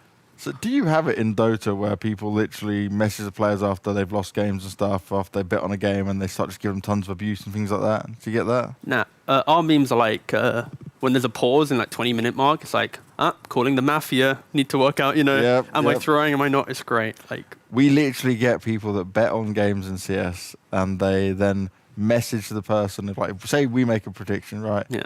And say you predicted Unique this time and they lost. People would send you messages like, I'm going to kill you, I've just lost like... I'm fine with that, but if they send something else when I'm correct, you know, send me part of the money. Because, yeah, exactly. like, I'll take 1% commission and 1% flame. Like, why not? The production just telling me to do this massively in CIS on Dota. So obviously, CS is toxic in that way a bit more from the but, betting like, side. If our like analysis on the panel was like, really loving this draft right now, I think the F10K is going to go to 5 men due to, and I really tailored my speech to the betting, then sure, I'll take the flame, but it's not my fault they don't know how to read between the lines. Even some of our players get flamed, like completely like, oh, you threw that game, you're such a trash player, like why are you playing like I'm gonna kill your family and stuff, and I'm just like, dude, people some of the players like opinionated. post these screenshots of DMs that they get sent from like random players and emails that come through to them and anything else. It's just like It's a lot of on this betting commitment, world? if you need to find someone's email, if it's not in his Twitter or... No, it's normally on their Twitter bio, like by that agent. Luckily, the or whatever. mute feature is in both the game, Beautiful. Yep. on Twitter, and Yep. Twitch. I guess you have to time them out, which is kind of fun to do as well. Just Mod Teague up dude, here. I've been tripping with the power, I see some guy pipe up. I'm like, do you want to get timed out? He's like, yes, please. I'm like, no worries, mate. There you go. See you in 600 seconds. We had a guy today where it was like, honestly, I have no idea why I'm modding this 600 channel. seconds? Yeah. Like, are you one of those guys that calls his baby like, yeah, he's 76 months old? All right. It's not my fault that Twitch has, like, you have to enter seconds, right? So my mind is Twitch at the moment. Okay. But I never banned anyone or timed out. That's why I don't know. Good guy, yeah. I just do it for the fun of it. I sometimes The ask just him. accepts everything on face value. Throw it at him. Yeah, why not? Like, Carl just pipes up, like, time him out, gone. You see can't let them know that it affects you. Yeah. That's what they want. Yeah, exactly. But like the last event I worked, I read like Reddit. Oh, we had this conversation. And it was yeah. like, I read it as if it was like the gospel, like everything. I'm like, this guy's trash. I'm like, I am trash. This guy's great. I'm like, I am great, Like every single, like I was on a roller coaster of emotion. And then that's It's like, I how realized, low was your opinion of yourself at that point, right? Because like for me, thanks, production. if I'm reading stuff like this, yeah, I just laugh. No, but because I'm like, first of all, you probably couldn't do our job. Second of all, you haven't got the balls to come on here and do it. And then third, like, for you to be doing this, you've obviously got nothing to do with your life. So like, why would you I ever? don't know, but that's why this event, I've just, I've elevated my game. I've just joined them. I'm now flaming myself, flaming them, timing them out. I've got the power, Like, I'm not going to sign haven't his power Power great to thing. ruin you. Yeah, that's true. I need to keep myself contained for now. We got to tell our Reddit story. So there was the Reddit post, right? For this. Oh, he was in for Twitch thi- chat the for other day, this by the event. way. Was he? Yeah, I'll say there hi we to him. go. It was nice. You might be there, mate, telling your story. You're not so bad. So we're on the announcement post on Reddit, and like for me, I actually, if anyone tweets me, I just respond. I don't care. I'm just like unfiltered. I Like respond. Chad, like proper out. No, Scary. I'm nice. I Like- just respond Yeah. completely fine. So this guy on Reddit, right? He was said about like, oh, if it's a panel with Banks and T-Gov, like, what was the exact words? Like, it's not worth watching or something. Or it was actually pretty hard. I can understand. It was very honest. It was very. Yeah. I really connected with his anger. But it was like harsh, right? Not just criticism like, oh, I wouldn't watch. It was like telling everyone just not worth watching at all. And I'm like, I just basically said, you can say what you want about me. Like, I get that. I don't come from Dota. But I was like, this man actually knows what the hell he's talking about to a degree. Banks is basically like simping me right now and like low-key white knighting me, and I love it. Big fan. No, but, Thank you. But the thing is, I know. what he did is he responded within a few minutes, right? Oh yeah. And this was the best bit because he like full 180. Yeah, of course. He Yeah, like yeah, and the he clap. played his Uno card. He was like, Because what I explained to him was, it's like, I understand you have that opinion. You don't have to like everyone. You don't have to like every talent. Like, most people hate Carl. We understand why. Like, you can hate me. I don't know everything about Dota, but I love what I do in my job. Fine. But what I don't understand is when they make those kind of comments, if like TOs and people that work the event read that stuff and just take that as face value, or someone who's new takes that as just goes, oh yeah, I'm going to listen to that opinion. Like, have a bad opinion, but give a good explanation. Don't like then come, and he even came back and said, oh, yeah, I didn't mean it in such a way, like, it's just you guys aren't my favorite. It's like, yeah, that's a much better way to say it like that then. You don't have to be like, no one should watch this ever, this is absolute trash. Like, why do you have to be so extreme? feedback is normally. Yeah, when pretty he good. played that reverse Uno card, you should have played +4. You should have go all in. It's on like him. +4 skip next move, +4 skip next move. Just really put him in I the bin. ended the conversation on Reddit of like, with him, just like, thank you very much, like, appreciate you kind of 180ing on the whole thing, but just maybe think about unplug your your work. I timed them out internet for 6 cable, thank million you very much. seconds. Yeah, don't worry. We do get a draft finally. Unique's going to open up with the Magnus this time. 5 Ooh. men going for the Rubik. Your face, T-Gov, already is a pretty picture. Interesting shift of putting the Shadow Fiend into the first phase band. That's kind of, I think, my big takeaway from this so far. Yeah, 19-teen has been really amazing. on the hero. He also plays some of the heroes extremely well. I think Shadowfiend is probably one of the best heroes, if not his best hero. Like, he also goes full greedy. Sometimes gets Boots of Travel as a first item, which is okay, even though like I'm not a big fan of nor Midas nor Boots of Travel. It's a lot of gold invested in nothing. Like, if you need something right now, it's very situational, but Unique, they know how to play with it. Like, it just delays your timing, but because of Boots of Travel, like, you can be refilling your bottle, whatever, you know, farming multiple lanes at the time, and then he comes back, and he's always on the top of net worth, and he's pretty much playing Shadowfiend. So if it's working out for them, it's working out. Don't change it. Yeah, sure. I think for 5 men, they've got another comfort pick for Ace. You've got that Spectre, first phasing it. It's going to be very good against the Grim Mag in terms of like the team fight. But again, it's not always about team fight with Magnus. It's about how you're enabling your carry. So I think 5 men, they have to really focus on what are these big cores that are going to be paired well with this Magnus. As you see from the Lifestealer ban, that's a very classic hero that's been played before, I would maybe gravitate towards a Sven as well, potentially. Or even something along those lines. But yeah, not too bad right now. Possibly Slark if they don't have enough control on 5 men. Still, I would love to see something that breaks the mag combo. I still feel Winter Wyvern is not a hero that is strong in the lane, but if somehow you manage to survive through the laning stage without big losses, like, you get a lot from it. Yeah, I think the only concern with that hero in philosophy is the fact that like that skirmish and constant fight, it can feel a little bit weak. So I think that's maybe why teams aren't really instantly gravitating towards that hero, just because it's very much like a 30-minute plus type big fight changer rather than like getting to that stage potentially. So I'm going to ask you guys this question, because Spectre comes in this time for the second pick of 5 men, right? When I discussed it before and I'm saying it wasn't doing too well, it was 4th pick for the team. When Kyle broke it down why it made sense in this one.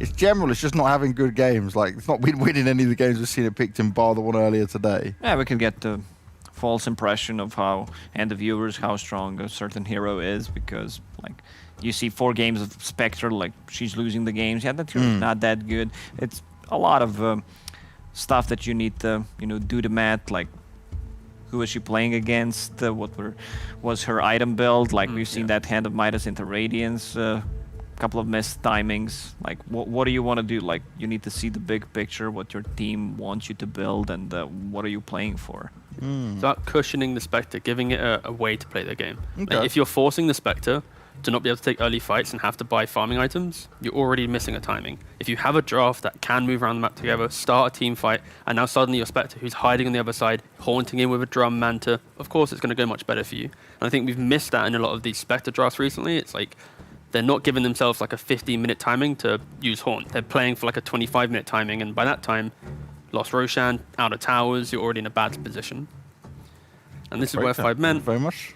You seem very pleased, Banks. Yeah, well, I'm just trying to understand why, like, people are going for it all the time. Some seem completely written off. I can make sense of the 100% and the 0%, right? Yeah, but the Doom and the Undying, perfect, to get that. We're also in like the closed qualifiers. You know, I'm sure we've mentioned this already today, but like it's like we're in the wishy-washy part of like true reads on heroes, where just because, you know, Siberium Seed's picking up Spectre and losing with it, is Secret going to lose with it, you know? Like, no offense to Siberium Seed, but it's just a very... Throw more shade, mate. Throw more shade. I don't know. That was the first team that came to mind. I could have also mentioned Matachi, go one of the actual, like, completely down and out teams, not even in the Blind League. Choose one of them, mate. They're already there. Wait, who actually came dead last? Matachi and... Evil Corp? Oh, Evil Corp. Yeah, Evil Corp. I think they didn't win a single game. Yeah, that's very unfortunate. Yeah, Evil Corp and Motachi, then it was Comrades, Extremium, Siberium Seed, Bait, Voldy Khan. Love this. Yeah, I mean, it's the same thing that I mentioned, like, as Winter Wyvern, where he breaks the fight. You go in, you have a BKB piercing ability, you're just waiting in the backlines. But Warlock is a much stronger support in the laning stage, like just providing Spectre with unlimited heal, and also the Fatal Bonds. I've seen also Warlocks just getting Fatal Bonds level 1, pushing the wave, and getting so much out of it. Like, you're zoning out 2 heroes plus a Spectral Dagger, and then you have a creep equilibrium. You have like 2 waves, and then your support pulls the first wave, which is pretty nice. So yeah, these 2 heroes go back to Classic, Dota 1. yeah. Yeah, it's very, very classic opener. But it is victim to being swarmed at the map and like not being able to truly defend towers that cleanly. You need to be at least having like one proactive move, maybe using like the 10-minute mark catapult wave to force people away from your side of the map, react, and then they have to recover during the time your cooldowns are down. If you're ever in a stage where you're defending towers, you like maybe missed a fight, you're suddenly losing like way too much map control. So this Batrider, it allows them to have one hero in the game that's going to be like super aggressive, forcing rotations, and it also boils down to the idea of Batrider goes in, Spectre can then play into the Batrider. The Spectre isn't the one having to haunt, find everyone out in the fight. Yeah, Rubik Warlock is not like the greatest support duo. You want to have heroes that can rotate, and they check that box with the Batrider. He's the hero that can make plays, and Batrider is good at every single stage of the game. Like that ulti goes through magic immunity, and whenever you get a blink dagger, there's always a play with it. Like enemy overextends, they're pushing your high ground, you pull them towards tier 4 towers, and like you can make a plays at the early stages of the game. Haunt plus Batrider, that's more than enough to take pretty much anyone on the map.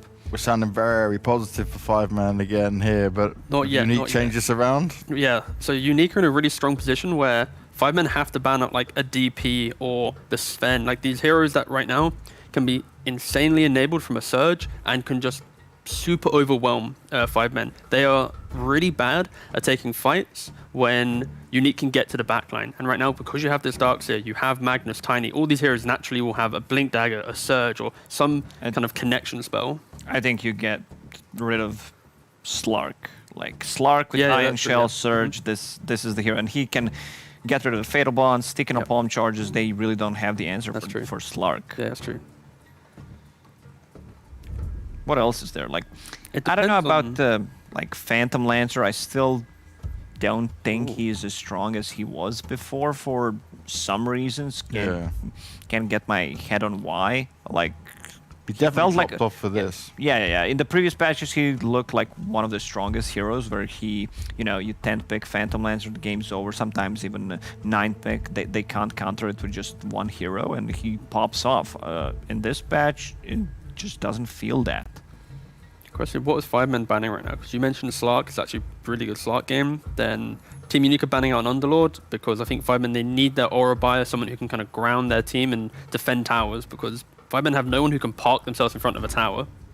And Unique also have like 0 tower damage. So if you have that innate tower defender, because you have no tower damage, it's like a million times worse. Like you honestly could never take a building. So they think it's a Batrider mid? Yeah. That's what I think they're thinking right now. But 5-man were second pick, so they're going to be able to decide exactly what's happening with their draft at the very end, I think, right? I would prefer if Batrider is their off lane and you have something that builds into Yule Scepter against the Darkseer. Like, oh yeah, true, yeah.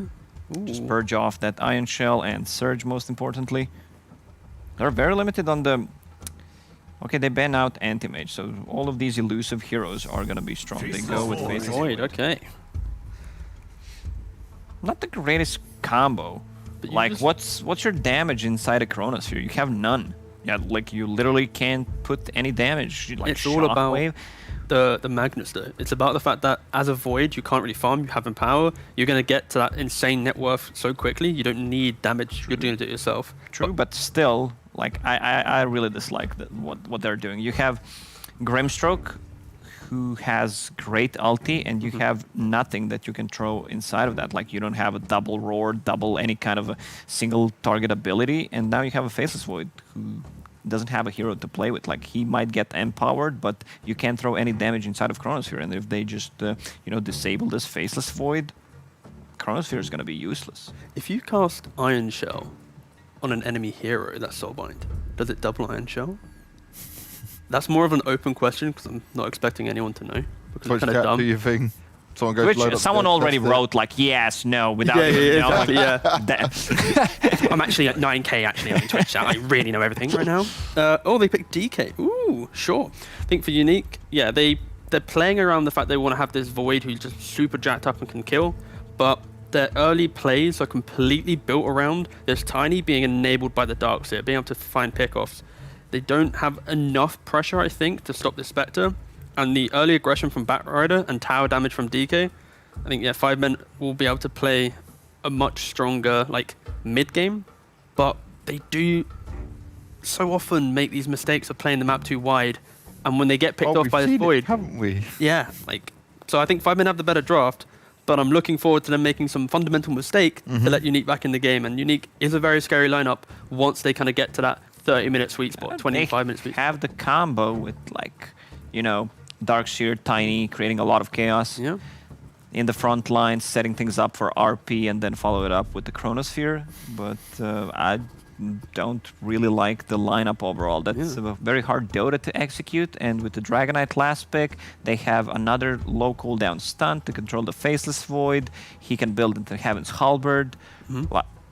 And the damage that Team Unique has, it's static. Like, the only burst you have is Tiny Toss, and Dragonite as a hero, I don't think he cares too much about it. Yeah, they really need items on Unique. So The cost, you're thinking more 5men once again? This is 80 to 20 in terms of draft. Like, I think Unique has a very low chance of winning this game. Wow. yeah, I'm going to be very happy when 5men win this game, and I get to watch them in the grand final when they will dumpster Cyber Legacy.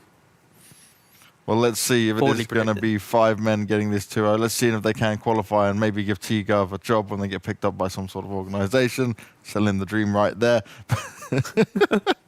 Thank you. Really pushing my future career. Thank you, Banks. There Thank you go. See, looking after you, mate. I'm Us there. British people, we've got to stick together in some way. Not The a rest of lot our of us. country's falling apart, but we're still here, surviving in Ukraine somehow.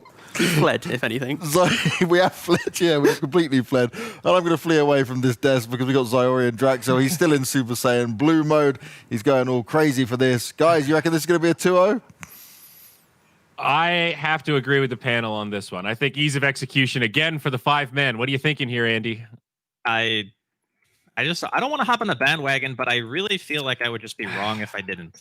Yeah. So I don't know. I think if it wasn't a mid mag, I would probably like it a bit more because typically, okay, you pick mag to enable another core. It's been said on the panel a bunch of times now. We kind of, it's Empower. It's not really just all about the RP, which is fine. But when you're playing the 1 and the 2 position, and one of them is the mag, then you're not like you're taking a lot of farm for yourself, right? Like you're not always just going to be following this guy around, throwing Empower on him. So I kind of agree that there's going to be some like damage and synergy issues, but it's Dota. A lot of things can happen. We'll see if they can make some nice plays. Maybe 19 gets off to some crazy start like he did last game, and hopefully he doesn't buy Boots of Travel second item. But Maybe. You're definitely right, though, that this 19 Magnus will be much different from what we saw Misery do last game, where he really did feel like that classic kind of Empower bot. There were Empowers up on that troll nonstop past like 15, 10 minutes, something like that. And I also agree with Lacoste. Like, this Faceless Void, you don't normally pick this hero just for the Chrono, but that doesn't mean that having some synergy with the Chrono is a bad thing, and I'm not really seeing it here. Ion Shell really helps. The buffs from the Grimstroke will also help, but a lot of pressure on Palantimos this game. Yeah, I really like the Slark suggestion that Lacoste threw out. I thought that they basically had nothing to do with that hero at that point in the draft, right? Because they had already been showing like 4 heroes. Yeah. And the core's already picked, so obviously they're not going to be able to pick some like 3 position that's going to completely destroy a Slark, I don't think, Yeah. Worst case scenario, you can do some kind of lane swap and probably still get a pretty good start. But I mean, at the end of the day, it kind of depends on the team. Sometimes it's the captain's call. Sometimes it's the carry player's call, what they feel is best for the game. So if, Palantimos feel like Void was okay, then we'll see if he can make it work. Well, he's certainly been popular recently. We've seen a lot more Void picks with mixed results, to be fair. Initial lane going okay up against Zibby and Misery. And now in the mid, whoa, big skewer back. But I think 19 in some big trouble. Can Batrider find a first blood? Chessie, not much time left on this Firefly, but it won't matter. He finds it. Solo kill for the Batrider. I mean, that's a big kill for him, obviously. Going to get his game going. Can get to his very, very early bottle. 1 minute and 30-second bottle. Not too bad. Yeah, that's pretty good. And the Mag... So he's one of those heroes who doesn't necessarily need to win his lane, not trying to condone the death or anything like that, but he will just get farm. That's kind of the nature of the hero, especially in a core capacity. But we'll see how much Chessie is able to kind of like bully him in lane going forward. It is also scary, though. Bat getting a good start means he's going to accelerate towards these items. Generally, we're seeing like Boots of Travel first item, and there's certainly correlation with the sooner you get those, the sooner you can start taking over the game. Yeah, there's not too much really that deals with a really stacked Batrider either. Zippe top lane, maybe in some trouble. No bashes though. Little low. It'll be okay. Yeah, no save or anything. Talking point that we had from last game, but another problem with the draft here. I mean, neither team really has like a pure save, right? Like there's Golem on one side, which is like a big AoE stun that could be used as a save, but it's not a hard save. And then there's like Chrono and some stuns, but that's more, we would just refer to those as like counter initiation, right? Like not really a save. Oh, mid lane, Chessie trying to do it again, but this time Unique have set a trap. Is that trap going to have enough damage, though? Illusion's here. One more auto attack, and Chessie's found it. He gets the kill first. That is so insanely good for the Bat relative to the Magnus, who dies first. Illusion gets a little bonus, but... He's almost level 5 at 3 minutes. And Mag is only halfway through level 3. Up top, though, we're going to see some pressure onto Zibby. Now a kill comes out for Unique. Secured by Vanscore. Misery now on the run. Looks like he'll be fine. Okay, finally get that DK. It's definitely nice, but you can see the Void's already falling behind in CS. This is a double damage debuff lane, so Fade Bolt and Breathe Fire. If both of those things are applied to the Void, his damage is just non-existent. If this was pre-nerf Rubik, he would just be crying. Like, it would just be tears the entire time. I guess they're both percentage-based spells, huh? So yeah, the one silver lining. After the change. Already not an amazing start for Unique. Chessie obviously winning mid. Spectre farming ahead of the Void right now. God, look at this. He is just keeping him completely isolated from the lane. He's going to miss the EXP from this entire wave. He's not even letting him get the small cam. Yeah, like, this is bullying. Straight up. Oh, okay, skewer into the tower, though. Chessie does not have a TP. And there's the toss. Gets up to the high ground. Avalanche! Oh, it's so close, Chessie! Hold back, one more. They've got it, 19. Now, meanwhile, the Darkseer does get finished off down bottom. Almost lived, and now Illusion killed by Misery. So action all over the place here, making our Observer work for it. The double damage on Rubik. Getting that counter kill a little easier now on the run. 19, trying to find another cleanup kill. Does have a little mana left. Misery giving him the taunt. And he will live. Okay. You know, I was going to mention before, 8 kills just happened. The salve has been in Chessie's inventory for 2 deaths now. If that was just in his inventory over the mango, I'm pretty sure he just lives both times. Especially that second one. Yeah, the second one for sure. First one, okay, maybe he still dies. Like, swap in the salve, man. You could just live there. Ditch the mango, buddy. Oh, bottom lane. They're going in onto Pylai Die.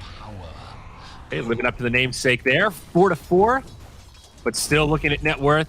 Pretty starry graph with 2 of the big cores, the 1 and the 2, on the Radiant. Top of the charts by a nice margin. And 19's been forced to jungle next to his tier 2 tower. I mean, I've seen Mag lose lanes before in mid, but I've never quite seen it like this, where the Batrider is more than doubling the CS. Obviously Chessie's already level 6. It's a complete flop from what happened, in game 1, where Chessie solo died to 19 in the Spirit matchup. But yeah, some of that is the MO of the Batrider. You have to live life on the edge, and when you get those trades, you're so ahead like this. But we've also seen games where they backfire, and then the opposite occurs.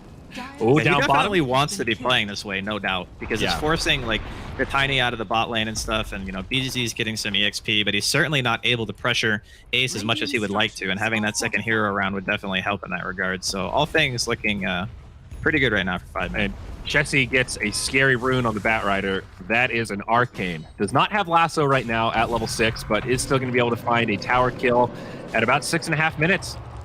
Meanwhile, up top, Palantimos chasing down the Rubik, gets the bash, finds the kill. Nice help of the Grimstroke there. Losing that mid tier 1, that hurts this early. God, a 6-minute tier 1 tower is devastating, especially to a lineup that really wants space, Now Illusion. Okay, TP from 19 will keep him safe. Chessie had Lasso there. Maybe they find that kill. He's opted for the extra point into, I think he put it into Firefly there. Yeah, I think he had 3 napalm from before. He was 3-1-1 at level 5, so not opting to get it just yet. BZZ really low on bot lane. Is Surge going to be enough? Nice vacuum to buy him some space, but unfortunately for the Darkseer, that'll be another kill up for the Spectre. Now top lane, or mid rather, Chessie tossed back, and they do find a much needed kill on this Batrider. Yeah, I mean, the way that the kills happen, though, like, sure, it's a nice kill, but think about how they had to move around the map to get that kill. They're defensively warding. They're at their own tier 2 tower, like, trying to kill this guy, while Ace and Misery are just sitting bottom, having the time of their lives. Like, they've killed this Darkseer, what, 2 times now? And Ace is level 7. He's going to have drums soon. Like, this is not the kind of start that Unique are looking for. And typically, you would look to this Void and be like, hey, you know, we need this Chrono so we can start getting some kills. But as Lacoste had mentioned on the panel, there's no damage that goes into this Chrono. And it's not early enough in the game yet to where Empower is really going to catapult you to that state where you're able to solo kill. You know, we need way more time than this. Yeah, and that's some of the value of the spells, like just getting those first Chronos to do something, like Snapfire, for example. Having an ulti that combos to kill supports. Now Misery on the run. Looks like they'll find him here. Toss combo, double Ion Shell, and it'll be another kill up for Team Unique. My big concern, though, Draskell, is despite the kills and them making some moves, there hasn't really been an answer to Ace. 50 CS, 2 kills at 8.5 minutes, Spectre leading the net worth, and there's really no sign of this changing soon. Well, they are surging in the Tiny here. Okay, maybe this is the sign I was looking for. Pressuring him in any way is nice, you know? He doesn't have any regen on him right now. I mean, under the tier 1, he does have 7. Why does Spectre have 7 health regen under a tier 1? Anyway.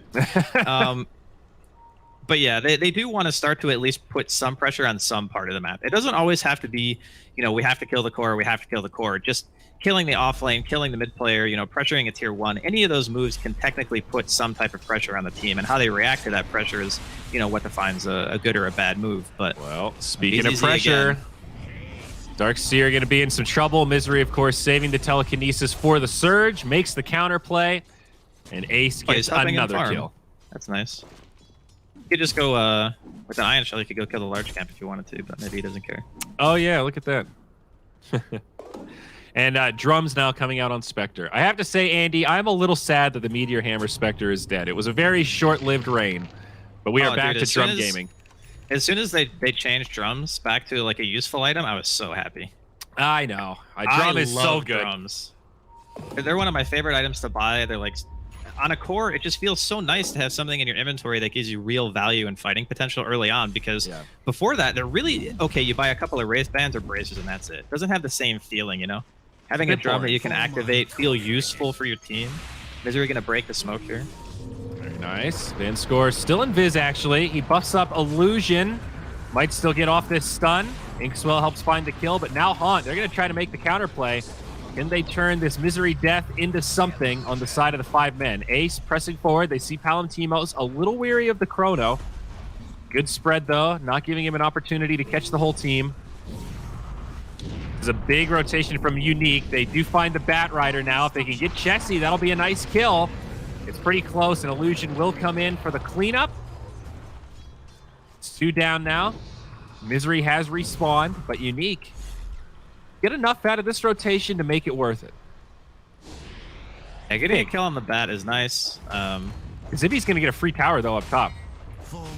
Yeah, this offlane DK, I guess we haven't really talked about it a lot, but it is really difficult for Unique to deal with this hero specifically, because a lot of their damage is based through right clicks. Like, obviously they have tiny combo and stuff, so they have an okay mixture of damage, but this DK, he gets like a Blink Dagger and a BKB. He is he's like another Bat Rider, right? He just blinks in, he uses his Dragon Tail. Obviously can't pull people out of position, but he's that guy who can just go in for you, which is really, really nice to have, and it's super low risk. Well, Illusion gonna walk into enemy territory and find 3 heroes on the high ground. That'll be a freebie, and actually a pretty good streak for Chessie. Yeah, he was worth quite a bit, huh? 352, not bad. Was 5-1 before that.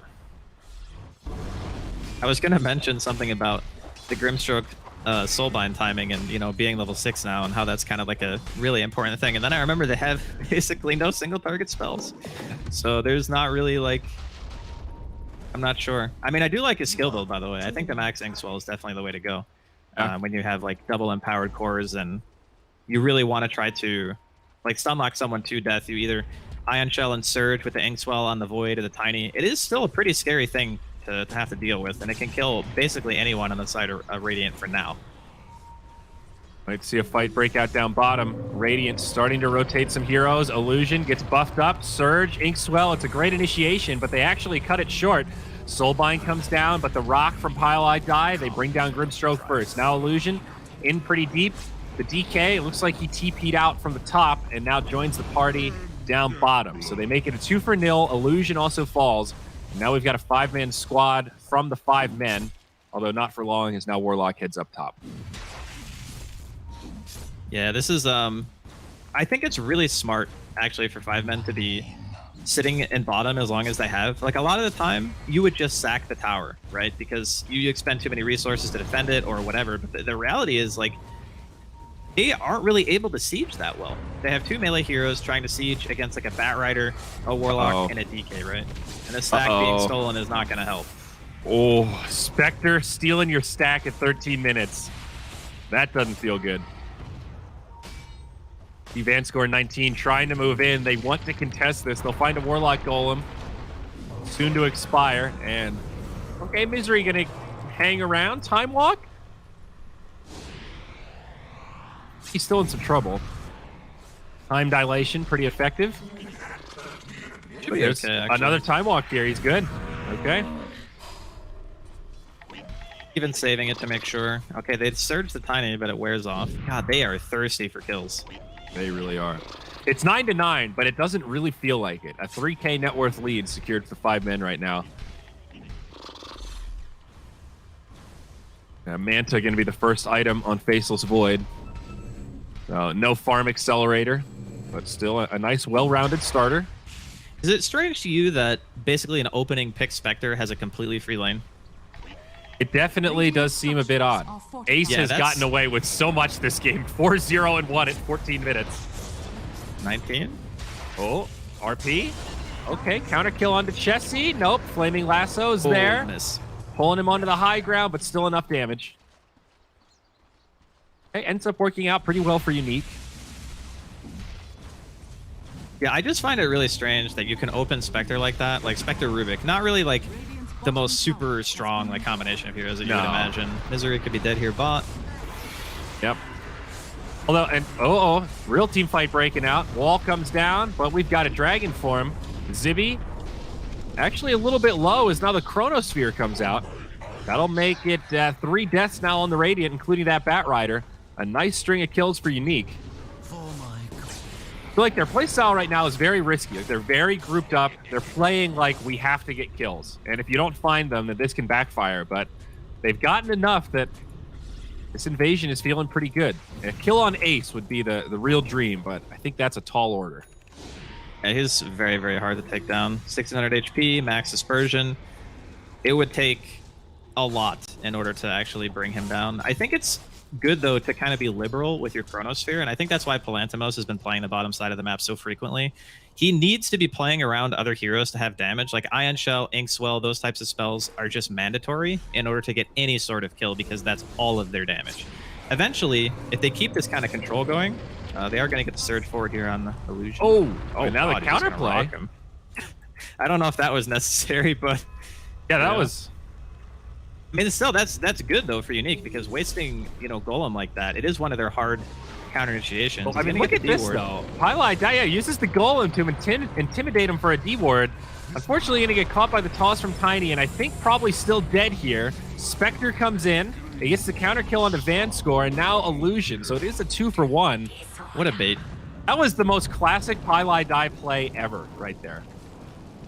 I mean, the Golem looked super suspect at first. You're like, okay, I don't know about this. And then you didn't, at least I didn't realize Chessie, he's had bots for a while, but I didn't think about the implication of TPing to the Golem, right? It just kind of like skipped my mind. And then I saw it and I was like, did they think about that or did it just happen? Yeah. Because he looked like he just wanted to D-ward and it kind of just worked out in their favor. Hey, it might have just worked out, but either way, showing some of the team communication here, the synergistic plays.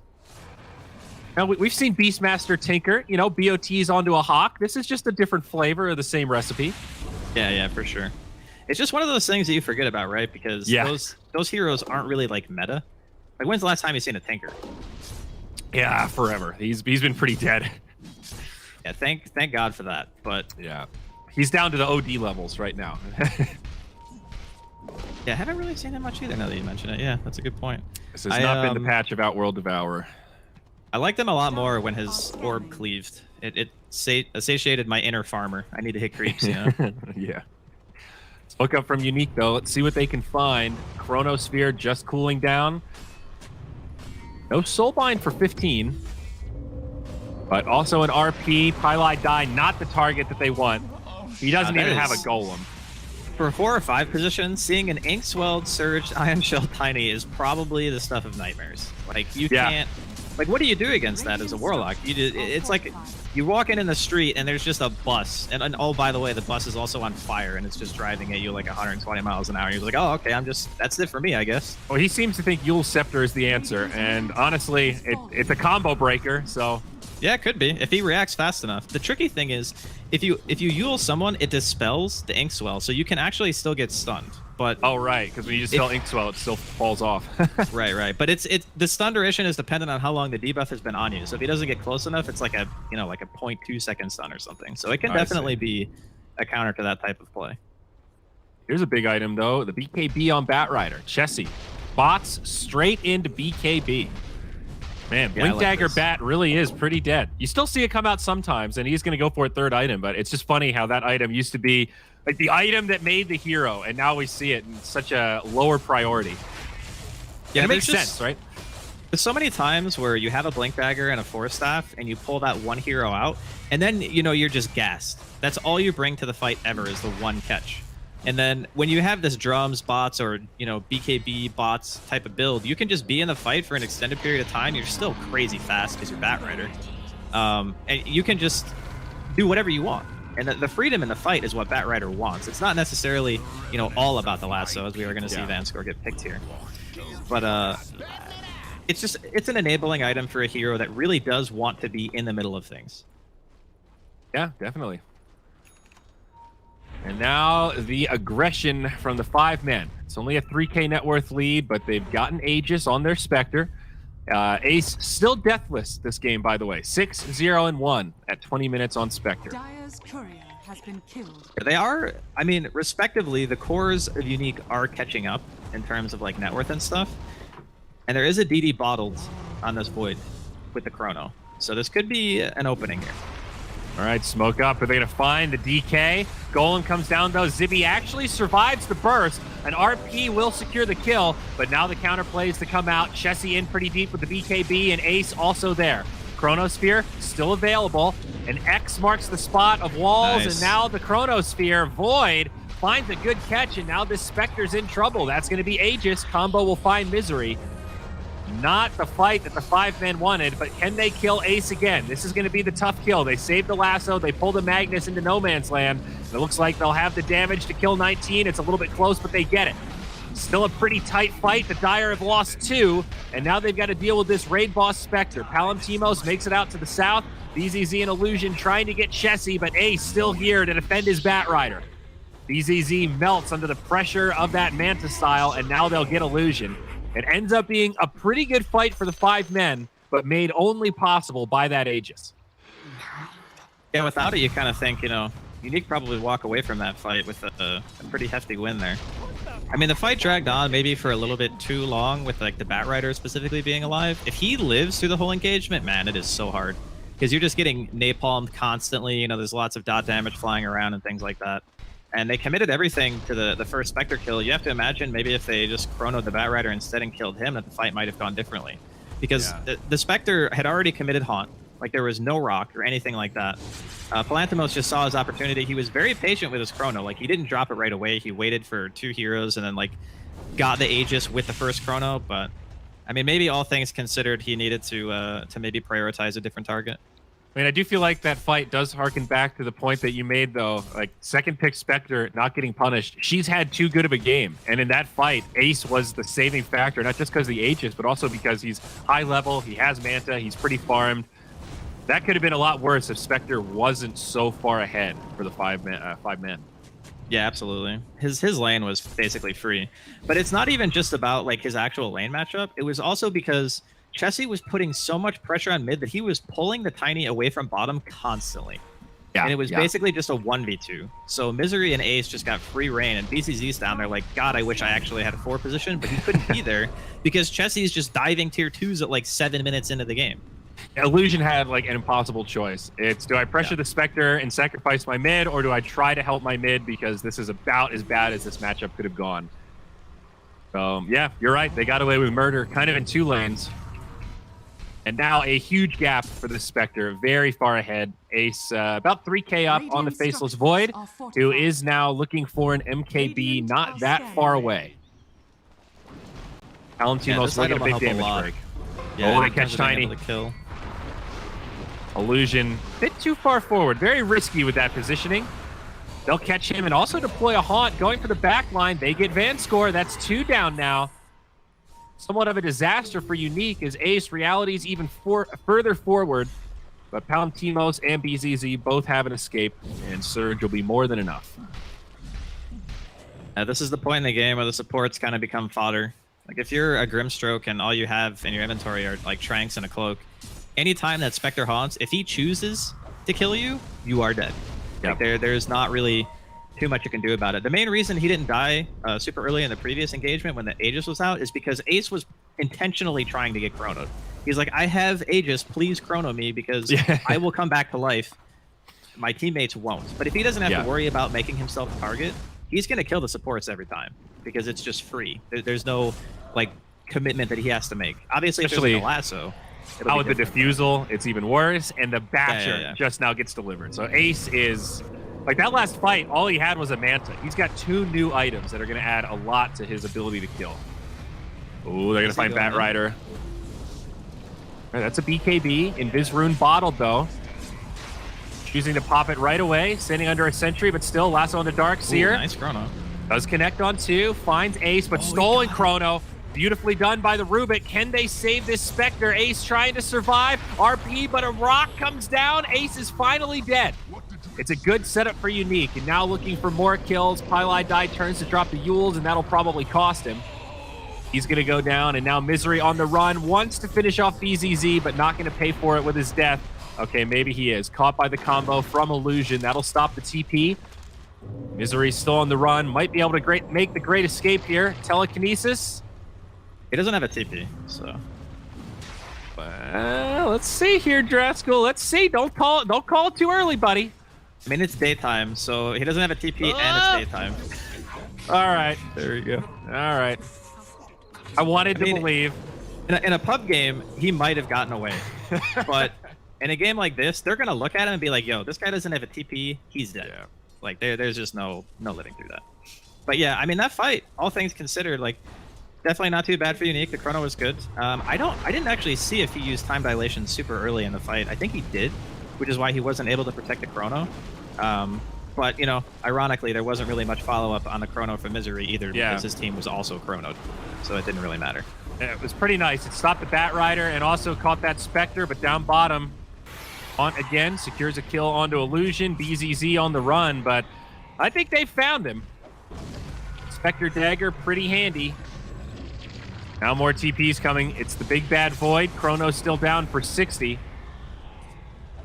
Of course, that is going to be one of the ongoing issues for Unique this game. 160 seconds on that Chrono Spear. It is a massive cooldown. You know, I think the longer the game goes, though, like all things considered, even though it's against the Spectre lineup, I do kind of think that Unique will kind of swing back into like a powerful position in the game. Just because, like, say, for instance, Palantimos gets the Satanic. You know, are they ever really going to have enough damage to kill this guy? Like, if he's able to chrono and pop Satanic in an engagement, I don't really think he can die. So what's going to end up happening, I think the later the game goes, is it's going to be down to who has the better ability to kill, like, the 4 and the 5 position, right? Because Spectre kind of excels at that. And she can jump on the back, you know, kill your Grimstroke pretty easily, you know, kill the Tiny pretty easily, and then you take the fight just, you know, core v core. So I'm not sure, like, going forward, I don't think it makes them weaker as a team on Unique, but I do think it at least gives them an opportunity, because if the Void's that strong and he can just sit there and hit, I feel a lot more confident of their chances of maybe being able to win the game. Teamfight is definitely looking a little bit scarier. That 5k net worth lead not growing. I Die getting dove. Well, Teemos actually in pretty far. Needs to be a little bit careful here. They do have a lot of stuns. Has the Manta, though, and now the backup from the team. Sort of a weird angle to engage here, and yeah, Unique just back up and finish off that tier 1 tower. Yeah, these cores on Unique are just getting, you know, we talk a lot about Spectre's beef, but Palanthamos and 19 are not squishy at all. That's the Haunt. Lasso onto the Magnus, but a vac wall to try to counterplay it. Big fatal bond, and now the Golem comes down. Chronosphere not going to help that much. Vanscore and Illusion both dead. 19 still stuck in place as BKB now expires, and he will get left behind. That's 4 dead now. Void the only survivor, and uh-oh, TP not going to happen. Zibby will catch him with the Dragon Tail, and that's going to be your clean sweep. 5-0. Roshan not up for a minute 50. Bit unlucky for the 5 men. Goodness, that was a rough one to watch. They basically, did everyone get hit by rock there? I want to say, yeah, just look at the Warlock's damage breakdown, and you can get an idea of what happened in that engagement. He did more damage than the Spectre. He did 3,600 out of their 12k. That's nuts. They got way too many people hit by fatal bonds. Like there's no dispelling item on the side of Unique, really. I mean, there are self-dispels like BKB and Greaves, but yeah, you know, they need other ways to remove like the fatal bonds or mitigate some of the damage if you walk in like that. That was just a little bit too aggressive, I would say. And the Chrono obviously basically just hit rock and a bunch of wall illusions. I think Palanthamos just kind of panicked there and just threw out his Chrono because he thought the fight was going to end really quickly, which he wasn't wrong. It did end fast. But that's basically because, you know, 5 men got their perfect combo of abilities off. Yeah, I think it shows that 5 men have to find the right target to initiate on. And catching the Magnus, preventing him from coming in and making any kind of counterplay with the RP, I think that was the key to the success there. Instead of Lasso getting countered, they used Lasso to take out one of the big players. Yeah, it made the team of Unique collapse, right? So, like, when you pull a hero away like that, your instinct as a team is to help and like chase that guy, but when you group that close together against the Warlock, well, we just saw the result. And here we go, Unique gonna jump in again. I don't know if DK is the target that they want. He's got that 9-second BKB, but huge burst damage and plenty of stuns. Zibby will fall outside of the Roche pit. 15 seconds before the big guy comes back. Misery jumps in, though. This is a bold play from the Rubik. There's the Haunt. Buyback from DK. They want this fight. RP does connect only on the Rubik, it looks like. Not going to be the ideal ulti. Vanscore and BZZ dead. Now Flaming Lasso onto the Magnus. Chronosphere still on cooldown for 30. BKB from Zibby, and also the buyback now from Rubik. It looks like they want to secure this Roshan, and I think Unique in territory to get wiped again. There was a double damage in that bottle of Ace before this fight. And once again, Zibby almost catches Palanthamos with the Dragon Tail, actually in the same spot. But no detection. Instead, they'll chase down Vanscore up to the north. And he'll get knocked back, and this should be a dead Grimstroke.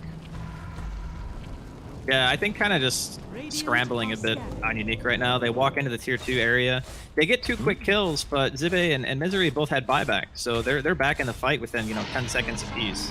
It's not really a big deal. They also committed the RP to just Misery. Like, he got solo RP'd right there by 19. So just kind of like a weird usage of spells. They know that Golem was on cooldown, so they want to try to force an engagement right away. They just get crushed by the Rock, and they're like, okay, let's try to fight without Rock. But the position on the map, they take that fight, is a prime position for 5 men to be able to fight because they're next to their tier 2s. Yeah. Like, you don't have a hero that's going to be able to TP back in after that happens. Value buybacks.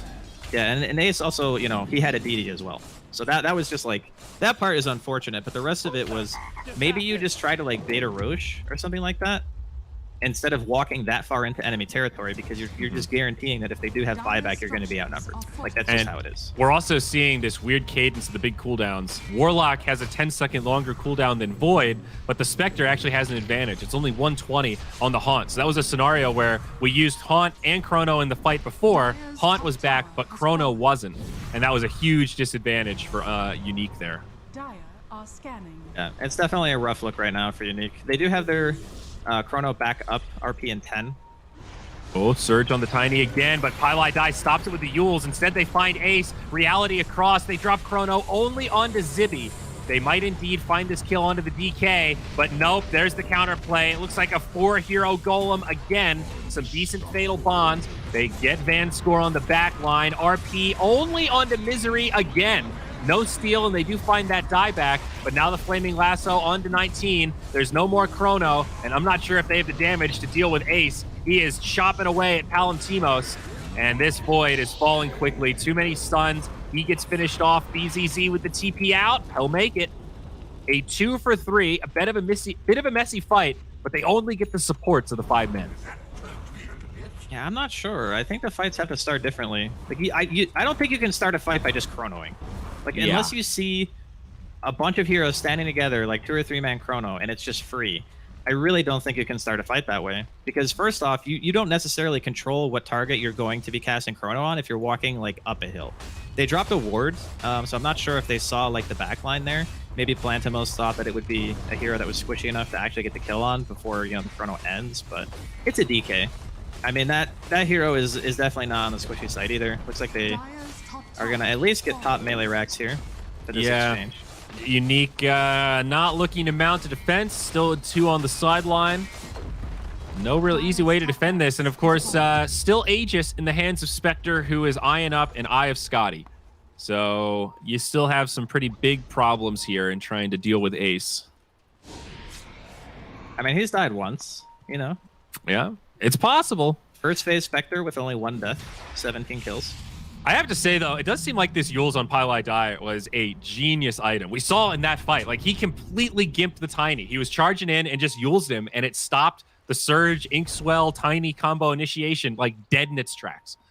Yeah, no, it's definitely a really good itemization. Now he's got a Solar, he's got a Craggy Coat, you know, 26 armor, 1700 health. This guy is also relatively beefy. I don't even know if he dies to, like, that combo anymore. He might have enough health to live through it now with these items if he gets hit by it. Speaking of dead, that's Illusion. He'll be caught down bottom, and they find Van Score in the mid.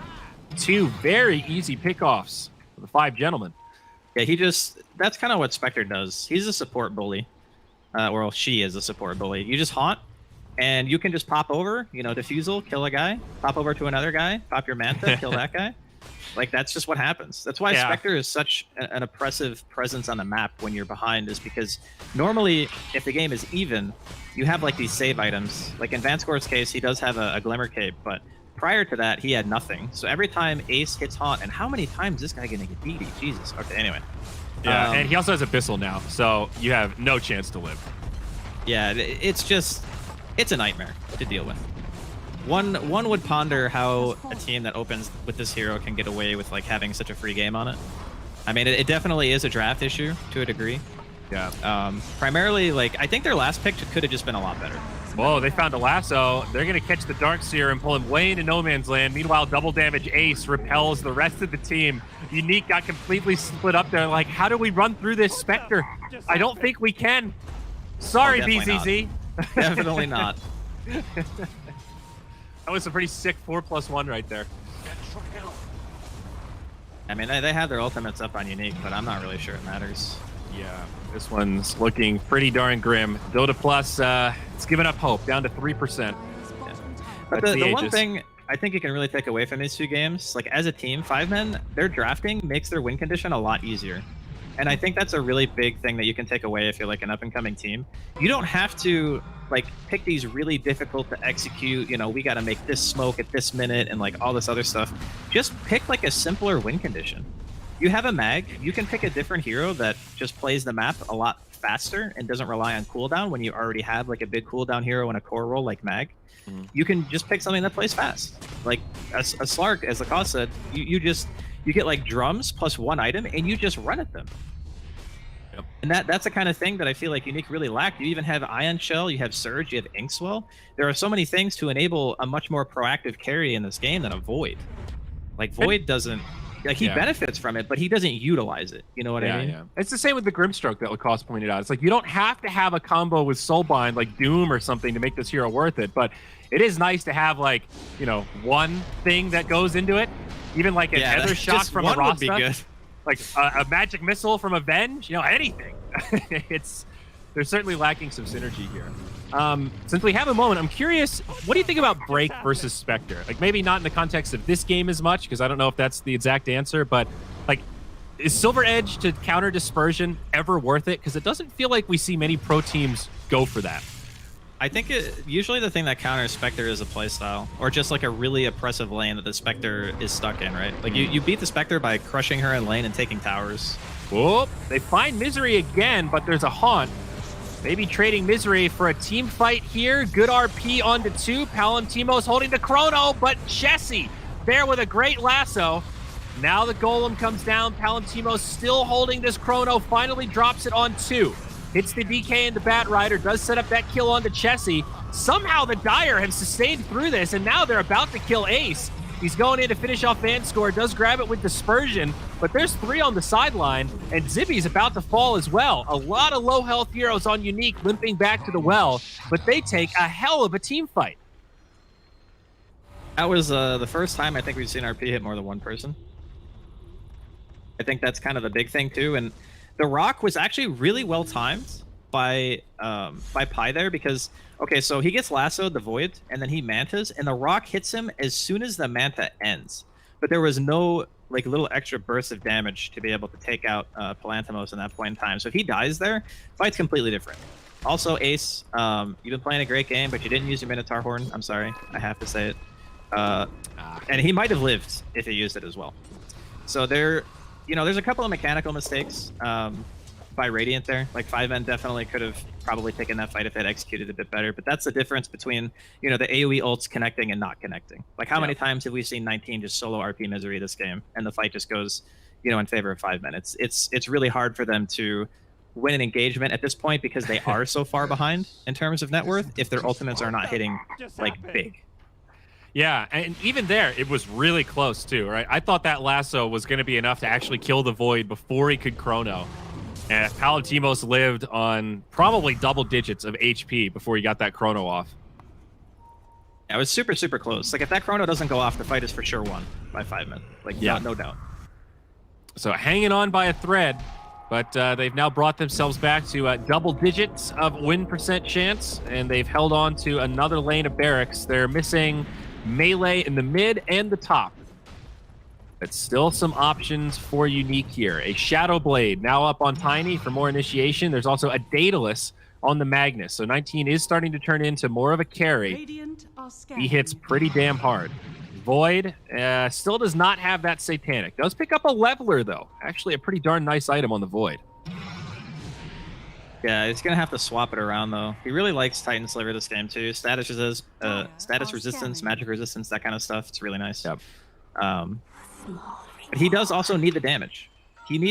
There's a lot of things that he has to get now because the game has not really, gone well in terms of fights for a while. That fight they just took mid was the first engagement they'd actually won for a while, and now it looks like 5Men are just going to get Roche more or less for free. I really would like to see them contest this because they do have all their ults. Oh man, it's a refresher too. That would be so big for Unique if they could somehow get this. Yeah, they're way too slow. Didn't even look like they were trying to contest there. Down it goes. Tiny is smoked up. Also, I kind of have to question the Shadow Blade here from Illusion. I feel like in a game like this where you're playing with Void and it's so important that he gets a good Chrono that you kind of want a Lotus for him, right? Yeah. There's Bat Rider, there's DK Stun, you can dispel the Fatal Bonds even. Like, Lotus is really nice because it makes the Bat Rider and the DK think twice about initiating. They do have one on the Darkseer. Do you think double Lotus is justified here?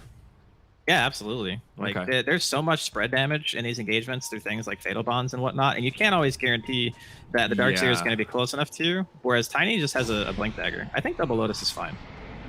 Against the Fatal Bonds. What does the Shadow Blade really do, right? Like, if he's going to sit in a side lane, then I could totally see Shadow Blade being a viable option. Like, if he wants to go and be that hero that clears out creeps, but that's not really his job, right? The best thing he can hope to do with the Shadow Blade is find, like, Misery or find Pi and try to kill them. And right now, he doesn't really even do enough on his own to be able to get that kill. So Pi is a tough kill. Like, he's got Glimmer, Yules. I don't think you can insta-give the Warlock. He's going for the Silver Edge, so it's like fine, I guess. Oh, okay. So he's going to go for the break against Spectre. All right, it makes more sense now. Yeah. I don't know if it's the right call, but I at least get it. It's a little ambitious because the item is super expensive, and he has a 4 position, and they're kind of been sitting in their base for a long time. Although he's actually pretty close. He's got 2,300 gold. He's but he can't buy it because then he won't have buyout. So. True. Okay. He can't spend that money as much as he would like to. So if the Spectre didn't have Aegis, he could buy it, because then the Aegis is basically ensuring that if you complete the Silver Edge and they kill him once, but the Tiny dies, and it doesn't matter because Ace is just going to respawn with full HP. But because they know that he has to have buyout. Having the Refresher Shard on Spectre actually puts them in such a good position now. Ooh, Bat Rider jumps in, a little aggro, does survive. But even like worst case, if somehow Ace gets caught in the perfect chain and they kill him and he has to buy back, he can use Haunt twice with this Refresher Shard and probably end the game with a buyback Haunt. Like they have such a sick win condition now. Yeah, this is a cool thing about playing Spectre when you're in this much control. Hey, jump in onto Tiny, Flaming Lasso, grabs 2. Illusion low, Vanscore goes down first, buyback there. There's the RP. It does connect on 2, but they're gonna need some follow-up. Golem comes down. A stolen RP. Yeah, it was a stolen RP. Oh my, now this looks dark for Unique. Buyback came from the Tiny as well. Now Magnus gonna have to burn his. Chronosphere on the back, finds Misery, finds Chessie, but I think it might be too little too late. Will these buybacks be enough? They've burned so many resources on Unique and they still can't get the Aegis. Ace is still alive. It's only a dead Rubik, turning into a disaster for Unique. They need more counter kills. Zibby tossed back in, and he might be the sacrificial lamb. I don't think the 5 gentlemen will go back in on that. So Unique do hold. They saved the barracks, but that was a boatload of buybacks. 1, 2, 3, 4. Well, look at that recap, but some big-time economic damage. Yeah. Actually, not as much as I thought. It's only a 2,500 The EXP game. is the big deal. Like, it's a 5,000 EXP difference there. It's a lot of levels. And Spectre didn't lose Aegis either. Dude, he's so tanky. I don't even... When it's at this point, and like you mentioned, the Spectre having the ability to just die twice and then also go back in if he wants to like buy back and hit Haunt. But I mean, they were feeling pretty confident there because he haunted right away. That's the confidence Haunt. When you think the fight might go poorly, you can't use it right away because you need to have a way back into the fight just in case. But he just popped it right away. He's like, yeah, whatever. I'm not going to die. It's just not going to happen. Oh, now he has MKB as well. So Spectre is itemizing for damage now. Yeah, he knows with the Abyssal Blade, he doesn't need the utility of the Defusal anymore to get kills on the supports, and MKB is just pure raw damage. So anytime he haunts, he'll still be able to kill. I mean, poor Vanscore, dude. This is like, he either gets lassoed or he just dies to haunt. Those are basically like his 2 teamfight contributions. Feels super bad to be a Grimstroke in a game this late against Spectre and Bat. Yeah, absolutely.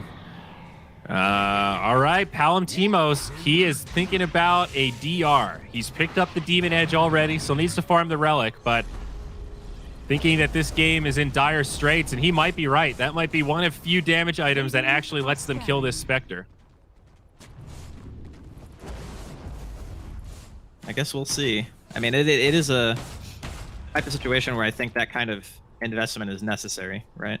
Yeah, especially with all these buybacks down. Like, you are 1 lost fight away from losing this game. So this is... The next 5 minutes are Hail Mary territory. Aegis does get reclaimed, though. I mean, this is still Ace with buyback, too. So if he wants to put himself in harm's way, he can absolutely do that. And they know that 4 buybacks are on cooldown. So if he walks up and they force the fight for them to go on Ace... I don't know how they can win that engagement. They're going to try, though. All right. They throw in Ace. Spectre taking a lot of damage here. There's the Haunt. Warlock Golem comes down. It's breaking Dota as they commence the fight. Grimstroke falls first, but Zibby also goes down in exchange. There's the Refresher Haunt from Spectre. That'll be the end of Illusion. But now the Chronosphere. Pylai die with the Yules outside mitigates a lot of its effectiveness. Ace is low, but he's sustaining, and there's just too many heroes alive on the 5 gentlemen. Unique, forced to fight this 3v5, are likely to lose their Magnus. 3 stuck on the sideline. They just don't have the resources to kill Ace. The heals from the Warlock also helping to keep him sustained. Palantimos doing everything he can, but this Void just isn't big enough. Tier 3 tower now about to fall. Still a 4v2. The 5 men not backing up yet. Creeps push in that mid lane. And Mega's looking imminent here, Draskell. Yeah, they couldn't even take him down the first time. It's just... You know, when you're playing a safe lane and you just have that game where you feel unkillable, it's the best type of game for your team to play around because you basically become like the guy who calls the shots. Like, yeah, we're just going high ground. Like right now, I'm super strong. They can't kill me. Even if they do, I can come back. It's whatever. They don't have any buybacks. Just throw my body into them and the game will just end. And that's kind of what happens. I mean, it's like we were talking about earlier, simplicity, right? They're going to lose Chessie here, but mega creeps and unique space and whatnot. Yep, buyback will be used by Chessie. It's looking like this is the end. Tier 4 is now under assault. Palantimos jumps in for one last hurrah. No Chronosphere. He'll get bashed up. He gets abyssaled. Time walk in. And good night, sweet timekeeper. Yeah, that's Scotty healing reduction, dude. Satanic doesn't even do much anymore. Yeah, Scotty, so ridiculous. And now the indeed final hold. Palantimos jumps out. This is his buyback. The throne's exposed. Ace securing kills left and right. And that will be the end of Palantimos and the end of Unique. Throne explodes. A 2-0 victory, 45-32. Very convincing stuff out of the 5 gentlemen. Another match well fought here, Draskell. Yeah, I mean, we kind of talked about the draft. Everyone kind of favored them again. I think it's one of the best things about Dota is the draft. And whenever you set yourself up with a composition like that, where you know your win condition is basically just, hey, we survive, we have one guy playing aggro for us, and then eventually our Spectre will just become like that ultimate carry. It's like one of the best feelings because you know your game plan is really simple. And that's what 5 Men did this series. They kept it simple, and it was very effective. Yeah, I agree. Playing to the strength, not overcomplicating things. Well, our panel was right. Rejoice, rejoice, gentlemen. Curious to hear your thoughts after that shellacking here in Game 2. I'd love to know if the whole 5 gentlemen is like a glow up. They make the first game in playoffs, yeah, and then right, you guys celebrate away as I look this way. Look at you two go. Is that a glow up? 5 men turn into 5 gentlemen because they make it another step forward, or do you want to keep calling them 5 men until they qualify? I used the analogy the other day when they play against Bait about being like 5 boys, 5 teenagers, and then 5 men. Like they're yet to, if they do well and they qualify for the model, then maybe we can upgrade them. But for now, they are just 5 unemployed men looking for grounding in their life. 5 unemployed men, I love it. So, orgs out there, keep watching. 5 men are looking. You can go through TGov, their assistant, advisor, manager. Yeah, sure, that's fine. Yeah. Not the coach before you shout at me again, right? You're not Just good enough just to get TGov. Yep. Helping out some friends. Like you helped me out. There we go. Good advisor. He's very useful, isn't he, Lacoste? Yeah, he is. I don't know. He's such a great lad, you know. He's very polite, down to earth. I don't know. I had a bad read on him. Yeah, see? Yeah. Most people do when they look at him to start off with, right? You look at his past teams. Yeah. You look at yeah, I do look like I've been punched a lot. Weird ear and whatnot. Your ear, is that from like rugby or boxing? Or just born with it, mate. Just born with it? Yep. My parents always made the joke that I was like hung up on the washing line right by my ear because it's like pinched. Your and older also, brothers, like, sisters? Yeah, like I got like a weird nose situation because my dad, when I was younger, he'd read a book to me and he would count the pacing in the dark. One day he miscounted and just smashed my baby face into the door. Accidentally, of course. He was like, "Don't worry, sweet Robson, you'll grow up to be a great." How many times were you dropped as a kid? At least 23, I guess. Yeah, that explains it. I love how like your family just running with the story, mate. My family are great. Don't worry. They were opening the doors with them. Battering ram. They're already ready for the pandemic. They're pushing. Baby first, me later. Yeah.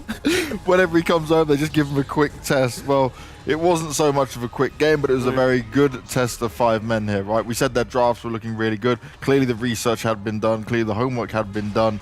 And I got to be honest, Unique just a little bit underwhelming compared to what we saw from on the previous game. It's hard, to play when you have that much of a worse draft than the enemy. Yeah. Like, you could see Vorlock, who's your position 5, like, just securing the lane for Spectre, and he rotated 6 minutes in to take the tower. Like, usually that hero just wants to help your safe laner. That's how much Spectre was ahead. And once again, we go back to the item build. A Raid Band, Magic Wand, pretty standard. Then he gets a drum, gets Manta Style Diffusal Blade, just tanks up.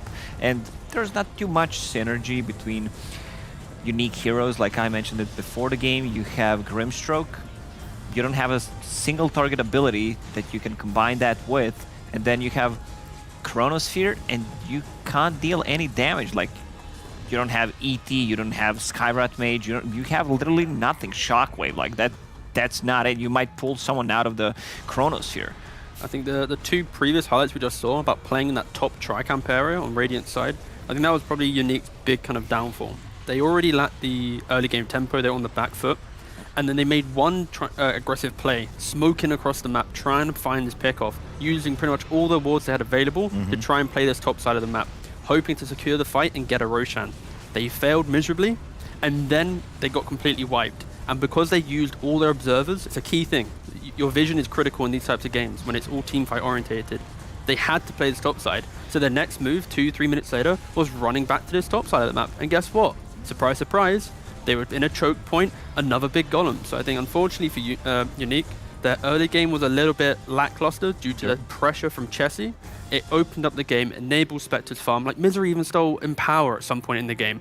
It allowed the Spectre to start stealing the Ancient stacks, you know? Like this game was pretty much 5-man strong laning phase. The Warlock Spectre is really strong in lane, and Chessie did an absolute great job just pressuring this Magnus, forcing the tiny mid, opening up the DK to get free farm, and then consequently, Unique just having to try and make these aggressive plays and their shortcomings. Like honestly, watching back this game, the vision was so critical. They're making a smoke play at like 22 minutes. They haven't de-warded their side of the map. They're running aimlessly across and then expending all their wards as well. Like, at one point we were counting the wards, like talking about it during the game in our green room, and like I see 7 wards, like 6 of them are sentries, 1 is observer ward. Like you don't see anything. Like that means that but at that point, 5 men, they had a very good vision actually. So that means you wasted a lot of sentries, didn't get the D wards. Pretty much you killed the sentries, and you're playing with 1 observer ward against the Batrider with that great of initiation. We can go back to itemization once again, where Batrider, Boots of Travel, straight into BKB, and then you get a Blink Dagger. I really, really love that. And I talked about before the game about the Yule Scepter builder, you know, just to remove the Inksfall and remove the Surge. Pile Die, position 5 Warlock, built one, which is pretty amazing, non-standard build. They had some good ganks on Unique, you know, Inksfall, Surge, Ion Shell on Tiny. He zooms in around 1000 move speed, gets the back toss. He was killing the supports. One of the reasons why he decided to go for Shadow Blade, maybe upgrade that to Silver Edge if he gets enough money to break Spectre and kill the supports before they can get any spells off. But at that point, it was just too hard. And when you look at these drafts, like Radiant draft is much easier to execute. You press Haunt, like you blink in with the Batrider, Spectre shows you where the heroes are, you go for the supports, kill 1, maybe 2. On the other side, you have like Magnus, Darkseer. These heroes are very hard to execute to full potential. Like, how many times did you see Magnus just like ulting none, maybe 1 hero? And it's very hard for him, you know, he's playing against Spectre, so that means that your Blink Dagger is going to get cancelled. This probably was the most boring game to watch for team fights because neither team died inside the big spells. Like maybe you could argue like the Golem and Bonds, that was the only time you truly saw it. But like an RP, it's like a Chrono. What are we seeing after? And that's just the issue. And like I think my final comment for this is mainly just Roshan. It was so easy in both games for 5 men at like minute 18, 19, just to walk into Roshan with no contest, nothing happening. And then after that, map control, 10 minutes later, 20 minutes later, next Roshan's already free again. I'm not expecting that to happen against Cyber Legacy.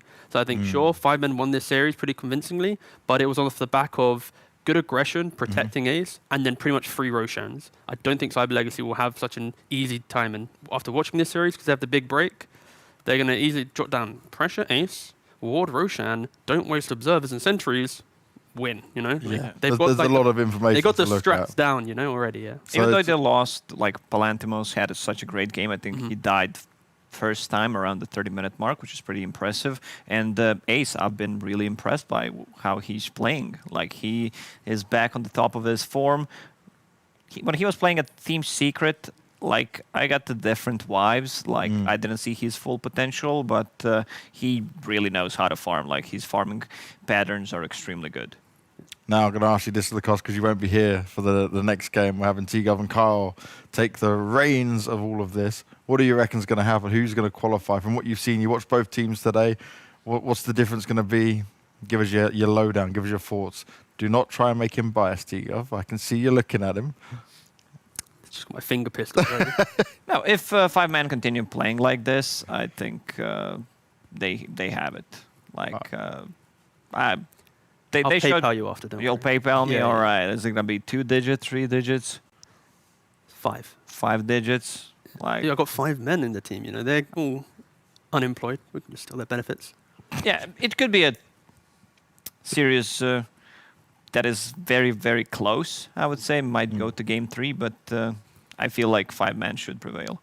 Well, I'm looking forward to it. Lacoste, thank you very much for your Thank time today. It is time for us to end it right here and now, but we'll be back in just a little while. We're having a more of an extended break because these teams and players need to get themselves ready. Remember, 5 men have just played, and they'll now be going for this final game in the upper side of things, going up against Cyber Legacy, and one of these two teams will qualify for the Immortal League. You guys won't want to miss it, and we'll see you very shortly.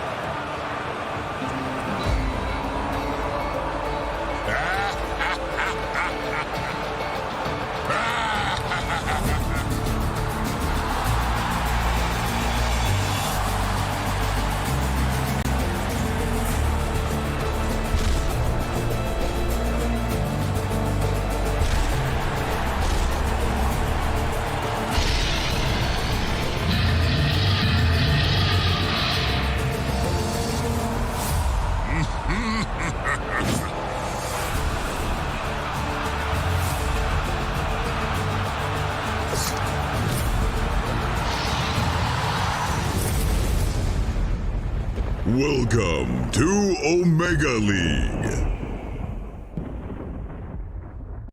This is it. This is the game that decides which of our two teams on this side of the bracket will find their way through to the Immortal League. Only one team can make it through. The other will be having to go towards the Divine League with the other teams that couldn't quite cut it. It's only 2 spots. It's very cutthroat, and that's why we brought in the cutthroat man who gives the harsh talk, gives the real talk. Carl is back on the panel replacing Lacoste. It's about time someone got him the hell out of here.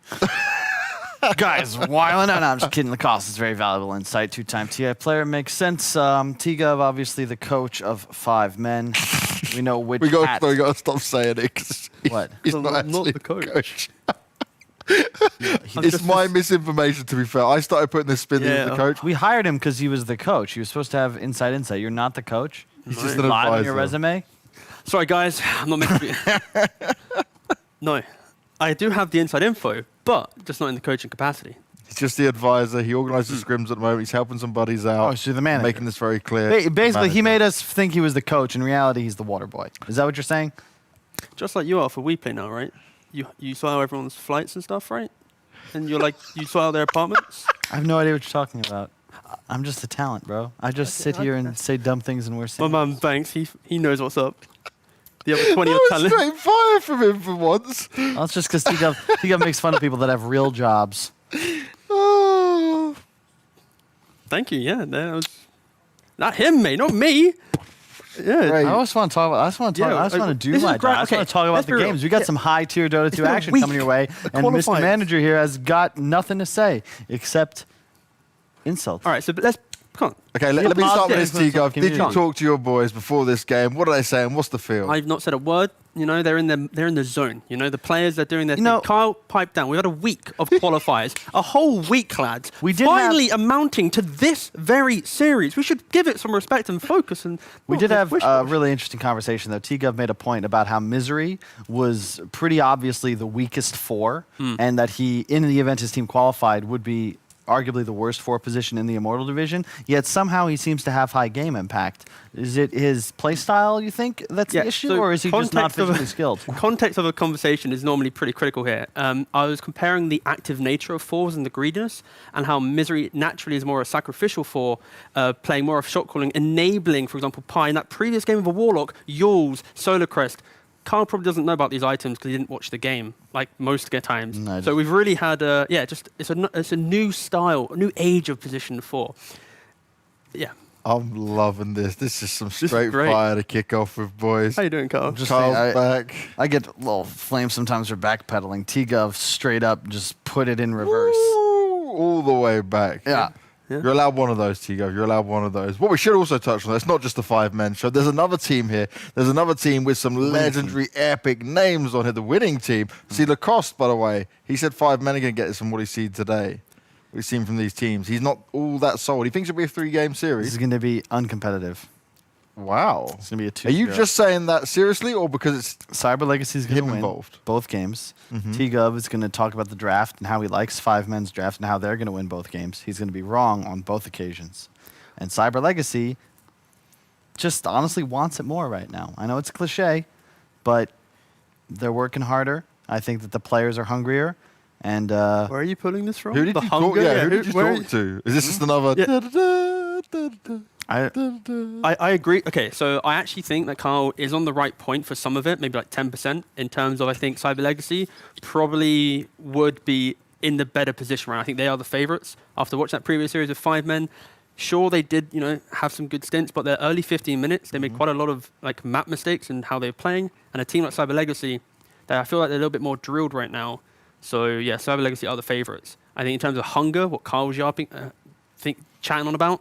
he's stumbling over his words. Mate, I'm just... You're choking already. Your team hasn't even played yet. Yeah, well, luckily I'm choking, so they don't have to. So, yeah, they are pretty much equally as hungry. These lads have been scrimming a lot, talking a lot, joining Discord a lot earlier. They're really pushing it, of course. These names, they deserve to be in the league. OGC plus C9, maybe shouldn't have said the C9 part, but they deserve to be there. So, yeah, equally as hungry. I think they are technically the underdog. The thing is, Dota's got nothing to do about deserving anything, Banks. You don't deserve your placement. You earn it. Yeah. Yeah. Through the grind. This is what this qualifier is. It is the grind. We've had a whole week to play one best of 3, basically. Well, I'm going to touch on two things that I really enjoyed about Cyber Legacy, right? Is Magical definitely still been able to play up there. Kuman was an absolute beast when it came to those first 2 games. So in that way, I definitely would be scared of under 5 men. Couldn't disagree, mate. They do share the same hero pool, though, in terms of like when Carl with his great analysis in that previous series, he said if they get Void, they win. Surprise, they got Void, they won. It was pretty critical. I will say, though, this series has a bit more on the line than usual, as it's just straight up single elim. You win, you go get to play against the best teams in the world. The majors, effectively, 500K, I think, on the line. You lose, and you're 10K you're winning? divine. Yeah, You're like 6K MMR, and you got to go play for 1/10 the prize money. And that is where the mentality is going to really show which team is better. Maybe not in general who will be better for playing in this league, but this series is going to come down to the squad that's the most together, the most composed. And ultimately, I hate to say it, but I think that the Cyber Legacy boys have a lot more experience in this regard. I think they're just not gonna choke. And I see a couple players on 5 men that occasionally choke, and one unknown, and that concerns me. And there's a thing here, right, what you're saying about Cyber Legacy in this. It's coming into how bad do they want it. Now, there's some players that have maybe not had as much success as they have in the past. They've got a point to prove in many ways, where 5 men, there's still this 5 stack, right, where they don't have the all representing them yet. There's a little bit less on the line for these guys if they want to push the vote out here. Not that I'm siding one way, I'm just saying how it looks on paper to me, and obviously... I would agree with you, but the formation of both stacks were roughly the same time, therefore one picking up an org earlier than the other is just because Cyber Legacy, management might have just wanted to spend the dollar quicker. Wait, Cyber Legacy is an like they're a team? I think it's a real org, yeah. I think. Can you confirm that? I'm on it. Could you check that? I'm on it, I believe boys. they are. Don't worry. But It's a Russian esports organization that entered Dota 2 scene in early See? 2020 with the signing of this team. What are there other They teams? had previous teams, but... Let me go on their website. You keep talking about the draft. Yeah, see, they had previous rosters, so this is like... Name one player off of a previous roster. Not relevant. Exactly. I don't need to name previous rosters because we're living in the present. This best of Last this hero final was on the pile. team before. Who? Chappie. They originally signed JFS. Yes, I just didn't see Chappie. He was amuleted. Oh, JFSHSH781. The 178 roster that did well at he's been BTS. top 10 on the European leaderboards for some time. Him, it's Big a fan. team. Huh? That was a team, Kyle, not a player. It was a team. Of course it was. Okay, it's not a very good sign for this organization because their website doesn't even work, or it's just one static image. I'm scrolling, but nothing's happening. Powerful scrolling. It's got Like an a Instagram powerful page. draft though. 5 men, both teams currently playing pretty much into their hardcore comfort. We saw Cyber Legacy earlier today play the Pango and the Phoenix, and then 5 men. They have shown how they are big fans of the Magnus and paired it with a troll. Beautiful troll. I'm always afraid when I see Blizzy on his Axe or his Pango. I think that those are just what he's built to play. That is true. It also complements Magical, and it's been complementing Magical since they had that run on Navi together. I don't think they've ever stopped playing together. But Blizzy prefers these like really aggressive offlaners that get involved in the mid game. They find kills. Magical then's free to be a little more passive, play his farming 2 positions. And it's not that easy of a troll game in terms of you've got Pango naturally with disarm, can happily buy Halberd, and you've got Phoenix with the egg, so if the troll ultimates, it's like 2 heroes you don't really want to always jump on unless you're farmed. Is Viper still a hero? We've seen it a couple of times. It's in the more league. of a let's pick it into like the Spectre, get the break mechanic going. Yeah. Because Silver Edge isn't really. I've just always liked it against Troll because you break the fervor and then you ult him during his ulti, and you just kite the crap out of him. It's pretty nice against the Meg, but it's not ideal here. Probably not gonna see it. This is the same Bat opening Rider from has gotta be a Cyber ban, you Legacy, think? by the way, from the first game they played against the Mega Lil as well. So they opened up in the same comfortable picks for them. Yep. Their games were very convincing. Yeah. The thing with 5 men though, it's the fact that it's like Magnus. They can play it in 3 or 4, even in mid to some degree. It's a very good Misery hero. Yeah, Misery. It's more did his flip. speed, as you were saying. Yeah, he before. He's doesn't like pretty have old. to do anything. He can just shot call and really enable his team through that. Yeah, it's good too because he's been He is living on old a as farm well, for a don't while, forget, so yeah. he's got practice, Yeah. supporting his. Just like carry Carl, if animals. when he went back to Proto, he'd have to play like the Abaddon's 5 or something. Really, just I've hands never off played a keyboard. game of Abaddon 5 in my life. That's the point. Now you've now transitioned. You're older now. He's just grasping at straws. Now you had a good run for those initial 5 minutes, but you're out of ammo. No, the already, issue and is it's though, like, just obvious. because you start and then I have to do the rebuttal, it doesn't mean you get to play like the Uno card on me and like. I just did.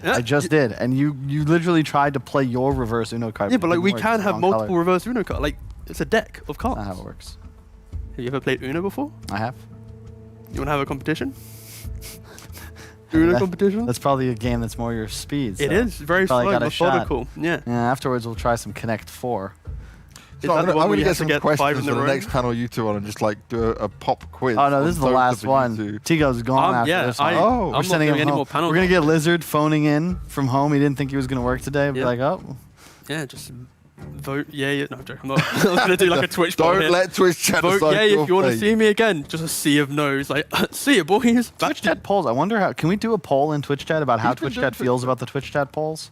It's very 50-50. Like, the issue is, it's I when think on the people get app crazy. it's broken, right? It gets crazy, you know, like, because if they do mod Anyone polls- can do it. No, only mods. Okay. And you, like, I only do it at the start of the game. I like them. I think they're fun.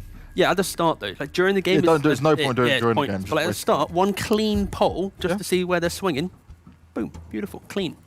I would, because I wanted to see, because I want us to do like some kind of prediction battle. Okay. But I'd really like to see Twitch chat and how they would stack up. So the best ones to do against on the that kind of players. stuff is the ones where you can get it like on screen first, like during the draft, for example. And it has like a sliding scale, right? And they just have to type like 1 or something. Yeah, but we And have some a people in the delay. polls just don't bother clicking something. So just giving them a number spam to choose whichever one they're going to go for. You Yeah, don't, you don't think they can be trusted enough to like write out the actual word, like 5 men or They can be, CL? and I fully agree with that. But like, I just think when people get given too much of like that you tap too away hard. some of them, right? They just want a basic, easy input, you know, like an emote or something like that. Yeah. That's fun. We're just choosing an emote for each team. There you go. Okay. Logo emote. Boom. Done. All right, cool. They picked Undying, so that's Oh Okay. dear. It is actually a very good pick here.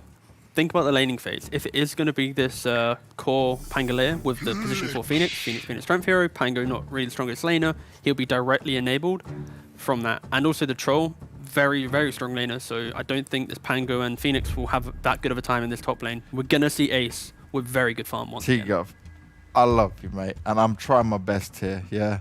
And I was sold by a different panel when Undying was picked last time that it would have success. So far, it is 0 and 9. It has had no success. I do not have faith, even It's with what you are about- saying. he's that not it's gonna do biased at well. all. Like, Hero never won a game, picked up by his team. Suddenly, This is the one. this is it. Right, you- It didn't work. Mate, I've tried. true I've analysis tried. being thrown away for the application of memes here. Yeah, I people. mean, okay, yes, Undying and Phoenix are both strength heroes.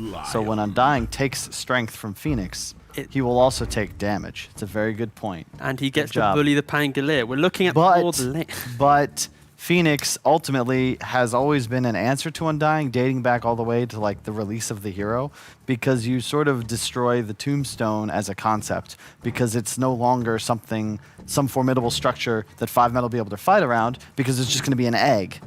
And Phoenix just kind of stops everything Undying wants to do in a fight, because you don't get that area control, and ultimately your team fight is still beaten.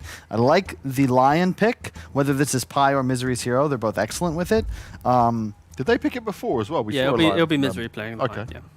Yeah, 5 Undying. The trouble is, if this draft falls behind, 5 men have like very limited options to get back into the game, because Undying, effectively just useful in the laning phase. I like the Spectre pick. You're just going to tank through the troll damage, but ultimately you find the Lion, you find the Magnus. However, into an Undying, arguably like the best support in Dota 2 against Spectre, because if you fight around Tombstone, there's always a zombie, which counts as an allied unit, which would then negate any potential desolate damage. Yeah, I think the main thing here is, as Carl mentioned about the egg, it's like cool. You got this egg, is like Tombstone for egg, but who's actually killing the Tombstone or the egg, right? In either of these lineups. So for 5 men, how we saw them play in that previous series, it's basically 4 idiots running around, and then Ace basically going, "Don't worry, lads, we're One idiot gonna watching. farm, and I'll get you lads through into the game." Right? It's a beautiful strategy. It's great. I love the guys.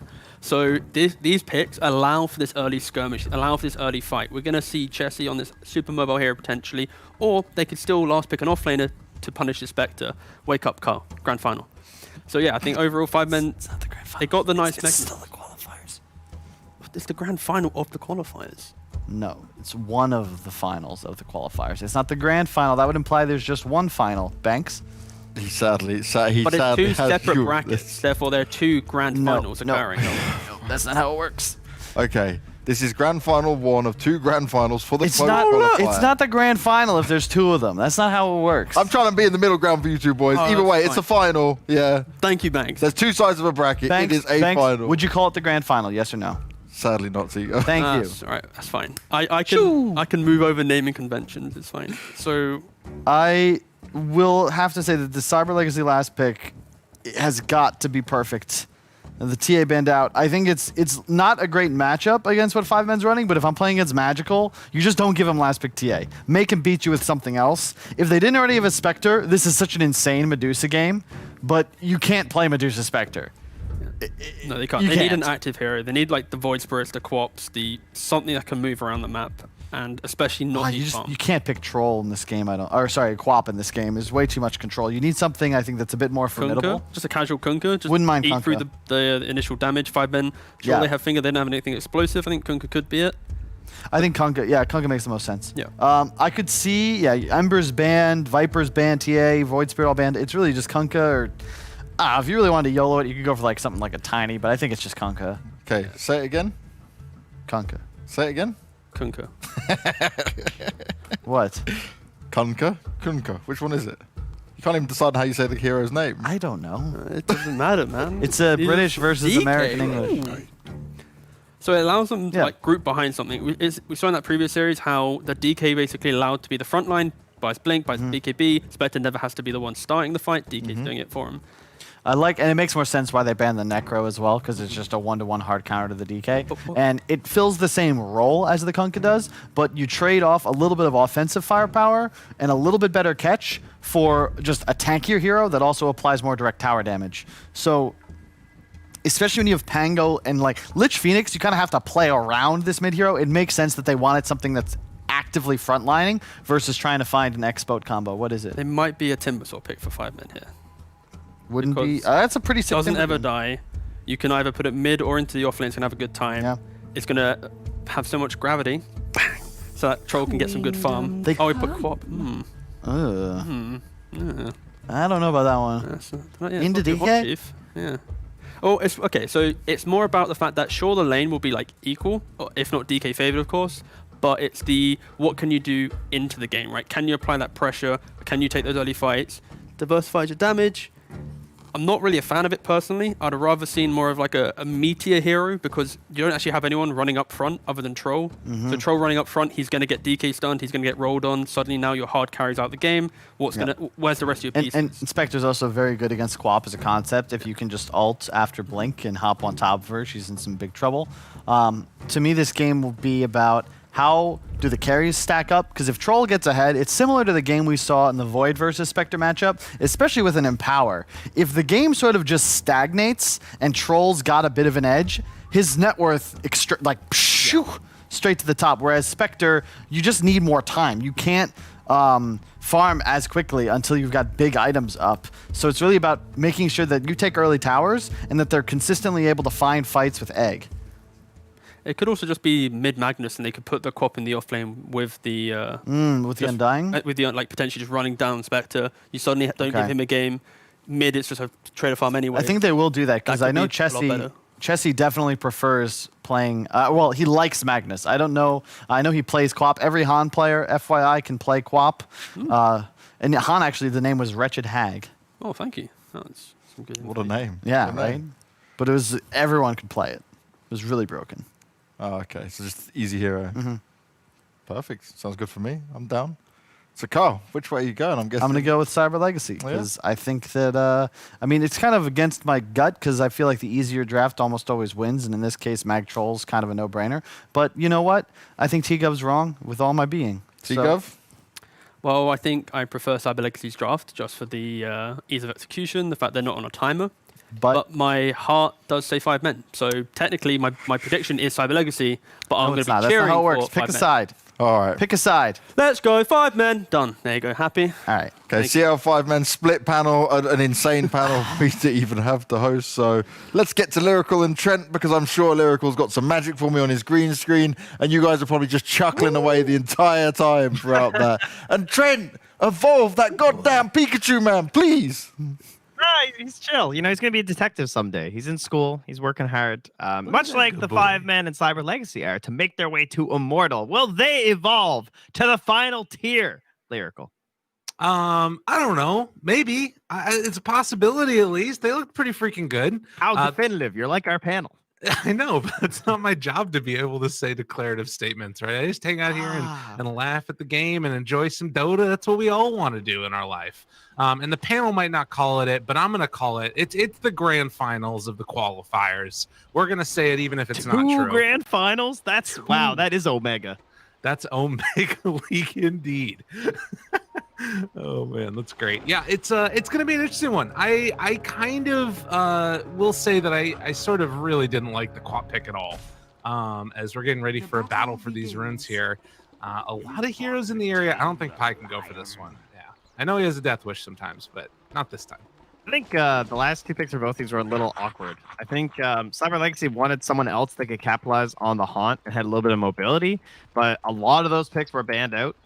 Plus, you were also dealing with a Hex, so you didn't want to buy something like a Storm or something. If you draft that, then you have to be worried about just getting like burst down like instantly or something. So then they go in for the DK instead. But then Chessie, he's trying to find like, all right, well, what's the matchup versus DK? Like DK, you can kind of pick anything, right? So more so, it's like, what hero do we really want for this game? And they decided the Queen of Pain. And I kind of agree that it's a bit of a weird pick because I feel like their damage is now like super reliant on Troll, and the mid game could get very awkward if things are even. Because this Spectre and DK are going to be very tanky. Right, and what the panel was talking about sticking Chessie mid with Mag felt like a good option to me, but they're feeling like, no, we need to sort of place more emphasis on having a hero that can run around in that mid game and make some action happen. And then instead of trying to bully back the Spectre in the laning stage, which was the other route that they could have gone with it. So we'll see how this works out for him. Yeah. Zippe should have an okay time. I was very confused by that too. I thought for sure they were gonna pick an offlane hero last, but maybe just because like the Necro was banned out, that would have been probably like the best offlaner to stick in there. Maybe they just felt like there wasn't anything that could quite do it. Like no good percent-based damage or something, no breakers that they felt could deal with the passives of the Spectre and the DK. Right. Well, so far, so good at mid for the DK. Not so much for the Queen of Pain. 3-1 with one of those range creep denies, and he's just not been able to get that much CS at all. Yeah, you can't really do anything that really levels his Queen, right? Because DK just stands on the creep and has better damage than you because he's a Quelling Blade, and you're just sad. It's fair. And you want to take advantage of those early daggers before he gets too many points in Dragon Blood to try and bully him back, but it's still not really working. I was wondering if he was going to go for a Scream maybe early on instead, but no such luck. And up top, Misery is not going to be brought down as he was able to throw that stun out there and back up Slayer a little bit. So well done in that fashion. Has our boy Undying won a game yet? No, did that's he what win the a panel was game? saying. Hold on. No. No, he's done so. The panel, Banks was very, very flustered at the Undying pick. Still? Oh, wow. I assumed he must have won one or something, but yeah, no. Apparently, he does have a single victory in China. I don't know if that was discussed over eHome Immortal, but obviously that's a very different part of the tournament. But even in the other regions, he's losing all those games too, besides one. It's not even just here. Yeah. But is this it? I mean, personally, I'm a big fan of... Oh, mid lane. Hold up, hold Magical? up. There's no time. Magical? He's got a Blink Dagger. Oh, but the Fairy Fire. Yeah, they can't do it. Misery TP'd in too. Jeez. But now, yeah, I don't know. It looks like a pretty good DK game. A pretty good Undying game. It is a little awkward, like Kyle said, with the Phoenix, but I think that's kind of a relationship that does go both ways, where it's like Egg counters Tombstone, but Tombstone can also kind of counter Egg, because if your team commits for the Egg as the Dire, like, oh, we're going to fight around this, and the Tombstone's just sitting there the whole time, and you're like busy trying to stop everyone from getting the Egg off. If the Egg then still gets killed, now you stack a bunch of zombies onto yourself too. So I think it's pretty equal in that regard. Okay. That's fair. And it's going to be sort of dependent upon the other forces around those fights as well, how they look. I don't know if there's something going on with Chessie lagging or something, but it looks like he's just been missing a couple of just CS under tower and things like that. Kind of strange one, but need a pause. You need the lag. Maybe. Get I don't your head know. back in the right shape. It's really uncharacteristic of him. But But right now, 11-4 versus the 20-6. And like you said, some of that, of course, is just the being up against the dragon, the brief fire as well, and the damage reduction, which is so frustrating to play against. Sometimes you get counterpicked, and sometimes you counterpick yourself. You know, that's how life goes. Too true. Oh, interesting. I just saw them frost shield a courier up top. I didn't even realize that was a thing. Like the Oracle plays, right? With like the Fortune's End on a courier. That one doesn't work as well anymore because you don't get the haste as early. You can't do like the mid lane ganks. Oh, down bottom, Blizzy takes a big old nuke there from the solo. Lots of creeps there down bottom. The East nearby as well, and he's having a really good time on this troll so far. We'll need to eventually get the help there of the Empower later on. It's going to allow him to be the big bad boy. It's hard to deal with. Oh, Pie's committing for these runes too. Oh, this dude's crazy. He forces the dive, but he still keeps going that way. All right, and then by going up there, I guess he forced to jump into Blizzy. That's kind of interesting. So it does look like it's going to end up being actually 3 for 1. As Misery able to get the other one snuck away from the Lich as well. So well done there. And really the only one that's really hurting, I guess, is the Pango and the Quap in this laning stage. Max still doing okay up top. I mean, taking a lot of damage here, though. Gets hexed in the middle of the creep wave. Wishes everybody there as well. And the drag back. Oh, I mean, he's not going to die, but that was like 80% of his HP. Yeah, that one hurts. It does salve up afterwards. Got some tankos as well, so he's just going to be chilling here. Very slow and steady, farming up type of laning stage. He's pretty happy. I mean, most of the way he's made it under the tower. He has a Lich to help him out. Yeah. He brought plenty of regen. So the Magnus not really like doing anything to slow down Kuman, that's for sure. And he is getting really good farm himself as well on the mag, so that's at least one good part about this for him. Yeah, it sucks not slowing down the Spectre, but Zibe's going to have a good game. And already has the headdress, so could be. I wouldn't mind them going for a kill on him. No boots, no skewer. The raindrops, but no one really to rotate to help out, so he's just going to try and stand tall and bluff his way through this one, I feel like. Misery in the meantime making a rotation mid. There is a ward here which scouts it out.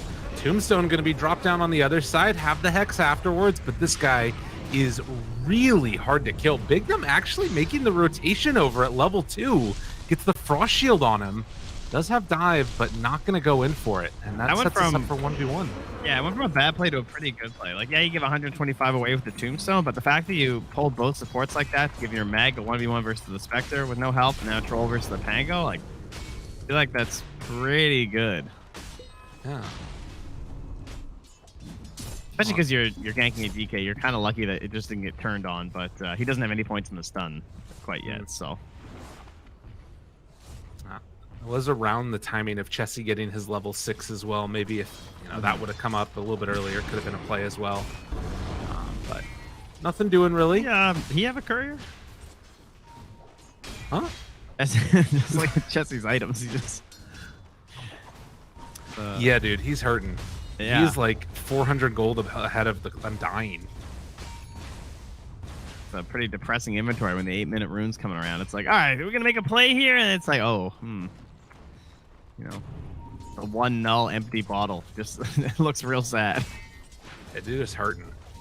It's not great at all. And like the whole time, also Magical is just like getting these stick charges. So every single one of those daggers is just doing nothing. It's just making them more survivable. But here we go, a kill given over. A Slayer's gonna walk on in. Does go for the fear. They manage to go for the haunt afterwards. Chessie drops the Sonic Wave. They blow up the Lich, but then gonna lose the Quap, and now Lion's also gonna go down. So they managed to find 2 kills and possibly a third here as well. And afterwards, potentially the tower, or at least a good bit of damage onto it. I am probably the world's worst mid player, but I really don't understand 3 points in Dagger versus DK. Yeah. Isn't that like completely pointless? Like, isn't the idea that you want more points in your Scream so you actually have rotation power? I mean, that's what I thought, but I mean, Chessie has obviously played this match a ton of times. I'm just curious what the thought is. I don't know. I mean, he obviously knew he was going to die there, I'm sure, with that play, because that's a Queen of Pain blinking with level 1 blink is pretty much a suicide mission, unless it's a completely solo hero. Maybe he wasn't expecting the Haunt, of course, that's fair, but a rough start right now. Oh, man, this is a tough one now. The plus side is that you've got a triple stack of Ancients, at least for Radiant, as they are going to be able to pull back in and take down Coolman. So a much-needed kill. And, I mean, we talked about them maybe picking an offlaner last. Maybe they didn't. We just didn't realize it.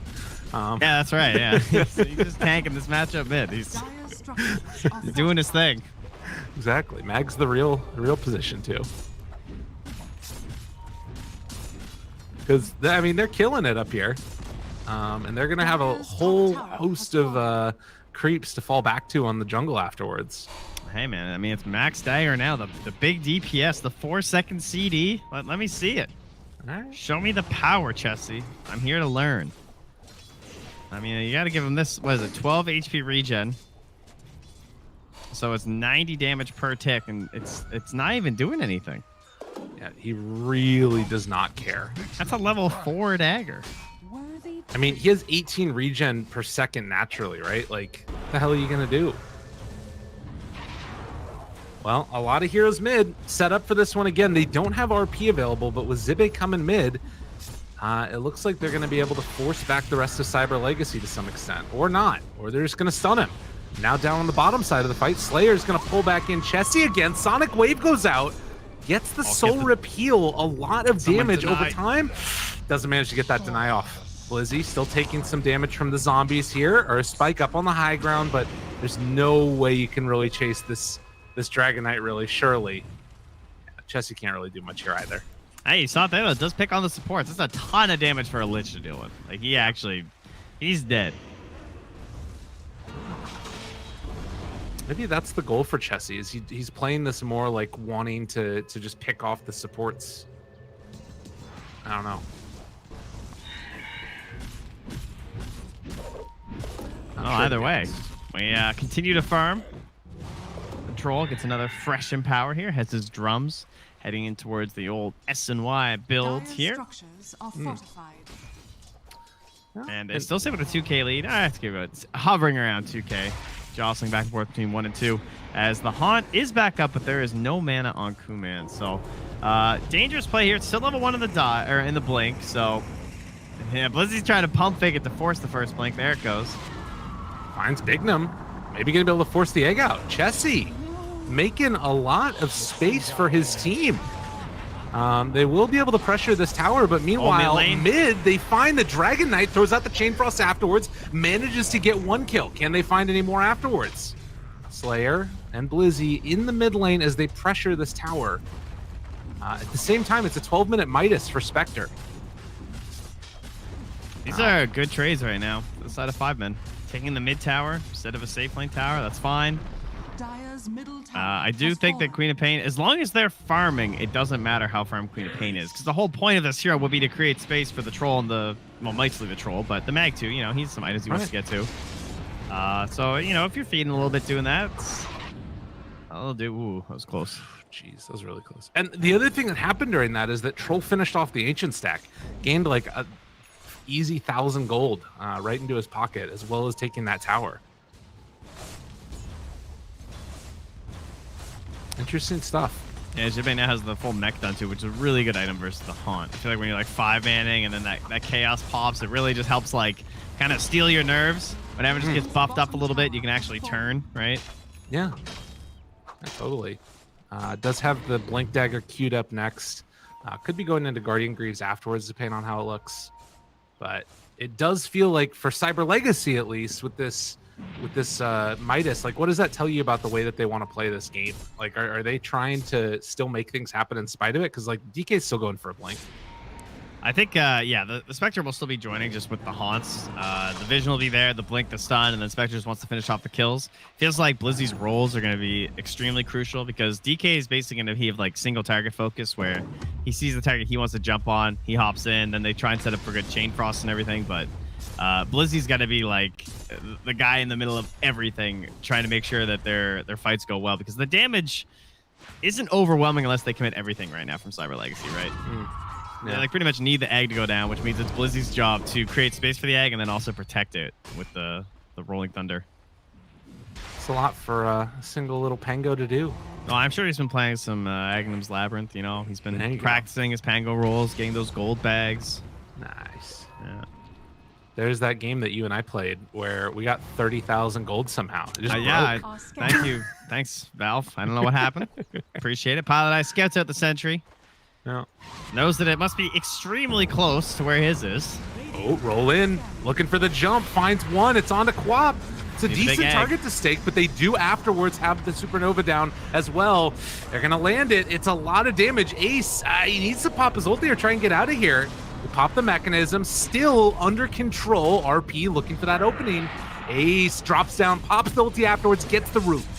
Can they find any more afterwards? Magical slowed down a bit. They're still hanging on to that RP. He doesn't quite get the Phoenix, but he does manage to find Magical.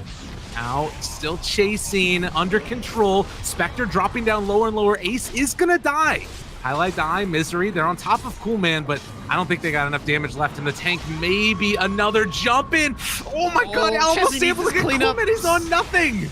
But they can't quite get it. Blizzy down very low. Misery still somehow able to live through that. Finally, he's going to be brought down. Blizzy chased, killed, and just absolute carnage in the mid lane. Yeah, very close both ways there. Chessie narrowly missing the kill onto Kuman would have been so good for him. And I feel like Pilot Eye actually tanked so much damage during that team fight. He got 3 soul rips off, got his magic stick off 3 times too. That was a pretty good fight for an Undying at 15 minutes. It was a good Undying game. What a hero. Oh, Kuman's getting so greedy right now. Has a obs that saw the queen right there, and they want to protect that stack. It's kind of stack the Pilot Eye with Tombstone. Oh, yeah. I like that idea a lot. Dude, there's like, look, it's close to Roche anyway, guys. Oh, see, this was the play. It's too far away now. I guess he didn't want them to realize it or something. He's saving it for his troll. Just kidding. Talking about? You gotta get that gold on him. I mean, Pi was, what, static storming the waves to push them out as Disruptor? That was working actually really well in his game to get eggs. I think the Ag's much less impactful on Undying than the Disruptor, unfortunately. I'm having some thoughts lately, I'm not gonna lie. I'm experimenting with the Holy Locket after some recommendations, and like, well, this is okay. And then I just started thinking things like, well, what if I just got eggs? I mean, Holy Locket's not that far from eggs. Exactly. That eggs is kind of busted, guys. It's 10 strength. It's pretty nuts. Stealing it from them as well is what part of what makes it so good as well. Like, if you just got 10 strength, it'd be amazing. But it's like the swing. And that's the real pain of playing Undying right now, is when there's an enemy Rubik. And then, you know, you're losing the game already, and then he gets his eggs, and you're just like, oh, what? I'm so sorry, team. You're losing the game because you're playing Undying. Yeah, exactly. All right, it's a 3,000 gold lead right now, and 5 men doing some good work here. Yeah. Mainly off the back of just Ace's empowered farm. And this is what the panel, both Kyle and T-Gov, one thing they could agree upon is that, you know, if he's left alone, Ace will farm. I think it's just like a really good moment to take that fight too, because the damage just wasn't quite there on the Heroes from Cyber Legacy unless it was all comboed perfectly, and getting a well-timed ultimate on Troll Warlord just does so much for you. You guys know Dota Plus, 3K lead, 17 minutes, and it's just like, oh, but Spectre. It's giving them the 3% edge right now outside of 5, and it's not convinced that this game's anywhere near finished. I do think they're in a pretty prime position here, as they're gonna smoke. Oh, okay, so they did knock over the Link over the hood instead. I was gonna say it seems kind of risky, but yeah, going before the Blink Dagger came out. Yeah. So just the hood coming out right now, but does have the rest of the pipe queued up for him as well, based upon, I guess, how that last fight went, and now having Aegis is the call for them. Misery just down bottom. He is also having a pretty nice game for himself. Digs up a bounty, you know, with a shovel. It's good to see. Coolman is going to show in lane down bottom here. Misery thinking about going, and it's thinking about going away. Doesn't want to be here anymore, apparently. Dire structures are fortified. Oh, they can't really contest Ace up here, as the Wicked Witch of the West and his broom handle will just take the top lane. No real concern. I mean, they are smoking. So this is Aegis and ulti on a troll. Misery is not here, and they might be expecting... Well, he needs to take down that tower so that way they can take the outpost, and then Misery can TP in. Well, instead they're going to TP down bottom and try and go on the Spectre instead. This is big. Do they get out there in time? He has Haunt available and jumps up to the top. Nicely played. That's going to keep him alive here. As in some trouble, Zibe is just going to get ran down. What? Man, what a breakdown and a plan there. I don't know if they just forgot about TP times or they just like, they all tried to TP to the same tower, right? Like maybe if they'd spread that out, that would work. I didn't see what happened to Zibe. It looks like his got canceled too, so he just got caught trying to make that play. Yeah. That was super greedy, though. Now, the worst thing to do with Cyber Lexi now is, like, force a bad fight, but they managed to just catch Misery all alone, so that's good. Bit risky to move out right now, I feel like, because, you know, they still have everything on the Radiant other than the RP, and you don't have Haunt, whereas I feel like you're a little bit weak in them right now. But then they just find extra pick anyway, so no concerns here. Yeah, well, and I guess the thing that I'm worried about is like, yeah, that fight looks great and all, but this is still a troll that's like AFK free farming with Empower, and they still have like Mag nearby ready to jump on. Well, I guess they don't have a jump because they don't have Blink Dagger. But you get what I'm saying. Like this is scary territory. Yeah, they still have damage issues, and they don't get fixed very quickly because their main damage dealer is Spectre, and she's still a ways away. So then it just comes down to like landing all your spells, and your Sunray is huge in this game. Yeah, very important. Sunray is actually crazy on Spectre too, because it's like obviously you're like % damage dealing and you're healing the Spectre too, which is then creating more damage because of dispersion. So you got the layers of the math happening. Yeah, it's just such a huge damage increase if they're just beating into Spectre, which is why they probably need to get this Orchid jump onto Phoenix in these fights, it feels like. I mean, I guess it's the same type of thing, damage mitigation onto the Lich, is they're going to go onto Pango down bottom. Yule Scepter actually going to be used to lift up the Troll and force him away for the moment. They do drop the tomb, though, so they're committing to the tower. Oh, they're right next to each other. Hello. Roll goes in. Still trying to control this Queen of Pain. Magical's on top of him now as well. Supernova down. RP gonna land onto 2, but they're not dealing with the egg. Ace trying to bring him down low, trying to beat into him. Chain Frost bounces down very, very low HP. The Soul Rip, but then the Yule Scepter lift up afterwards. Sunray, man. Coolman is there. And as you talk about it, the Sunray coming out. Misery accept his fate. 4 for 1. That's a pretty greedy place to try and take a fight, I gotta say. Like, RPing in the tree line over there. Some of your allies are stuck on the other side of the tower. They can't really help all that much. Tough fight for someone like Undyne to get involved, for example, too, right? Where it's like, I need to punch to like amplify, but I'm standing way over here, guys. By the time I get there, you're gonna be dead too, so too scared to commit. Rather disastrous. That was super weird. And it really, I feel like, gives a huge boost now to Cyber Legacy and what they need. Like, this was a team that was trying to buy time for, you know, more items to come online. Yeah. They didn't even have to go through the Aegis, if I'm not mistaken, right? It had just been reclaimed before just then? expired, yeah, I believe. Oof.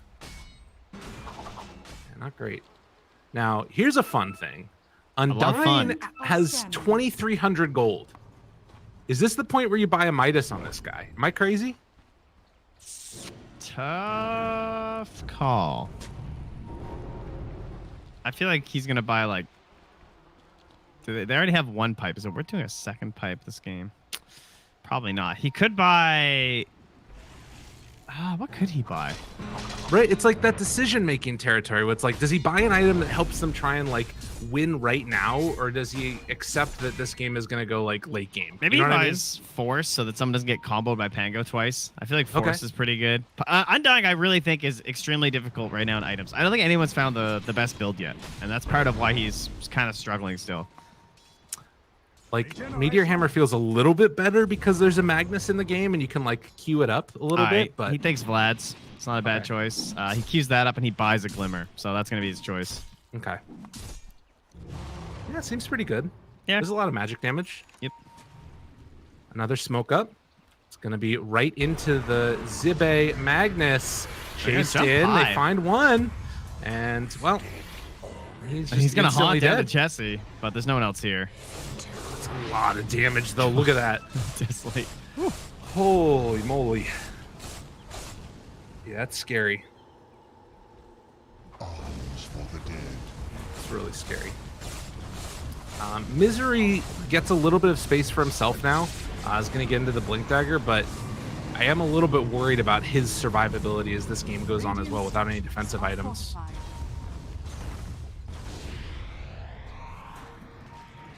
yeah, I mean, you're a one and gun kind of deal. One and finger gun, I guess. I think you should just go for the Ags. Come on, Misery. Go back to the Ags gaming again. I want to see it. 25-minute mark coming up right now. Cyber Legacy in a position where they're just going to probably trade out the 2 runes across the other side of the map. And we're chilling until next Roche. And because Blizzy never went for that blink, that was his first item he queued up, I think. And then he went for the Yules and then into the Halberd after. Now it's still Radiant Edge, I think, as especially if they manage to catch the Phoenix. Thankfully, it's a very long Roche spawn time. They don't know this, and neither team having a good way to scout constantly for vision in the pit. But the Phoenix will return before the actual Aegis can be claimed with the cheese. All right. This is really nice, though, being able to take out the outpost as well. And sort of sneak that one away from Cyber Legacy for the moment when there is a potential Roche fight coming up soon. Yeah, I mean, the thing they still have will be the Haunt, though. This is the big one. And how do you think that you want to play this if you're 5 men? Do you like try and force the issue, or do you just sort of sit back? Like, do you try and force out the Haunt and then go Roche? I think the vision game in this whole area, like across the middle of the map, is the best thing you can do. Just make sure they have no idea where you are and try and get some good wards down. So far, they've just dropped a courier in the pit since they have control over the area. The Dire are going to scan, and because Misery's in there, it can be in the end. I think it was for the full duration, so they might think they're already in there, but now they're going to spot the Queen of Pain. Maybe the Mag, too. There's not a ward there. Yeah, they're going to smoke in. Interesting. Who are they going to find? Ace is up here with They think they're roaching right now, so they're going to like do some Sunray or some shenanigans or something, but in reality, oh, cool, man. If you show, buddy, you could be in big trouble. They're starting to rotate away, though. Yep, and they're going to walk maybe up this hill. They're pinging that they think they're up here now, which is not true. Zibe is actually Invis Rune. Damn, that's terrifying. Invis Rune, but there is a sentry nearby. They just dewarded, but it's underneath the other sentry, too. And they don't have an obs on the Dire. Okay. So just settling back in again. Roche back up in 10 seconds. And Zibe no longer Invis. They do have a Dire ward here. Sioma's got the big item, though. He's got the Shadow Amulet. Surprisingly useful in these moments. So they saw the Mag walk up to high ground, and now they realize they're up there, and they're like, all right, what the hell are we going to do? This is like the stare down moment where you can't really walk in. They don't even have a scan anymore. And as you said, no way to check the pit. Very annoying, I'm sure, for Cyber Legacy. Whose courier wants to die? Yeah, they bought another smoke. I think this is the right play. Okay. Push the wave out first. Get the pressure on to 5 men. I love me a good old rush fight to decide the potential of the game here. It's you got a 5-man wipe here, an Aegis and a cheese. You're looking damn good. Ooh, Zibby's in there. Zibby's in there. They're already hitting the pit. They don't have an angle right now. He jumped out. He went up high ground. Okay, Magical pops ulti. They're nearby. They find the Undying. That's not a great target to go on, right? To start RP onto 2, catches the Lich and the Pango. If Blizzy dies right now, but the Yule Scepter lift up, trying to control, he's able to get out of there. Buyback immediately from the Queen of Pain, the egg up on the high ground. They're controlling these guys. Do they have enough damage to bring down the Troll? He's got Satanic after this. Sonic Wave is already out. Misery, Finger of Death, kills Blizzy, and now controlling Coolman. This is looking really rough for Cyber Legacy. But there's the Sun Ray. They kill off the Phoenix, and now complete and total control. They're going to take them down one by one. Pretty fight from 5 men. How many buybacks? Just 2? Jesse and Pylite I need to buy back for that one, so well worth it. Look at all the gold and XP they're gonna get, and the bounty afterwards of the Aegis and the cheese. And it didn't quite come together. As you said, that RP ready to kick things off was a very good start for the side of the 5 men, and it felt like it was kind of a free fight for Ace. He was just running around, right-clicking people, had his Satanic, had his ulti, kind of like double lives that he can play with. And the initial impact was not very strong from Kuman either. He jumped onto Pylai Die right at the start, and he hit him a bunch of times and was just like, this is pointless. And then he just like left Pylai Die alone before Pylai Die eventually died and fought back. Dire's middle tower has fallen. Well, and I think that were they still holding that outpost at the same time too? Yeah. Yeah, because otherwise you don't get back into that fight as quickly, most likely. But I think one of them I had TP to the tier 1 tower top as well. But as you said, the type of Roche fight that can help determine how the whole rest of this game is going to go. 5,000 gold lead now. Aegis and Cheese, they're hanging on to it. Dire's bottom tower has fallen. And Ace has Fairy Fires too. Ooh. Flat damage on crazy attack speed plus Satanic and Battle Trance. Like, that's an annoying hero to try and kill. The MKB done too. As much as we were sort of giving Chessie crap earlier for this sort of rough laning stage, it feels like it's kind of been the perfect hero. Like, he hasn't had to do much. He just sort of goes on those supports and tries to be an assassinating tool. Yeah, And Sonic he's Waves has been really good too. I think that's Yeah. very important on Queen at this point in the game. He's always hitting like 2 or 3 heroes, just disrupting the fight. Bignum, risky. And he's going to get punished for this one, it looks like. Pulled back in, or not. Okay, Eul Scepter, good play. On the other side. That was nice. In case of any other heroes. Unfortunately, the follow-up went to Blizzy instead, and they grabbed Slayer. Oh, man. Yeah, it's kind of tough. That's kind of tough. And How did there Slayer die? goes- He actually got solo killed by Troll despite having a Glimmer? Maybe his Glimmer wasn't on him? Or maybe he was trying to TP out as the troll is like running in at him or something. I don't know. And I guess if he got rooted, then that would also show him as well. Oh, he got rooted. Sometimes he died too quickly. You never know. All right, Glyph gonna be popped. Ace up on the high ground. Look at that damage. He's gonna have to pop Satanic here up on the high ground. Everybody's back up again from Cyber Legacy, but obviously it does not feel great trying to fight into this Aegis. Yeah, I'm just not scared of the Haunt right now, you know? I think you got the Ghostbusters over here on 5 men.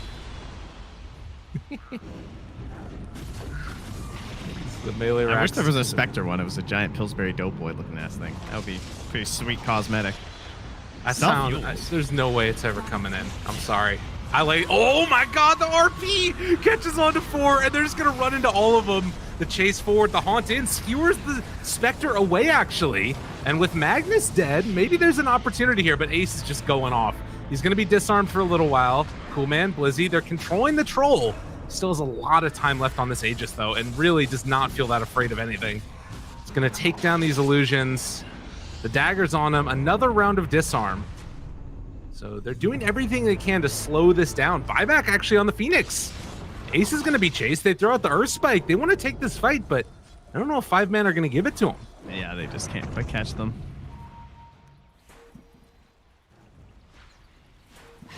Well, I mean, they lost the mid melee, but they have not lost the game, and they are stacking their halberds. They're gonna try and deal with the single target damage source of the troll.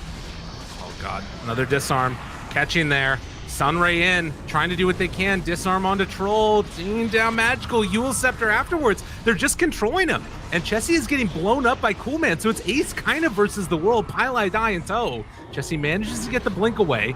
Ace still chasing, and the Phoenix Egg plays perfectly up on the high ground. It's going to allow this one to pop, gets the stun onto Troll. I still don't know if they have the damage, though. No, I don't think they do. I think they can just get their kill on Misery, and that's about it. What do you do against this Troll at this point? Pull him into the fountain with his ulti. Okay. He blindly targets you. You Phoenix, you dive. I don't know. It's, yeah, obviously an extremely difficult situation. Now he's got the Basher, too. Well, the Basher's not really going Kuman's way in that one, it didn't seem. Yeah. I guess that they just need to pick off everybody else, like you were saying. Radiant are scanning. Yeah, halberd and try and kill everyone else if you can, but it's going to be so hard. Like, Zibbe's going to have a BKB soon on this Magnus, and he's just going to be... Like, he's a good source of damage still. Like, once he's empowered Ace, feel free to empower yourself, man. You get the double bonus. Yeah, why not? I'd like to see it. That's some pretty good damage there. Pi also has the gold for the Vlads. Doesn't bought it though. The one thing that I'm actually excited about is if Bignum gets a little bit more money with this stone right here, they're gonna have 3 halberds on their team. Yeah, that's the plan. Just chain them. Sounds pretty cool.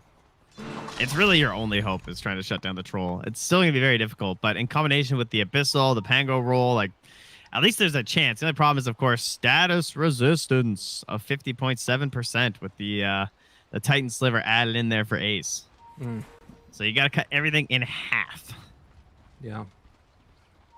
They need 5 halberds is what I'm hearing. Dire are scanning. There's been so many other like meme names, you know, like no bounty hunter and stuff. I want to see a 5 halberd team name. How about no halberds? No halberds. Yeah.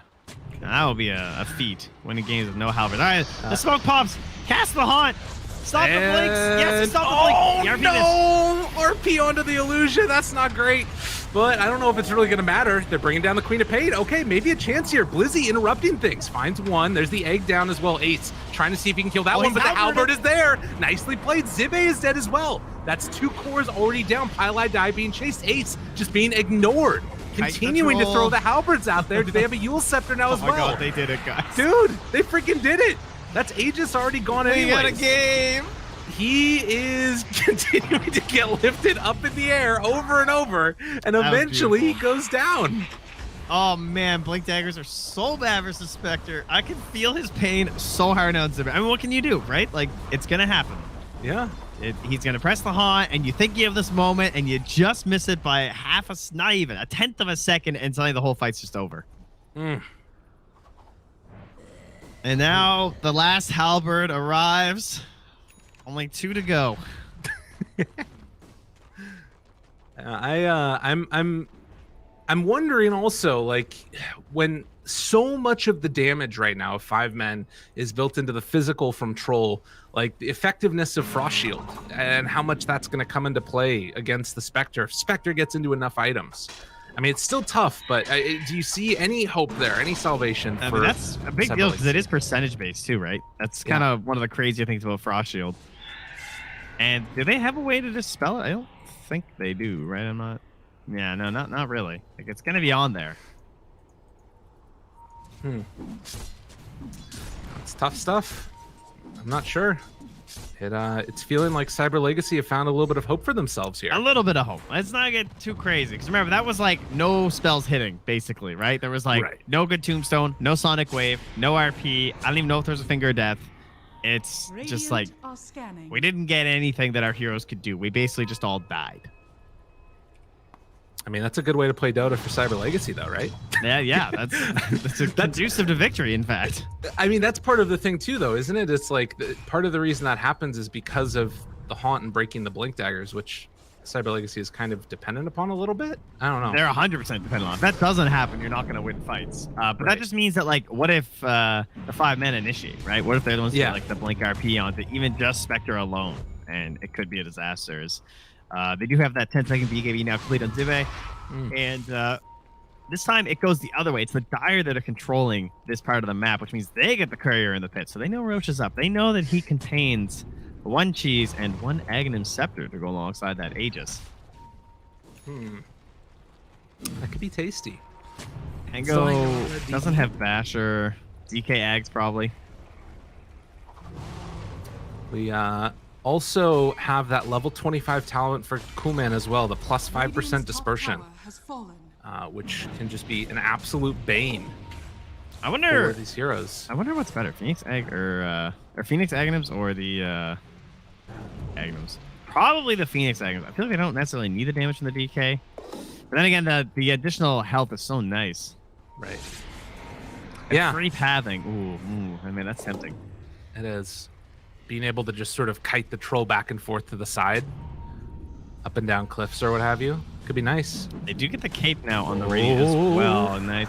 Danger, Low danger. commitment. Haunt to start. Zibe gonna be chased. He's disarmed. Control is there. They've got the cool man in his sights, but there's the egg up on the high ground. Good egg. Perfectly placed. They're kind of missing with the roll. Sonic Wave already in. The tombstone is down. Trying to turn now onto Ace. He's gonna be chasing him all the way in towards the pit. Slayer gets the shield off, but look at the big RP, and then the satanic turnaround. All the cleave is there. Magical still trying to beat into him. They're gonna find themselves 3 huge kills, and with this Undying Tombstone just piling up the zombies one by one by one, they are going to be able to, I think, take them all down. Pretty as can be. 5-man wipes back-to-back, one from each team. They got baited so hard by that Spectre DB. They thought they had something there, and it just wasn't. Oof. You know, it's you guys can't initiate right now. You're not strong enough. I can see how when you 5-man wipe, you think you are, but it has to be reactionary, and it has to be something that shuts everything down. They probably didn't know the 10-second BKB was up either for the mag, because that was a sick egg and Chain Frost combo, right? That thing was bouncing back and forth, but they couldn't bring down Ace in time, and they also couldn't get down Zibe either. So it, as pretty as it was, it didn't really amount to anything. Yeah. No, it's true. Unfortunate situation there. And God, I don't know now. It feels like this one is just almost in the bag. If that fight didn't win, and now you're gonna have to deal with an Aghanims. Why is Pi holding the Aghanims? Don't give it to Jesse. Don't do it, Pi. You know why. Come on. There's so many better allies than you, but don't do it. Oh, no. Oh, Who did you give it to? You gave it to Jesse. Jesse hasn't put it in, though. All right, there he goes. Yeah, it's for the best. Fine. Rip Dream. No Undying Eggs. That would be such a bad decision. I appreciate their determination for victory. Unraver during Supernova was really good this game, though, because Magnum, like, the Supernovas have to be kind of perfect. Even though they have all these halberds, it's still really hard at this point in the game, because Troll just needs, like, just a microsecond pretty much to destroy the whole egg. So you now can just worry-free pop the egg first and then instantly start Sunraying the hero you want it to. There's no pressure to like Sunray and then you're trying to still find the good one. They're like, oh, I'm never gonna get Sunray off because my eggs all have to be perfect, blah blah blah. So it's good. Yeah. Highlight Eye is good to die. The Tombstone on Death now available at level 20. Perfect. Just what he always wanted. He's ready to go. Doesn't get to keep the Vlad, sadly, since he's gone to the Nether Realm. 22,000 gold lead. Obviously, a good portion of that going to be the Aghanim Scepter that was handed over to Chessie, who's also getting close to level 25 himself. And we've seen how devastating that fear can be in these fights. Oh, it's so annoying. One of the absolute best ones. I don't know. Does he want something else besides the Havoc Hammer? I think Havoc Hammer is actually kind of okay for him this game. For the way that he needs to play. On the Queen. He just has nothing in. Got it. Just holding it. I saw the Spectres have a camera. I was confused. Yeah, that is not the best thing for him this game. I'm sure he'd like something better. Interesting. He's actually queuing up the Blade Mail. I was wondering if that was going to be a good pick. Troll has so much armor, though. Feels sort of lackluster for a, what, 6th item? I guess 4th realistically. It does reflect before reductions, though, and you have the Lich, right? So maybe it's just such an absurd amount required. Haunted onto Zibe. Has the Abyssal Blade there. Chi's going to be used. Still controlled. It's going to go for the skewer out. And with that, Haunt is down. And now Chessie. Thinking about chasing. This guy's a little wild. So he's poking the bear a little, right? He wants to see if he can force another bad fight out of them. Dude, Chessie is just going in. Now, going to get the egg up on the high ground. Yet again, these placements have been so clutch, but unfortunately, they can't force the fight. Sorry, they can fight after. They have the RP, and he is Aegis. All right. Chasing. That's already Aegis down onto Troll. Can they find any more RP? Only onto 1. He's already used Rolling Thunder as well. Now Chessie being controlled. Chain Frost bouncing back and forth between Ace and him. It's a good bit of damage. Cool Man under fire, though, and in trouble. Skewered, pot to the side. Needs to back out of here as Magical is there. Bignum off to the side as well. Doesn't have Sunray for another 4 seconds. And they will be able to kill off the Spectre. Buys back immediately, but does not have a whole lot of friends nearby him. with that, Big Nem just going to be forced to fly off the map and try and TP away, but they catch him with the Earth Spike, and Big Nem is going to go down afterwards. And this might just be about all she wrote, barring a miracle at this point. Although the Phoenix is back up. I don't know. It's so hard to fight Ace. Yeah, they just have way too much. That was really well played by Chesty. I like what he did there. Because, again, it's perfect setup situation that they need from Cyber Legacy. And, well, just to finish in style. Jesus. Finger of Death, Agnums on the Queen of Pain. They're going to control the Spectre, kill her off pretty as can be. GG indeed. A bit scary there near the end, but ladies and gentlemen, he did it. He cast Flesh Golem several times, just like Suns fan wanted. Amazing. And Undying has won the game. That's more exciting than the whole grand finals, man. They actually did it. Unbelievable. Wow. Finally, the curse is lifted. I'm so excited. I can't wait to see you all playing Undying in your very next pub matches. Thank you so much, Pylai Die, for bringing us hope once again. But yeah, 5 men, again, a little bit sketchy for a second there. They got kind of worked on the missed RP from Zibe. Kind of shows just like how there was some execution required for this at that point in the game. But, you know, that's the power of Haunt. And then Cyber Legacy, though, couldn't close out the fights needed after that, despite giving themselves a second chance. All right, let's head on back to the panel. They are looking some kind of way about that game. Let's see what you guys have to say. Undying somehow got a game. The streak has ended. We didn't get to 10 losses in a row. You had a reason, and I wasn't even sold on it. Kyle, can you help me? Can you explain any of this? I mean, just troll things, really, Mag Troll. You take a group of experienced old-time players, and they pull out one of the old bread and butter strats of old. I'd say the only thing more successful over the history of Dota 2 is Wisp plus Tiny, or Wisp plus Gyro. Mag Troll is always going to be solid. Ace got off to a pretty big lead, and they're like 2 or 3 mistakes ahead for the rest of the match just because of this, because he's just... Every minute that goes by where nothing happens, Troll's getting twice the gold of Spectre. I think it's one of those games where if you look at what Cyber Legacy have to buy to stop this Troll from popping off, you've got multiple mules, so many halberds. Like you're basically going, okay, we have to invest 10, 15k worth of gold into just stopping this one hero killing us, right? And then you're basically trying to play off being proactive. So if you're on the back foot and the RP's landing and then Troll's hitting you, you've not itemized to save yourself from that like situation, right? So it's a difficult game to play if you're not the ones taking the lead. And unfortunately for Cyber Legacy, there was multiple times where 5 men just kind of played the map a lot better around Roshan, for example, which meant that their good itemization wasn't really kind of, you know, game winning. I want some truths here, though, from both of you right now. Kyle, pick Cyber Legacy, easier draft 5 men. T-Gov, picks 5 men, easier draft to execute, Cyber Legacy. Yeah. Which is it, boys? Which is it? My heart was with 5 men. That's all I have to go with. You don't have to go with like the whole thing, you know? Like no, but he said 5 men had the easier draft. You said Cyber Legacy had the easier draft. Did he?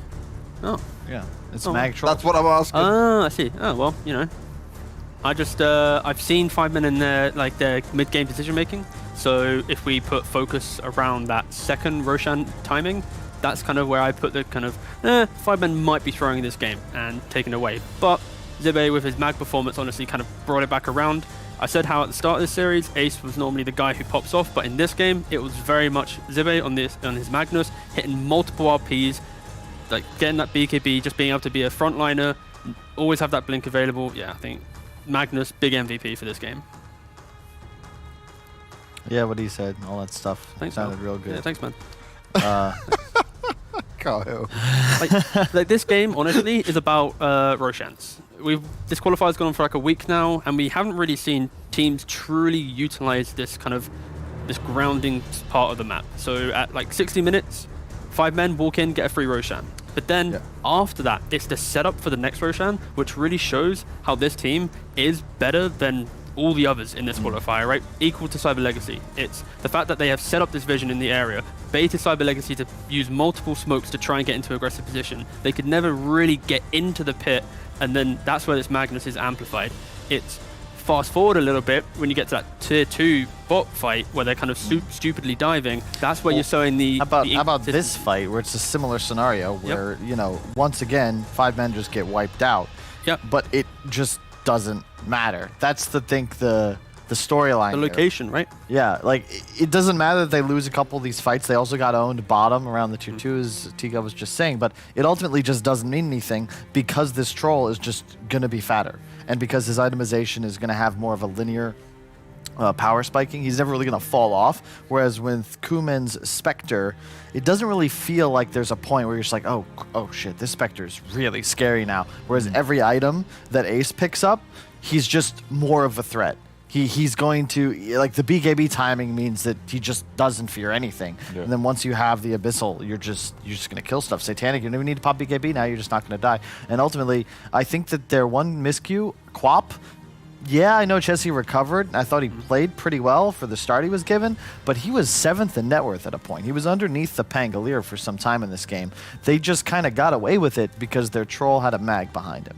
And that's something I think they're going to need to rectify, assuming they actually make it all the way to this Immortal division, because I think a better team punishes them a lot harder, rather. Assuming they make it all the way, so you're thinking now that maybe you've seen enough from 5 men that they're going to take you here? Well, I think whoever won this first game was going to have a big mental edge moving forwards. Like now, you know, you've got that free game you could drop if it were to happen. You just need one more, and you take it through. And I just think that this squad, now that they've got their confidence, I like the statement they made, right? And something I've advocated for a while. When you get to these important matchups, and it's single elim, and it's 1 BO3, don't live or die on something cheesy. Think about what you're going to draft, and just straight up pick your win conditions and say, come play some Dotes. It's very similar to Avicii Gaming. They would just pick IO Gyro if it was available. They do that every single game, and they would beat you with it. And I like to see them pick something, I'd say, about equally as effective in the mag troll to open. Yeah, just got to give it to 5 men. It's just, like I said, it's the 4 lads plus Ace. The way that they played the early game, it is just these 4 guys are just running across the map doing kind of recovery mode, mainly for Chessie, because of course the laning phase wasn't too great, but it's always enabling this one player who you know is going to have farm. He farms crazily well. Of course, he's got the empower, so it's kind of cheating, but he is putting in a solid performance. Is there some kind of poker hand reference we could make into their team name? It's like quad aces or something. I don't know. Ace with 4 jokers. I don't know.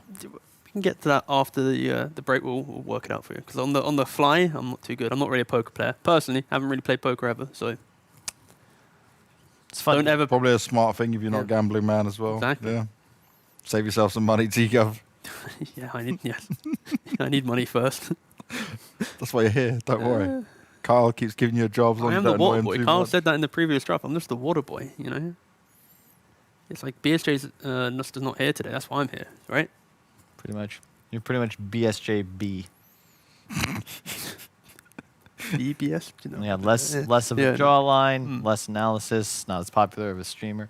But you both have names. We went from the beginning of the week, right, of building T-Gov up. What is your real name? Isn't Robson. it Brian? Yeah, it's Brian. Yeah, it's Brian 2.0. I just looked at his ticket. I swore it's like Brian Robson, but I could be wrong. No, it's not. Robson? It's Robson. Yeah. It's like son of Rob. Is this like a Viking thing or no, what? Robson's like a very typical British name. Yeah.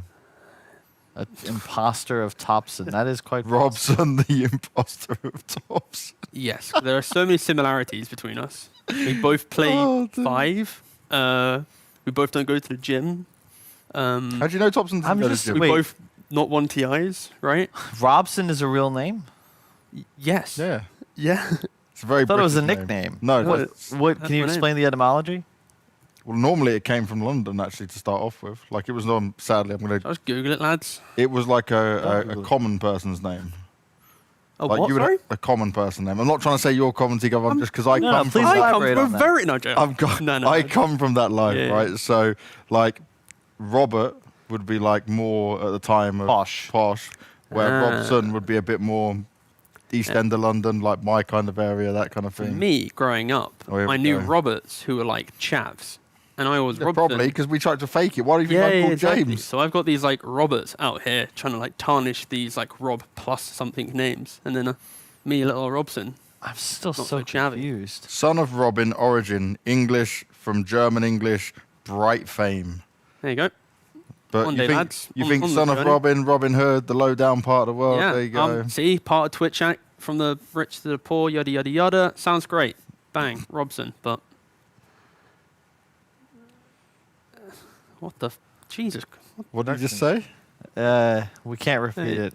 Yeah. Production's just straight up toasting Rob. I'm not even going to repeat it because it would be. They're just ripping your name apart, Robson. That's right, that's Twitch fine. chat you may not be able to hear right now, but production is giving Robson a bit of a Grilling. ribbing, a grilling for sure.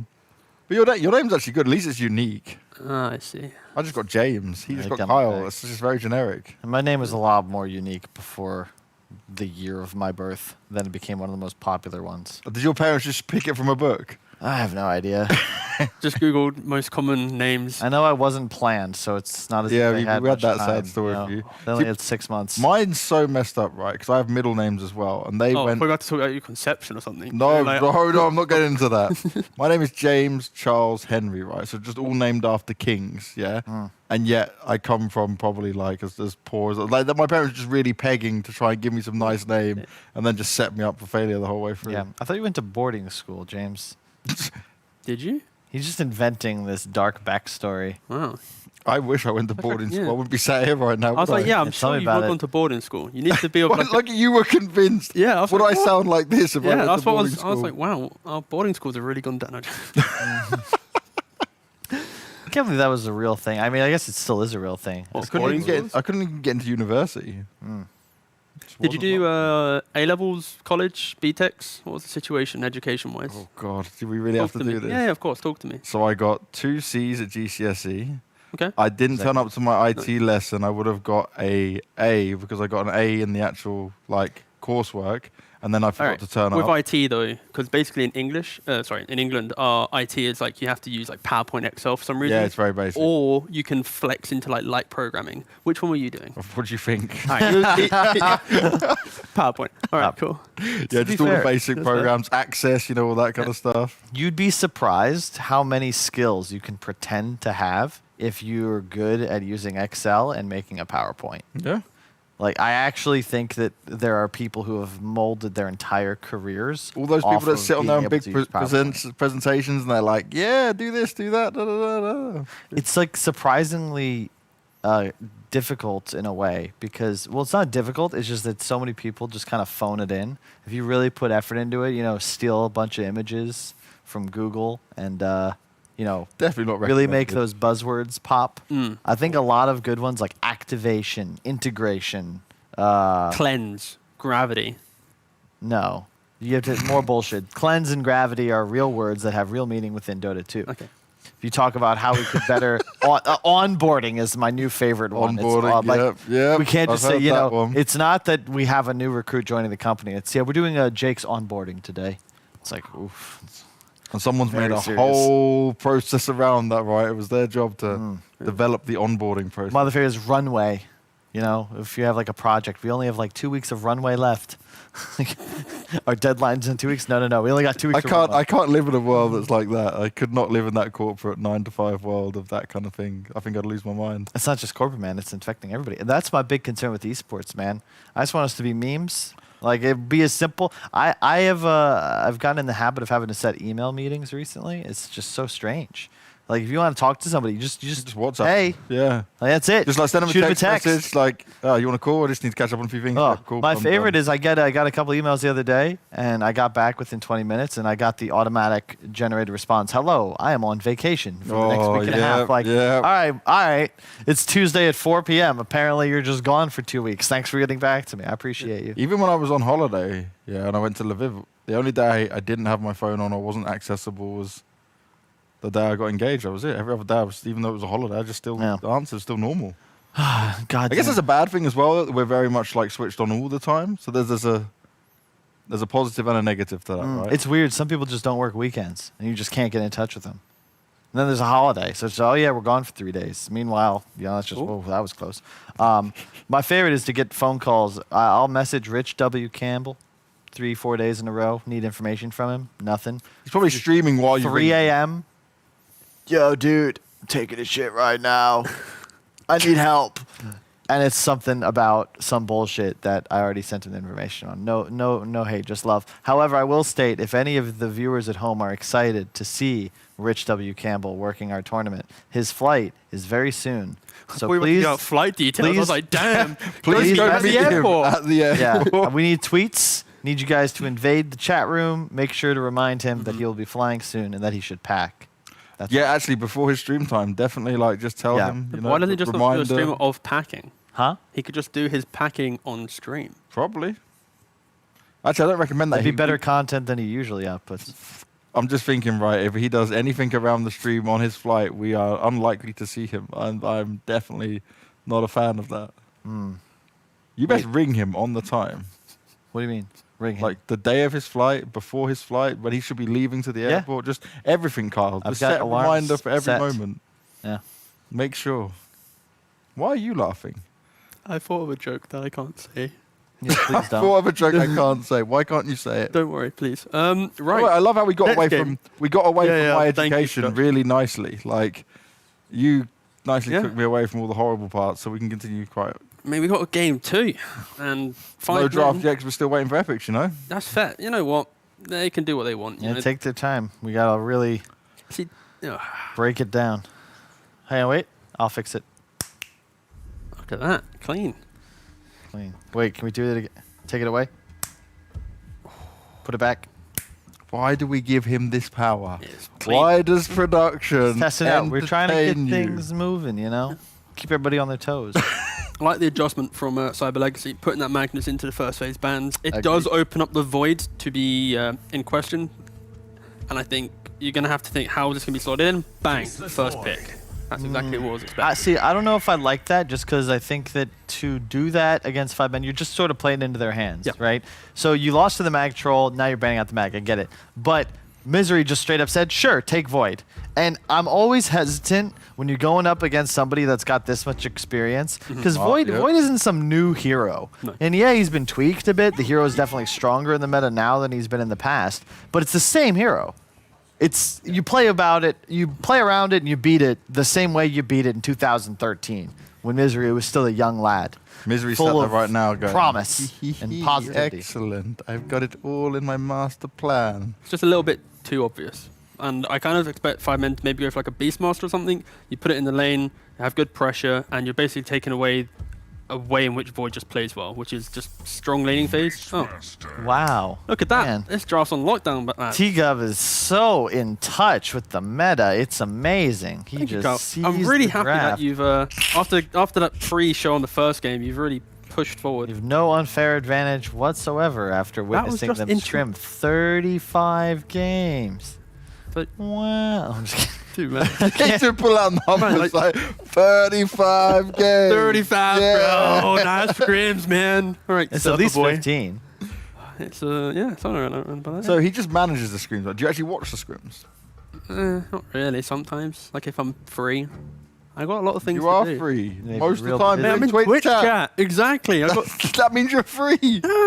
Okay, let's these be lads are honest, hard to right? manage. I got to type. So basically, right? You know Twitch my chat. favorite thing? Sorry to interrupt. No, but no, it's fine. Go ahead. You always interrupt. Why do you my apologize? favorite thing is if you message, if you're like waiting on some work stuff to get back from somebody and you've got them on Discord, right? And you're like, huh, they're really not getting back to me. I wonder if they're busy. Playing Dota. Playing Counter-Strike or like Yeah. listening to Spotify while playing Hearthstone. I It's like, turn notifications off. I messaged Carl about something, and it's like it's not really that important, but you know, a response would be nice. I'm like, what's he doing? I load up like the group thing. He's like just playing Mafia. I'm like, I really want an answer. Yeah. Mafia's Nudge. been fun. Online Yeah. Mafia is actually a Actually, ton of kinda fun. cool. Yeah. Yeah. I don't think we're gonna stream it ever because it kind of ruins the game for the people actually trying to play. But it's pretty dope because you can see everyone's face. Whereas if you're in the circle, like and somebody's like behind T-Gov, he's got really wide oval shaped head. All right, mate. I got we weird wouldn't ears. be able Calm to see down, the Carl. person next Stop to him. attacking me. No, I'm just- no, I'm just- Mafia's fucking. yeah, Mafia's Yeah. great. You know just all also the when bands. Mafia exists in No these rush. games when they pause 20 minutes in to decide who's got a throw or not. It's pretty fun. Is that what you told your boys to do? Nah, mate. Okay, good. That's actually no. Yeah, around It's the Roshan, I was final. like, lads, we gotta tighten up right now because You're here linked in with a Russian These mafia F10K wallet. You're bet- crazy. Blink 182, great band. I know already what that reference is to. Thank you. What? I know what that reference is to. it was to a It's band. literally a band. Yeah. Oh. Okay, I was like, I didn't know if there's some no, ominous shit. Like, oh god, what did I do? I know that reference. I got it. It's like, all right, thanks, Banks. I'm not being. I know the fucking. Thanks, mate. Thanks for clarifying. You got the reference. Really happy for you, Banks. Old man Banks. Still in the second base, man. Dude, Oh, this second ban phase, I swear to God, it gets longer. Well, it literally did get longer, I guess.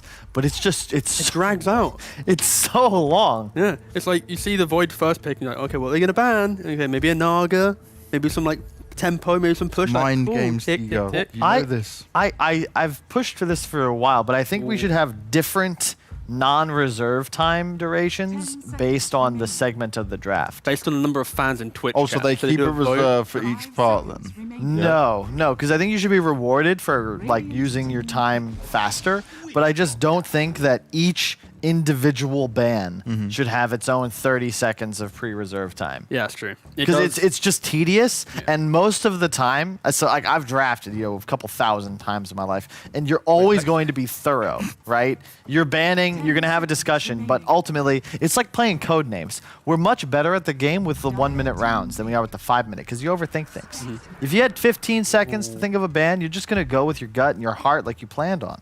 5 men's draft right now is looking pretty nice. Strong laning phase with the edge. I see. I got that reference, Kyle. Thank you. Sorry, I was just role playing Don't have back. to get that excited. It's just Yeah, so I'm trying to divert the attention. So yeah, you got Beastmaster Phoenix pretty strong against the Void. You're going to be able to pressure his tower. You've got enough group up potential to pressure towers so Spectre can play up in the map. We saw in the last game, 6 minutes, both supports come mid. Even though they're not taking the tower, they're forcing Cyber Legacy to react, opening up the side lanes. We're going to see the same thing here, finding space for Ace to get his farm. Cyber Legacy kind of lack damage outside of their big wombo combo. They are locked into... Bro, they have 3 heroes. Yeah, I'm saying so don't far. get ahead of yourself. It's an update. It's an update on the specific... The real They're looking for area... some cheap damage. There you go. Are you done? Okay. The real area of concern is that you've got 2 very squishy supports, both of which are available in Underlords, or sorry, Aghanim's Trials, for anyone wondering at home. It's played a lot of completely that, irrelevant haven't you, Carl? information. Heavily irrelevant. But Spectre high reach, you're going to get on top of these backliners and you're going to kill them. And it's a pretty big edge. And it's very frightening to play 2 squishies like this, especially when you're playing against birds. The birds in the sky, the beasts of the land shall also be against you. And it means you're going to have the vision advantage almost all the time for 5 men. You'll be able to pick and choose your fights. And if you isolate somebody, boom, Spectre's on top with the dagger. Phoenix is swarming in, zooming in, swooping in, swooping. Soaring. Don't look that up on Urban Dictionary. God damn it, boy. Between 2 of you, you could not get Isn't it like that. swoop like... Soaring in is but like, correct. I kinda like- I'm the least educated out of both of you, and you could not get that. Yeah, but it just means that we focused our education on other things other than soaring and swooping. Okay, he's got stuff he can be happy about. What have you got? Everything, mate. Every day I cherish and adore, and I get to work with great people, great production, lovely production, and to entertain great people in Twitch chat. He's So, got to suck enough, isn't he? thank you. I'm happy T-Gub's happy, I guess. Yeah. Good. Thank you. Good They are for him. wasting a lot of time on this. You say wasting, I say deciding on the right pick. A lot of these teams really do overuse time. For example, Scrim, they'll pause, right? They'll make sure they really hammer in what pick they want in these type of positions. And 5 men Cyber Legacy, they've scrimmed a couple of times before, so these lads, how they did might the know scrim results go between I them? actually have no idea. I No, don't say no, it. legit, And then, I'm not lying to you. I did not how watch before those. the final of a team you are looking after, you not It was find like out a that week vital ago. information? It was like 4 or 5 days. The bar for Dota coaching is quite low. I can see this. Carl has applied for many and still somehow failed. I went to a TI with Nahaz as my coach. Shout out. I love you, Alan. It wasn't your fault. I'm just, yeah. Wow. Did you just take along for the ride, the free trip? No. Stats don't lie, so It's they a lot. believed in them too Mathematician much. could get it done. Let's just say that I've made some poor life decisions. In fact, I've made a few poor life decisions. Yeah. To the point where that hiring Nahaz as coach isn't even in the top 10 worst decisions I ever made. It's been a rough ride. If I could be any kind of ice cream, it'd be Rocky Road. That makes sense. Yeah, I'm with you. Yeah. It's all right, though. Life goes on. Thank God I'm here now surrounded by these awesome Talented people. In the next 4 days when they fly in. Hey, gotcha. Bat Rider's cool. I will say I think that this is a misunderstood matchup, specifically with the Beast versus Bat, because I think people pick Bat assuming it'll have like a decent matchup in the laning phase, but I think throughout the game, Beastmaster is actually a hard counter to Bat, because ultimately Bat Rider more than anything else likes to abuse a vision advantage. You consume vision. If you have the edge, it's almost always going to be your team that's finding the pickoffs, the opportunities to make plays. But Beastmaster, because he's always shoving lanes without needing to actually be in them, thanks to the boar and the axe from Fog, and then the bird also scouting out, it sort of just denies Bat Rider that ability to freely play the map and keep himself, it's like lurking in Counter-Strike, right? Except you don't want to lurk because you can't, because they can see into Palace. I love that. A whole reference down to Mirage, Gotcha. lurking, CS. You've been playing some CS, haven't you, Kai? You've been doing well. Almost MG, baby. Just venturing out, trying to tap into multiple games. Cyber Legacy looking for an active mid hero, trying to find something just keep up the tempo. Hey, wait, I want to take a swing at Banks real fast, if you don't mind. Yeah, go for it. Yeah. I realized you were one of the most successful Counter-Strike hosts, and realized, damn, there's opportunity awaiting. I'm sitting next to two flakers who are trying to jump out their main games. Christ. Kyle, Brewmaster going for the Bat Rider mid. That's a really cool. Alpha enough. you will get eaten alive. I need a button. I think people that are truly alpha don't have to tell everybody. They just exist. Yeah, whoops. Breaking it. Whoops. All right, so they're putting the Bat Rider mid. They're going to go for the old Enigma strategy, try and get that guy some early levels, pivot, play into the side lanes. If Bat can just join Brew, 3 kills, join Void with Chrono, should be pretty good kills as well there. It's a very strong Bat mid game, but you do have this last pick on 5 men to try and muscle up into it. And that last pick is going to be what to take the win and go to 0. Come on, T-Gov, you should know the answer. I don't. Death Prophet. Too many cooldowns. Death Prophet game. Is it? Maybe. You know what? Sure. The only downside is your matchup against Bat isn't awesome, but I've talked with Limp about this, and basically as long as you don't get totally owned in the first couple of levels by a bunch of stacks, you'll be fine. They go for more of a chessy hero in the Puck, better matchup. A little concerned with their damage output. We saw Puck Spectre fail earlier today, and this is tough. Man. Yeah. I feel like the Kuman Void is something to always just be afraid of. You don't really have an answer to the Bat Rider either, but it's again a draft where if 5 men get a lead, they get out to an early start, they take a couple of towers, it's going to be really easy for them to dominate map control. You have limited wave clear on Cyber Legacy, and I'm still not sure I'm a believer in Brew, but definitely one of the better drafts we've seen so far in this qualifier in terms of the evenness of the matchup. Yeah, and in terms of putting the Bat Rider middle, you've now basically said that your offlane will be like Brew plus Snap, which means the Spectre should have a decent time, especially with that Enchantress bringing in that creep. You're going to see Ace farm again. Like, if I saw the Bat Rider in the side lane, I could argue it might be able to play there. Again, Ench could maybe play into Bat and do some work, but the fact that Spectre has this free game, it's a concern. Beastmaster should have a fun time bottom. Who's winning though, T-Gov? 5 men will be taking this as a clean 2-0, potentially. No, they are. I hope for T-Gov's job security. There's literally no money. There's no employment here, guys. Huh? There's no. Sorry, go on. Yeah. Go on. What's your prediction? I hope that 5 men take it home. I think it could go either way, but ultimately, it's going to come down to the tower edge for me. If 5 men have a 2-tower lead by 15 minutes, I think they'll take it. If they don't, I think Cyber Legacy is going to bring it back. That is very, very specific, even for you, Kyle. I, had a little time to get warmed up, but I slept. Now I'm back to reclaim my title. He got some sleep. He's back in form. He's got the puns to a point. Some references in there as well. Why are you going? Yeah, he had references. I'm just literally trying to be like a really That's bad the best hype he's man. got. Yeah, I'm trying to be a bad He hype goes man. out of sleep at this point, completely dead, done and dusted. I'm just malfunctioning right now. Well, 2 people who have a lot to say, and we actually do want to hear from them, is Lyrical and Trent. As we're going into game 2, it is time for them to shine. I want to see what Lyrical's got behind him this time. I still got the dog. Good doggy. It's a good dog, definitely. Man, yeah, you definitely want to hear from us, not these clowns over there on the panel. Look at these guys; they're crazy. What title you were claiming, Kyle? You're crazy.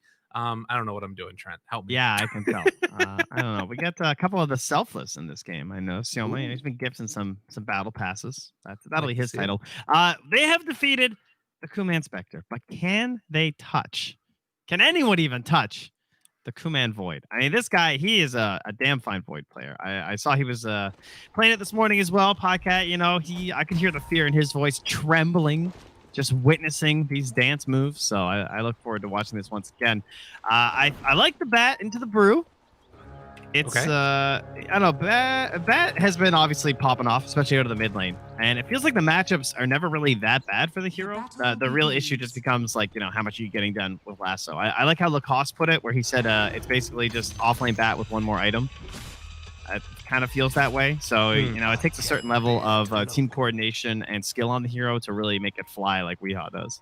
Right. Yeah, and I think that like that also speaks to sort of what the panel was talking about, right? That like you want to have the lead constantly as Cyber Legacy, keep running at them, try and take the advantage.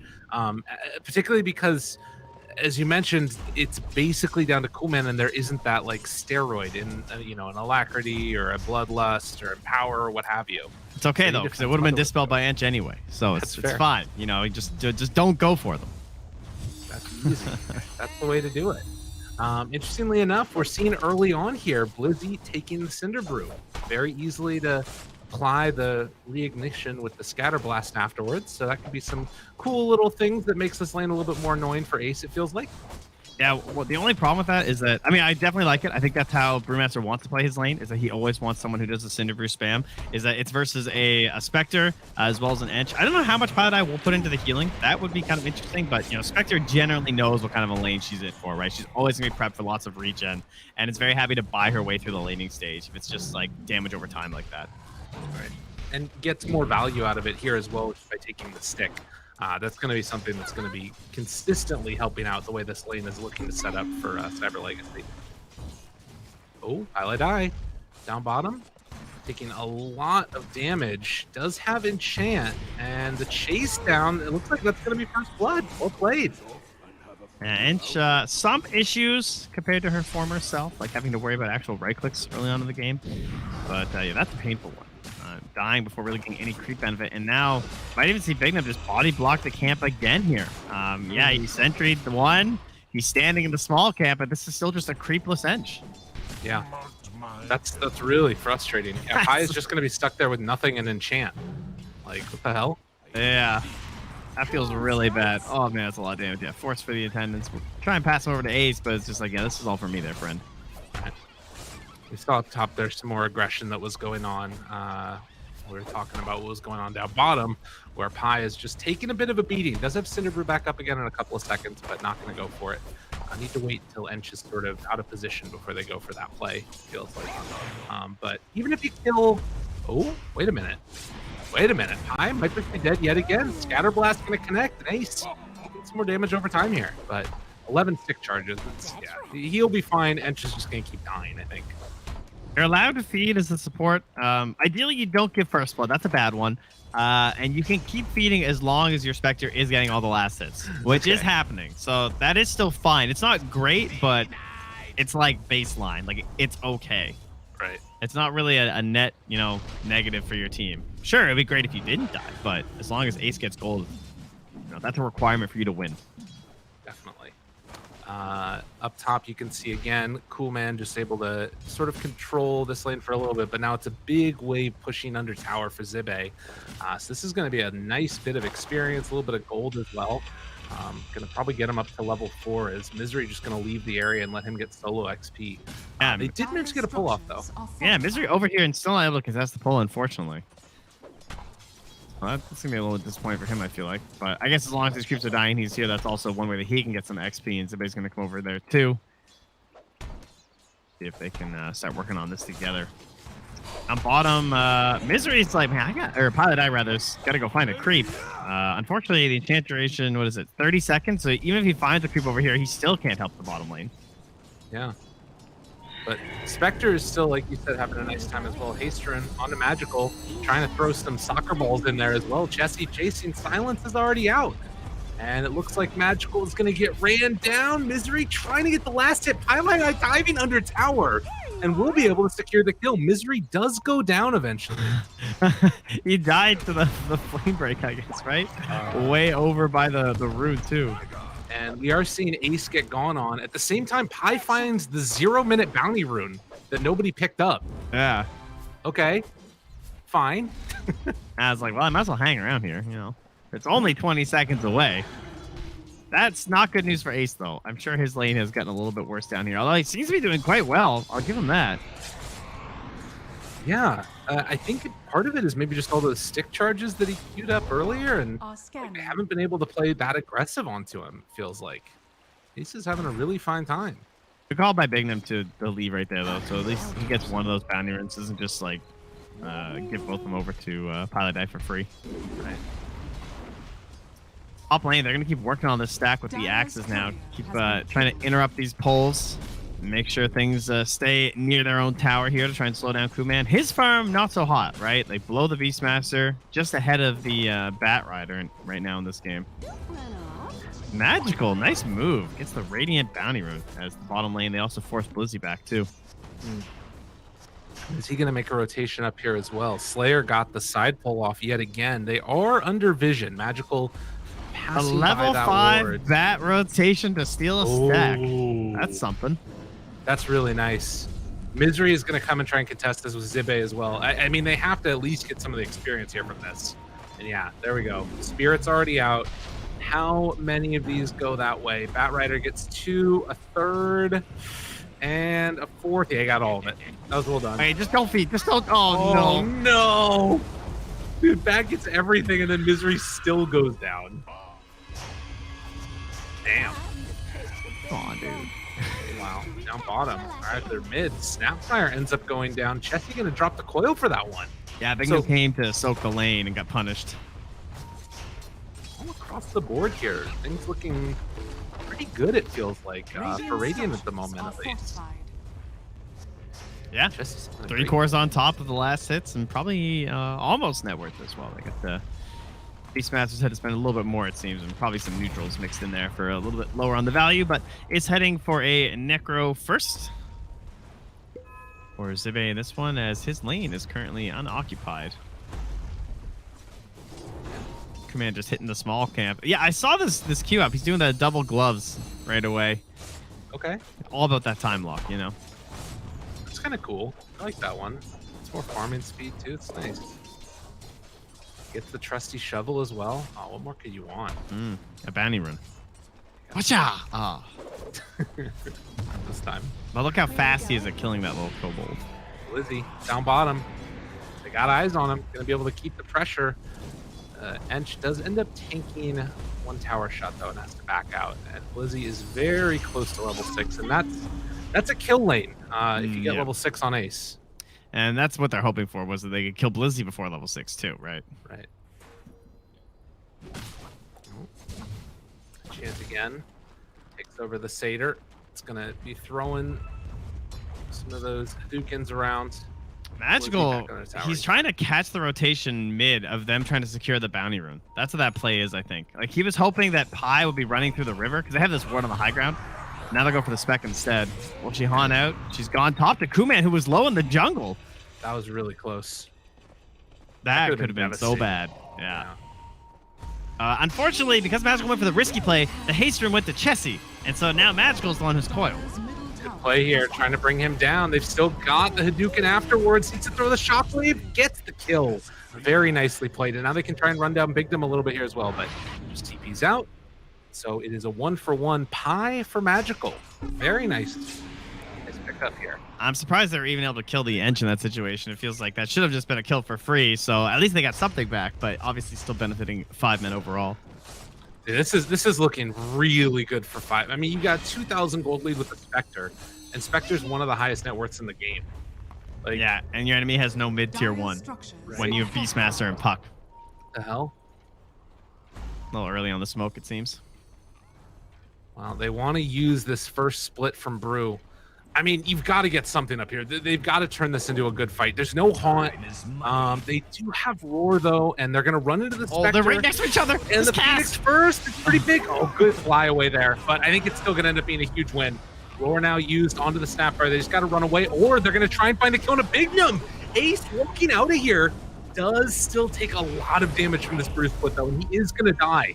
Meanwhile, Magical showing up, trying to make something else happen. They get the Yule Scepter lift up, or rather the Wind Panda lift up onto the Beastmaster. And it looks like he is going to be ran down, although the Sunray doing some pretty good heals. I don't know if it's going to be enough to keep Zibe alive. He just TPs out. Maybe it will. Unbelievable. Dude, Misery, what a player. Yeah, it feels like Magical was just like thinking in his head, like, oh, I can get this kill without the lasso. And then he's like, oh, okay, maybe I need lasso. And then you're not thinking of it like the other way where you start thinking, you know, can he just TP out after because my Brewmaster doesn't have a stun?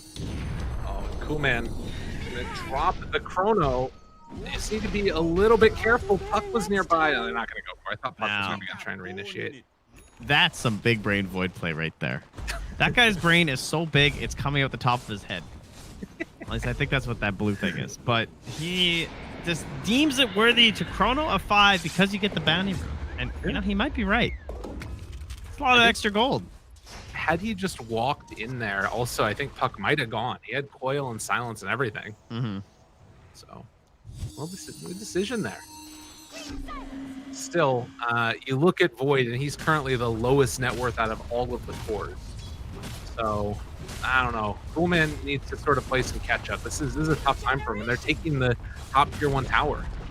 Dire's top tower. Yeah, they have Obs and Sentry here too on the Dire, so like even had a pretty good opportunity to perhaps fight it, but they don't have the split, and they also see that Misery got the tome and is holding the egg. So even with the little shredder, unless you're like there right away, you know, you don't necessarily want to start that fight. It's on Magical trying to steal some of these creeps back the other direction. Looks like that's still got most of them, but this sort of map movement that you're seeing from 5-men is really shutting down where Cyber Legacy feel like they can play.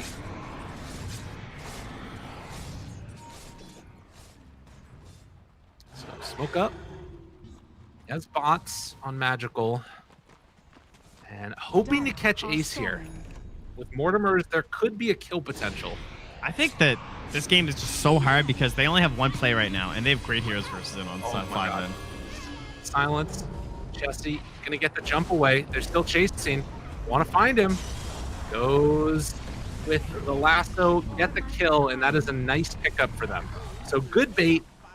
Just holding on to that smoke and only going in at the last second for Magical. And also only spending the lasso too, because, well, okay, and the mortars, but more importantly, like those two big ones of the split and the lasso and the chrono are the ones that they need, and they can't really afford to spend all three. If they spend all three at once, even if it's a 5-man wipe, that's one of those kind of dumb situations in Dota where it might almost be bad for you because they could just come back and take a tower and you'll have no way to actually fight. Whereas if you manage to defend against them like that, you kill one hero and now offsets their 5-man. Now, sure, they still have Egg, they still have Haunt, they have Roar, but you also have your own tools to maybe contest there. And they need to delay quite a bit. It doesn't feel really good delaying versus Spectre, but their win percent, for example, is already doubled in the past like minute. Just because they got that one like final stop. Halt. And it's the type of lineup right now that I think you really want to play fast. Jesse, in the meantime, he does have his Blink Dagger, is going to jump now onto the Sapphire.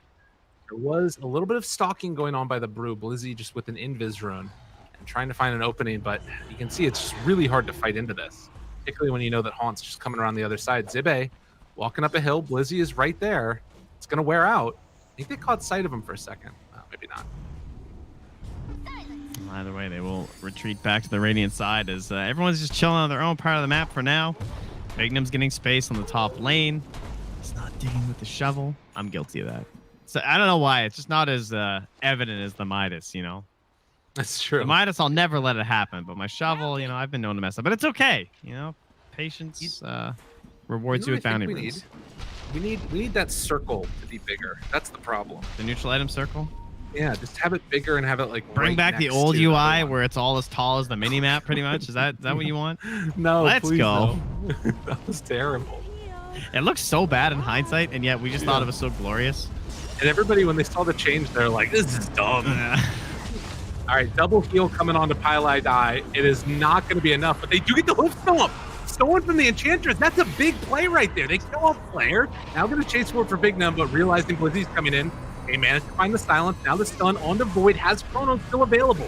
Got to be careful about this one. Bat Rider down very, very low. Ace still deciding to chase into this. And that's going to be the Mortimer's Kisses on the Chrono afterwards. trying to find anybody else to bring down. Ace is still completely controlled. I don't know what compelled them to make that decision, but Lord, that was not the way to go. Zibe likely going to go down here. Coolman able to time walk off. Misery still trying to kill Coolman, but I don't know if this is going to be enough. Dude, this Centaur has been a baller and It's a actually hero. salvaging the fight as they get another long duration stun off. So it ends up being a 3-for-3 in the end. Yeah, and they, I mean, they kind of get trapped on the side. Like Magical was stuck between the wall and the Chrono, didn't really have a way out. So then he eventually gets picked off by Chessie, as he also wants to stick around for this 15-minute one. He's gonna try and play for both, and he'll only get, he'll get both. Okay, Pilot, I did leave it for him. Good choice. But Magical. Yeah, he's got a lasso though. That's fair. Okay. Yeah, I'm just gonna run away. Dire are scanning. Oh man. Yeah, I don't know. Fight recap in the end ends up being fairly even because of the buyback on the Witch Doctor, I guess. That was the big determining factor. Yeah, it was basically all just even, really, in the end. I mean, the best thing is that Void is getting farmed. Right now, he's top of the Dire, whereas mere minutes ago, he was the bottom. And he's going to have that Battle Fury soon, too. So, going to keep the stack up going even further. But Ace, no slouch either. We'll have the Manta as the next item. Some better fighting power. And you can see also, I think one of the things that's impressing me about this 5-man team, right, is that like last game, we saw how much Chessie was sacrificed and just didn't end up being able to, like, it felt like almost have a game. And this game, he's like the tempo setter, top net worth player, and really sort of, it feels like setting the tempo that's allowing them to come out to this huge lead early on. So a little bit of versatility amongst this team. Yeah, Magical might just be dead here, in fact, because of a roar into a coil. I don't even need the coil. Jeez. Damn. Big plays. Down bottom, Misery. Blizzy's down low. He has the primal split now. They just have no initiation. Like, they actually, they can't kill most of these heroes unless they're going to commit the Chrono or the Lasso. Like, that's one of my only gripes with Witch Doctor. As much as I love the hero, Cask is not an initiating skill, especially if they have any semblance of mobility on the enemy team. Jump in, misses the silence. Coolman gets Chrono back up right now. Not gonna go for it. Yeah, it's weird. Because also, like, on Brewmaster nowadays, you're not going, like, Blink early. You're going these tanky up items, team fight things, Vlads and stuff. So, really, it kind of comes down to Batrider, but he had to go bots first also. So, it's all very lack of... This smoke could be good if they catch them unaware under a Hawk. And they're going to go right on the Zive. He was microing somebody. That was not where you wanted to see it. Mortimer's Kiss is going to eventually land, and you can use the split for that. Relax. What's happened? Why did we Witch Doctor alt Mortimers and split? I don't know. Oh man, and Jesse, he is gonna get the silence away. Blizzy trying to chase. He wants to get the lift up, but it's not gonna come in time. Think it matters. I mean, they don't have the. I don't even think they can kill him in Chrono reliably. By the time they got there with the Chrono, like without the Witch Doctor alt, yeah, maybe with Max Malda he would have died, but still, I don't think he would have got there. Well, now the question is, where do you go if you're... Okay, you just go right there. That's where you go. And they kill the Batrider. Want me for more? Thought about it. Right into Roche. This is what you were talking about before, I guess. Well, just this idea of using everything is just so... Like, that's what happens, right? If you dump so many of your spells on something that's not worth... Like, you have to very... carefully triage what you require for an actual fight, right? And that was bad triage. They were just like, oh my god, this guy's gonna live. We have to cast everything. Yeah. Like the opposite of real triage, I suppose. Trying to overkill someone. Yeah. That's not normally what they do in triage. No, I don't think so. Not the good ones. Man, does have the Battle Fury at least. Get the Essence Ring now. It's a quality item. It's a team fight item. Yeah. They need something. They need a lot of something. Ace is going to have Manta pretty soon here. Imagine, wait for the next... ooh, a Dragon Scale, too. That's real nice. Imagine wait for just the next taunt to be up and then they go again. I mean, do you sort of just play flowchart Dota from this point forward now? Yeah. If you're okay. Yeah, their game's super easy. Like, Ace just buys Spectre items, has Manta, goes Diffusal, has Haunt next. And then there's pressure on Cyber Legacy, kind of like last game. Last time they had the Spectre, though, which is helpful in these situations. It feels worse to play into, though. Right now, if they start running in here, right, the Chrono comes out, the Lasso comes out, and then you always have to be thinking, like, okay, what happens if he haunts, like, right now? Yeah. And I think Kyle made a good point, too, in terms of the vision game, too, because, like, Bat, I don't like Bat into Beastmaster either for the same reason of just, like, it's so hard to play around the Hawk. You can't smoke every time you're going to go for a Lasso play, right? No, totally. As Blizzy is just going to get jumped on up here on the top lane, if they want to, they can keep going in after him. All the creeps in the world, the good old Zoo chasing him down, slowly and steadily purging him. Yeah, they're slow rolling it because they want to force more TPs. Dude, they're not going to. Are these creeps just going to kill Blizzy? Oh no, Blizzy! He's just trying to get away. Triumphant Squawk. Are they going to let him live? Oh, I think they're regretting not just like chucking an axe in there. I mean, yeah. With the percent bonus, he probably would have died. In the meantime, mid, they do lose the Aegis. So a little bit too much fun. Chessie turns us back around. Oh, it did cost them Lasso, though. Okay. This creep's almost just wrecked him. Probably a little worrisome moving forward, I would think. Yeah. Dire's middle tower Yeah, I like what you're talking about with the vision stuff there as well, and it's not just the Beastmaster even, like even just the Enchantress creep sort of can be that. Just run them around. Yeah. Tough stuff indeed. As the coil going to be off the mark there, Chessie not quite able to catch up on the magical. That's worth the risk though, because if you hit that coil next to a tower, then Bat's dead. Because you can actually get reinforcements at the outpost as well as the tower and just pincer him. And what does he care if he doesn't have coil for 30 seconds? Since he had an arcane rune active anyway. Yeah. So the point that you were making about what Lacoste said of Bat Rider just +1 item, it's kind of falling apart here as he doesn't need his name up in lights. He just wants. He's off later, not the goal, but if you can hit your spells, any hero can be powerful. Yeah.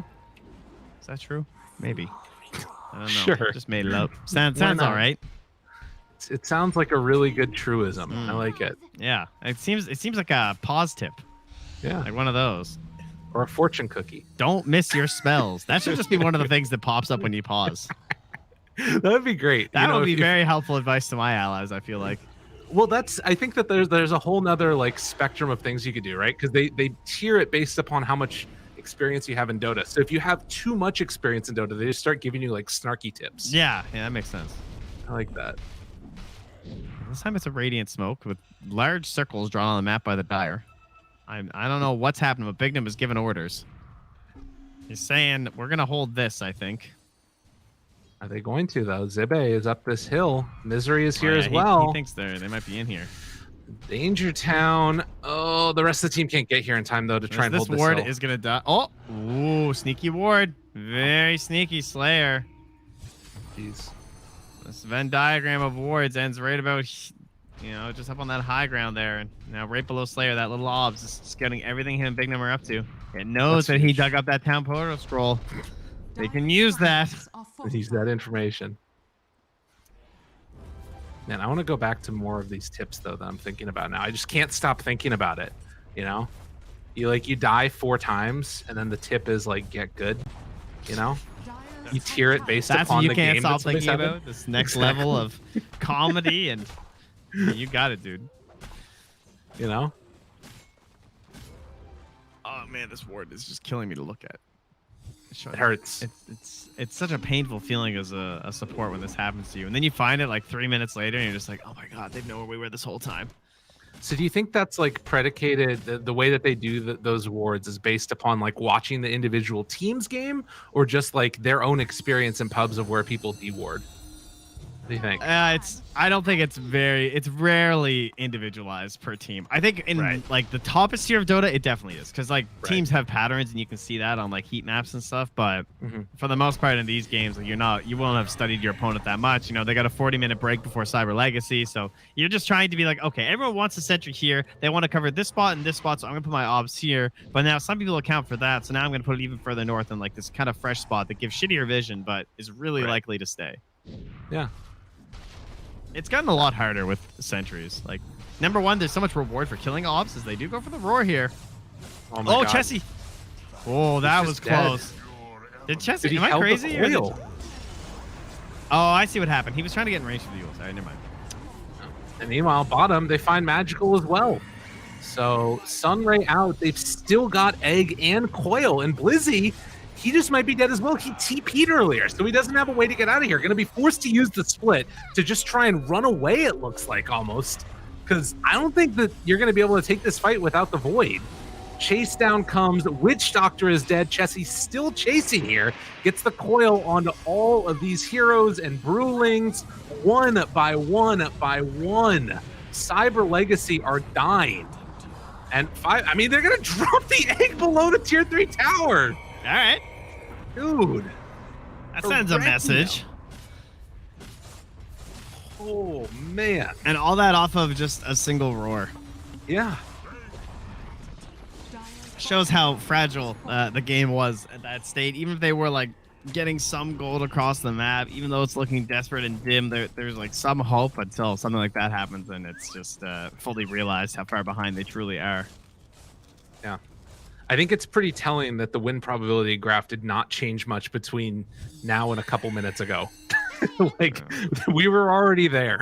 That's where we were at. It's been a rough one, this game. It decided very early that it was Ride Inspector once more, but not letting go this time. It was like 75% in like 10 minutes, or higher. I think it was like 86 at like 12. It's a harsh mistress, the old Dota Plus. Yeah. Well, 19,000 gold lead right now. 26 minutes in. Tier 2 towers are all gone for the side of Cyber Legacy.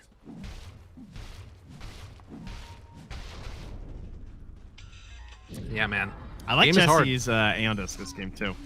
I think that's a pretty good choice. Yeah. It's like, you know, how do they come back in this game, right? They try and burst someone down either with the lasso or with the chrono, and maybe that can just delay it even further. Sure, maybe you might die, but like you can't really like buy Lincolns or anything, right? Like you have to assume that you're probably still gonna die from something, even with the Lincolns. I think with the chrono, at least this covers both. Yeah, true. I feel like it's an underpicked item when you're ahead. It's like one of those things that normally you try and get on disc when it's like you're all dying. It's like, yeah, get it when you want to, you know, secure an advantage. There's only certain heroes that can do it, like Puck and Ember. Puck the double coil again. God, leashed up, does have chrono still. Everybody's dying. They get the split off. Slayer already dead. Now Ace kind of alone here. Does have another dagger afterwards though. So they've used 2 ultis now. Mortimer's Kisses come out. That's a third one. Everything dropped now as Chrono is there. But the Sunray is healing. He's going to die in his own Chrono. Oh, it feels bad. Blizzy also is going to get ran down here in a second as well. Meteor Hammer drops on his dome. And with that, Triumphant squawks and ready to run mid. I'm not sure how much longer they want to hold out on this one. It's looking pretty desperate. Yeah. Game is super hard as Magical is going to drop as well, giving him a lot of tips. And yeah, this is going to be a tier 3 tower taken, it looks like. Yule Scepter lift up. They have the Supernova underneath the tier 3. Oh, more! Woo! Okay, they got it. A little shredder takes them down. They're getting a little bit too wild here. Witch Doctor ulti afterwards. Are they throwing? Highlight Die forced to TP out with the heal coming in. I mean, that would be truly impressive if they managed that with this lead. Yeah. All right. They're going to stick it out, though. Cool Man Void.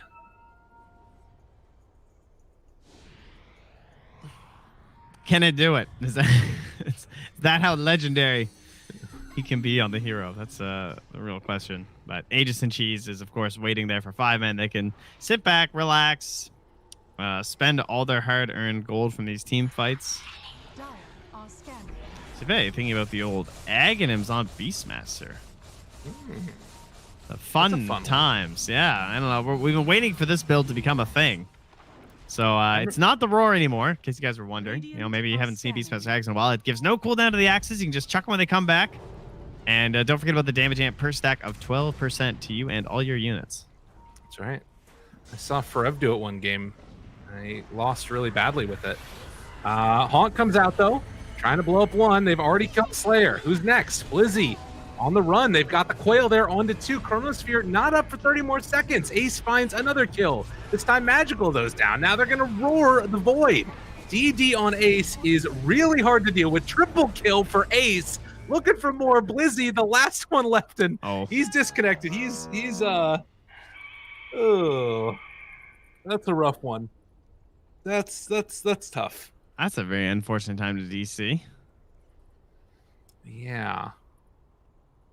Well, I'm not really one for climactic endings anyway, so prefer the mellow, drawn out, anti-joke ending of a game. Maybe we'll just get a DC called after 5 minutes, or a GG after he's like, oh, he can't get his internet back. GG. Are you a fan of anti-jokes or like those? God, what's it called? What's the? It's like the something dog story. You know what I'm talking about? Yeah, I know what you mean. No, not my jam. No? Unless it's Norm Macdonald. Those are pretty funny. I was thinking of I know the moth joke. Yeah. Norm does kill me. I'll give him that. But I don't think one could ever make their career on anti-jokes because then it's not funny. Like, the whole point is you can't be expecting it. So that's all you got. I mean. That's fair. Better be pretty good. So it's the Shaggy Dog story. That's the name of it. That's basically what this game is, kind of. Look it up if you guys don't know what it is. Woof indeed. So we're going to hop back into the game, and are we going to have the anticlimactic rampage taking it from Blizzy? No, Chessie steals it away. Well done, Chessie. Unbelievable. Looking for more? Magical is running away. Get me out of here. I do not want to live in this world anymore. Bounty. He's TP. Oh, no. Found him. The old Sunray. Trying to live. Body blocks. Zibe. He's got axes. They managed to find themselves the kill. Get the Aegis. Easy peasy. Sioma, go! It's still in there. The cheese. Go, Sioma. Oh, he doesn't know. I mean, is it really going to be another one of these? All right, the Hawk's in. The Hawk knows. Oh, what a player, Sioma! Oh, the plays! Take him. He's going to die for it. But that was hype. We got 1,000 gold for that. All right. All right, guys. Maybe, just maybe, they'll lose this game from never picking up the cheese thanks to a chrono. Possibility. It could happen. Dare to dream. Dare to dream.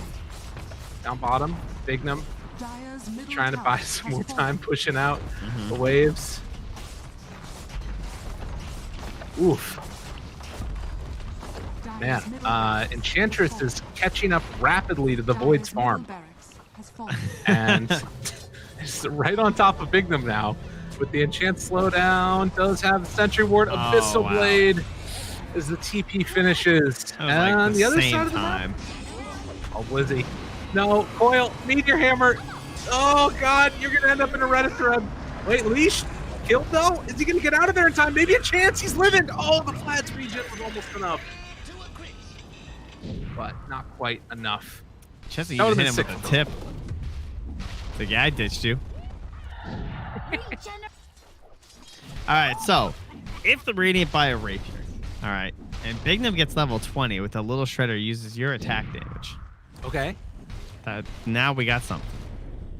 Is that the plan? Yeah, then you throw that into Chrono. That's obviously the only solution. So you think that it's not even enough for Coolman to get the Rapier? It has to be the little Shredder with it. Well, if you think about it, it would be more damage if the Snapfire got it because, then you have another hero that's actually doing something. I guess that, again, you can't cast your ulti when you're right-clicking with little Shredder. So, sure, Void can get it too. That would be great. Okay. 2 Rapiers. Maybe 3 or 4. Okay, I like the idea. Do we have an Aghanims on Zive yet? He does have the Aghanims. Let me see the axes fly. Let's go. Axe time. They got Dagon on Puck as well, which makes this very frustrating. Ooh, repair kit. Okay. All right. Do they have enough repair kits? Haunt comes out. Hey, wasted Haunt or just killing Coolman Haunt? Okay, not wasted Haunt. No, he was alone. Oh no. Buyback comes from the void. Okay. Oh my god, they cookied into Hoof Stomp. That was hype. But now, Blizzy chasing with the Bruce Split. Wants to find somebody, gets the lift up there onto Chessie. An easy hero to kill. Zibe gonna start throwing out the axes. Stacking up the stacks. Still an Aegis on Ace. Just gonna lift him up instead. Jump on to the Witch Doctor. Oh man, still hanging on to that BKB. 8 seconds. Ace, not a ton of mana on this Spectre, but Abyssal Blades and destroys Big Gnome. Now the Yule Scepter lift up here onto the side. Magical, Blizzy, they're all being chased down. Meteor Hammer on the racks. They do manage to find a Maledict. Catching now onto Enchantress. Coolman trying to chase one. Once again, Zibe can't get in time. And now he's being slowed down and has to run away back to the fountain again. Oh no. 34,000 gold lead, and this is looking like it might be a 2-0 in this grand finals of qualifiers, unless everything the amazing falls happens. apart. It's currently 3:22 in the Atlantic time zone, so you know, hey, maybe the only hope. Dream. Ace going to again go in. They get the coil there onto 2. BKB is available if they want to pop it. Just hanging out for the moment. Blizzy's back in. Coconuts bouncing back and forth. 30 seconds on this Aegis. Oh my god. They're waiting. Waiting it out. And it looks like 5 men. Oh, he's getting the axes on him. Look out for the axes. Thought about the chrono. Jumps away instead. And Didn't Bait have a 40k lead when they lost? yeah, something like that. Yeah, see? Oh, Haunt. Reinitiation. Yeah, I keep looking in the base, and it's like, oh, someone's out there dewarding. Yeah. All right, now smoke. The Aegis is gone. Let's see it. It's their time. Does Witch Doctor needs an Aghanims? He needs an everything. There's a lot of items that they need, actually. Yes, in fact. Yeah, they can poke together one of those little witch. Oh, Kuman missed the smoke. Oh no. All right. Phoenix is now above the Batrider and the Brewmaster in terms of net worth. I've just closed that tab. It's too depressing. I choose not to look at it right now. Fair. I don't think it's doing anything for the game, you know? No. Ooh. Almost caught one. Not quite though. Magical. Oh, he's getting axed. Chase down. Heal. Everything. Trying to keep him alive. It's not going to happen though. And now the Abyssal Blade lands on the Snapfire yet again. Brewmaster is done. No buybacks on any of these heroes. And GG. Wow. I knew they were in trouble. Look at that. Oh, okay. There we go. Once I saw they had the bottom 5 places in fantasy, I got a little worried. It was hard to make a comeback there for the old Cyber Legacy, but 5 men are victorious here. Back and forth a little bit. Game 1 was in 5 men's control for the most part, but there were moments where Cyber Legacy looked like they could turn it, and the game had gotten back to even. But this match was pretty much entirely in 5 men's favor. There was a very small window for the Batrider to start kicking things off with the Brewmaster, but I think overall their cooldowns, as well as just the inability to make plays in the first 15 minutes, kind of ended them based off of that laning stage. Yeah, it completely fell. I'm not even sure what we're looking at up here on my screen, by the way. It looks like some anime thing, which I haven't watched enough of. I'm sorry. Apologies. Looks pretty hype, though. It does. Oh my God, look at that. Okay, now we're talking. That was great. Yeah. But let's see if that's how the game looked for you guys back in the studio, because it did not look pretty. It was gross. It was gross, just like your background just then, but some entertainment along the side. Lyrical Trent, thank you so much for all of that. We've got it, guys. 5 gentlemen now make it to the Immortal League. Our first team qualifying here at the Omega League, and they do it in style 2-0. And that forces Cyber Legacy to go down to the Divine League. So close, yet so far. But T-Gov, you can take center stage for a moment, mate. Hey, my boys, they did it. Congratulations, lads. I'd like to focus on Cyber Legacy first, and this is the one qualifier where I think it hurts most not to qualify for Immortal, just because when you drop down from like second place into that Divine, you have to play an entire group stage knowing that you could have been playing an Immortal. It is a rough one, but luckily they still get to have some competition. Good for them, but congratulations, 5 men. There you go. Kyle, how's it feel, mate? Scandinavian men, pull it off. That's the rebrand. Proving pedigree trumps talent yet again. Not really. They played well. I think that the drafting was solid. I think they went with 2 tried and true strats, and I like the decision. It really felt like they had an idea of what they wanted to do, how they wanted to play the game. Ace proving the new way to play carry just by drums, lol. Does it twice in a row to great success. I think more carries are going to start to do that. And in general, condolences to Cyber Legacy, but felt a little off their game. They're outstratted, outplayed, and ultimately just couldn't get momentum. Yeah, got to give it props. Like 5 men, when I first started watching them at the start of this qualifier, their first 15 minutes, that was like really shaky. Like they didn't seem to have any meaning in their plays. But today, in this series, like it felt like even if they weren't getting like an obvious net gain, they were still owning the map, forcing rotations, enabling Ace to get this farm. They basically set it up so Spectre had this free game again. And Zibe, great performance overall. Yeah, they tightened up today. And it might have just been momentum from having to play that best of 3 into another best of 3. Should be pretty good. Kyle's trying to go for some cheeky little selfies right there on his iPad. But yeah, other than that, overall, great day. I'm just happy that 5 men get to qualify. We get to see their logo push through into the mortal bracket. And yeah, can't fault them. And 5 men for the group stages, right? They went 2-0 in the first place. They only dropped 1 game. Yeah. And they come into playoff stage. Who did they lose game to? I know the answer, but like we just need to clarify quickly real quick. Okay, tell me because it was Bait. So that means Bait should technically have qualified. They did lose to the overall champion, so unfortunately Bait can continue to keep their roster, and eventually they might push through to success. But so unfortunate they had to play against 5 men. Just bad seeding, I guess. It was only 1 game, though. It wasn't even a series. Come on. You're really, really trying there, aren't you, to please the many Bait fans that are out there. And then today they walked through with 2-0, so literally only 1 game dropped, and it was to Bait. That's an impressive way to qualify in their way to play against some of the best teams in the world. It looked like they had that hunger and drive. Yeah, Kyle felt like they were lacking maybe at the start of this best of 3. They played well. That's all you got to add to that, Let's see if this optimism persists as we get into the main stage, and 5 men have to go stack up against the 5 best teams in the world. Well, let's talk about that actually, right? Because not only are they going to go against some of the best teams in the world. He's not smiling anymore. What? How would you rate their chances realistically when it comes to going into a Mortal League and facing off against some of these teams? I think if they make it into the playoffs, that should be a win for them. And I'm just flaming because mostly T-Gov, but I think the squad's got potential. I think Zibe, I said it at the start of this event, but he's been one of those like next-gen Han players. He's the same crop as Mickey, as Insania, as Boxy, and he was always their equal, at least when we were playing Heroes of Neworth. So I'd expect to see him, at least from a talent perspective, be on the same level. He just needs some time. But I think this team is really going to ride or die, not just on their drafting, but specifically on how their 2 and 4 position play. I think Ace is solid, and I think Pile Die is always going to be solid. You can almost guarantee he'll not only place wards, but have a maximum of 0.2 KDA, which is very important for your 5 position. It's really just going to be can their 2 and 4 make plays. Yeah, I can't disagree with that. It's pretty solid overall. Thanks for that.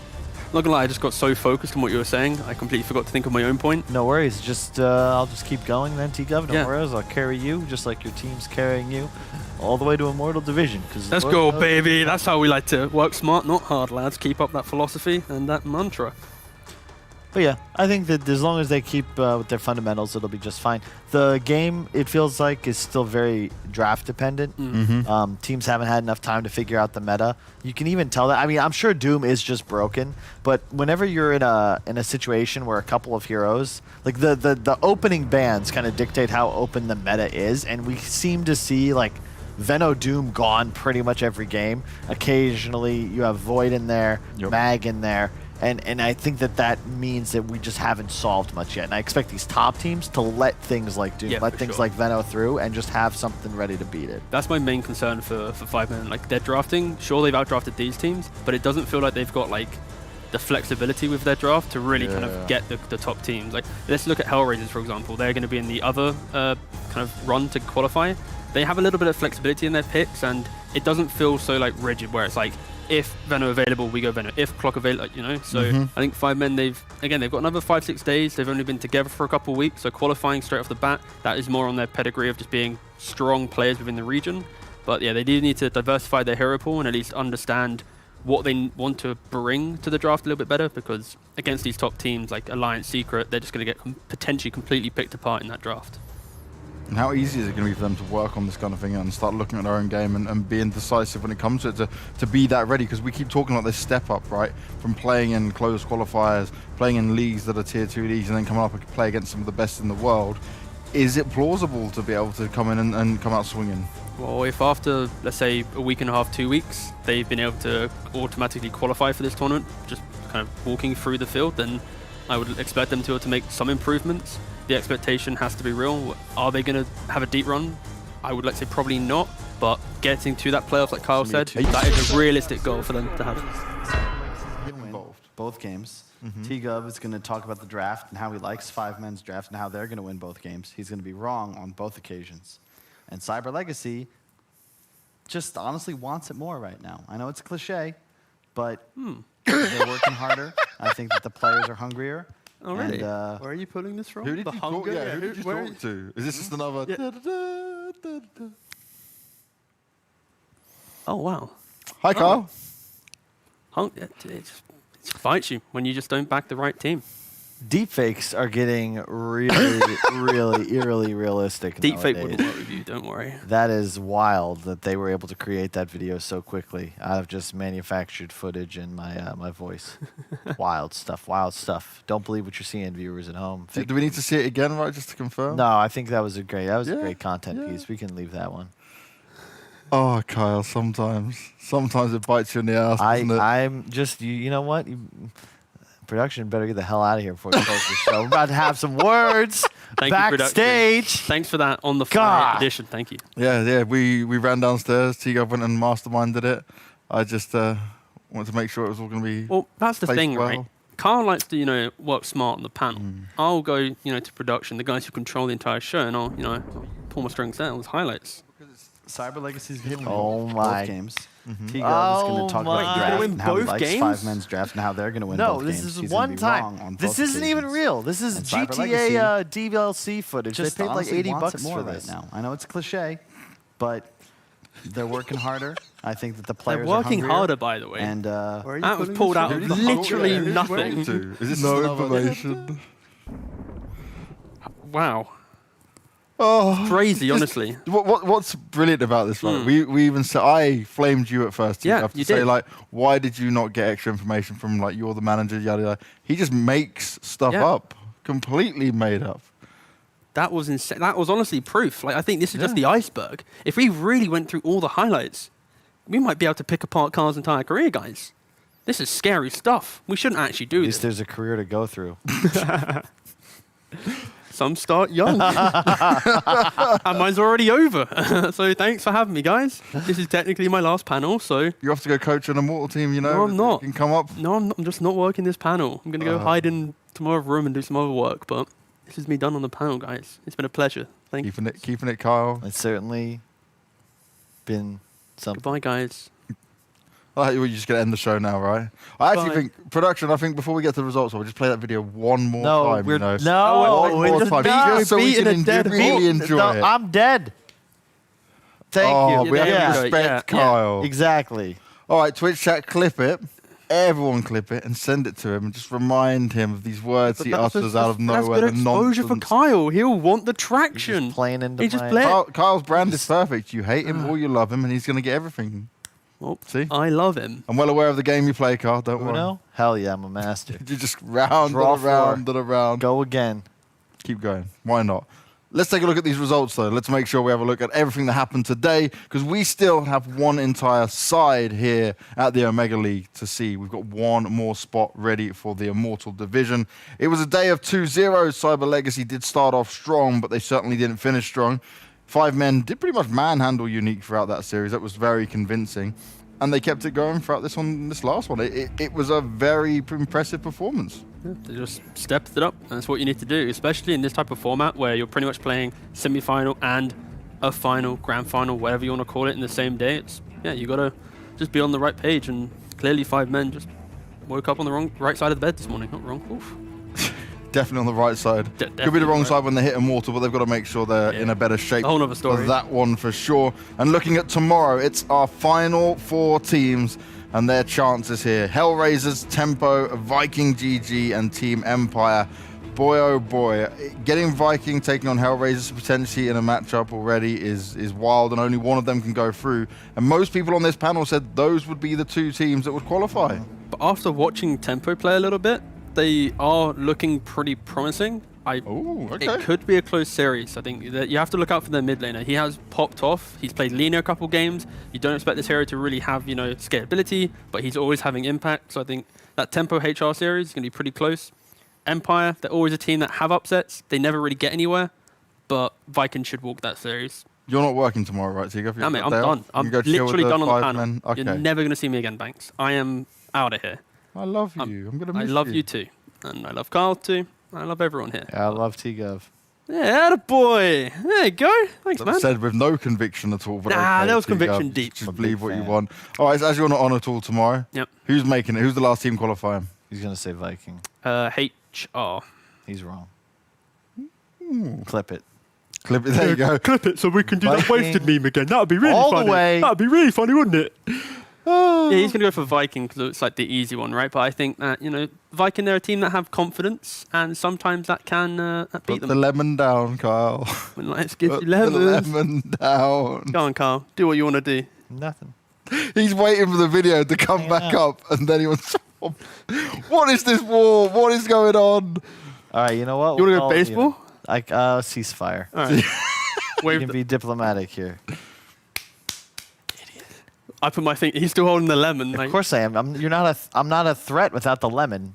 Have you not paid any attention to 50 years of lemon warfare, of geopolitical lemon warfare? Jesus, if you disarm yourself, you're done for. NATO doesn't step in to help. I just trust you. This is how you get territories annexed, T-Gov. Okay, it's not a laughing matter. I'm actually being serious. This is a true American. This is a true American. Let's end this show. Let's get the hell out of here before Kyle does something that gets a lot of people in trouble. Do not take any advice from this man unless it's about Dota. He still threw the lemon at T-Gov and it hurt him. Do we have a little baby? HR We're going home. There's no HR department. There's just more Dota action coming again tomorrow, 1 p.m. CEST. T-Gov is done and dusted. He's now playing with 11 as well. Don't break things. Can you it's actually pretty good. I'm actually nailing this. You fluffed it at the end. Thank you, T-Gov. That's it. We're going home and we're done with T-Gov. We'll see you guys tomorrow. Hell yeah. So talented.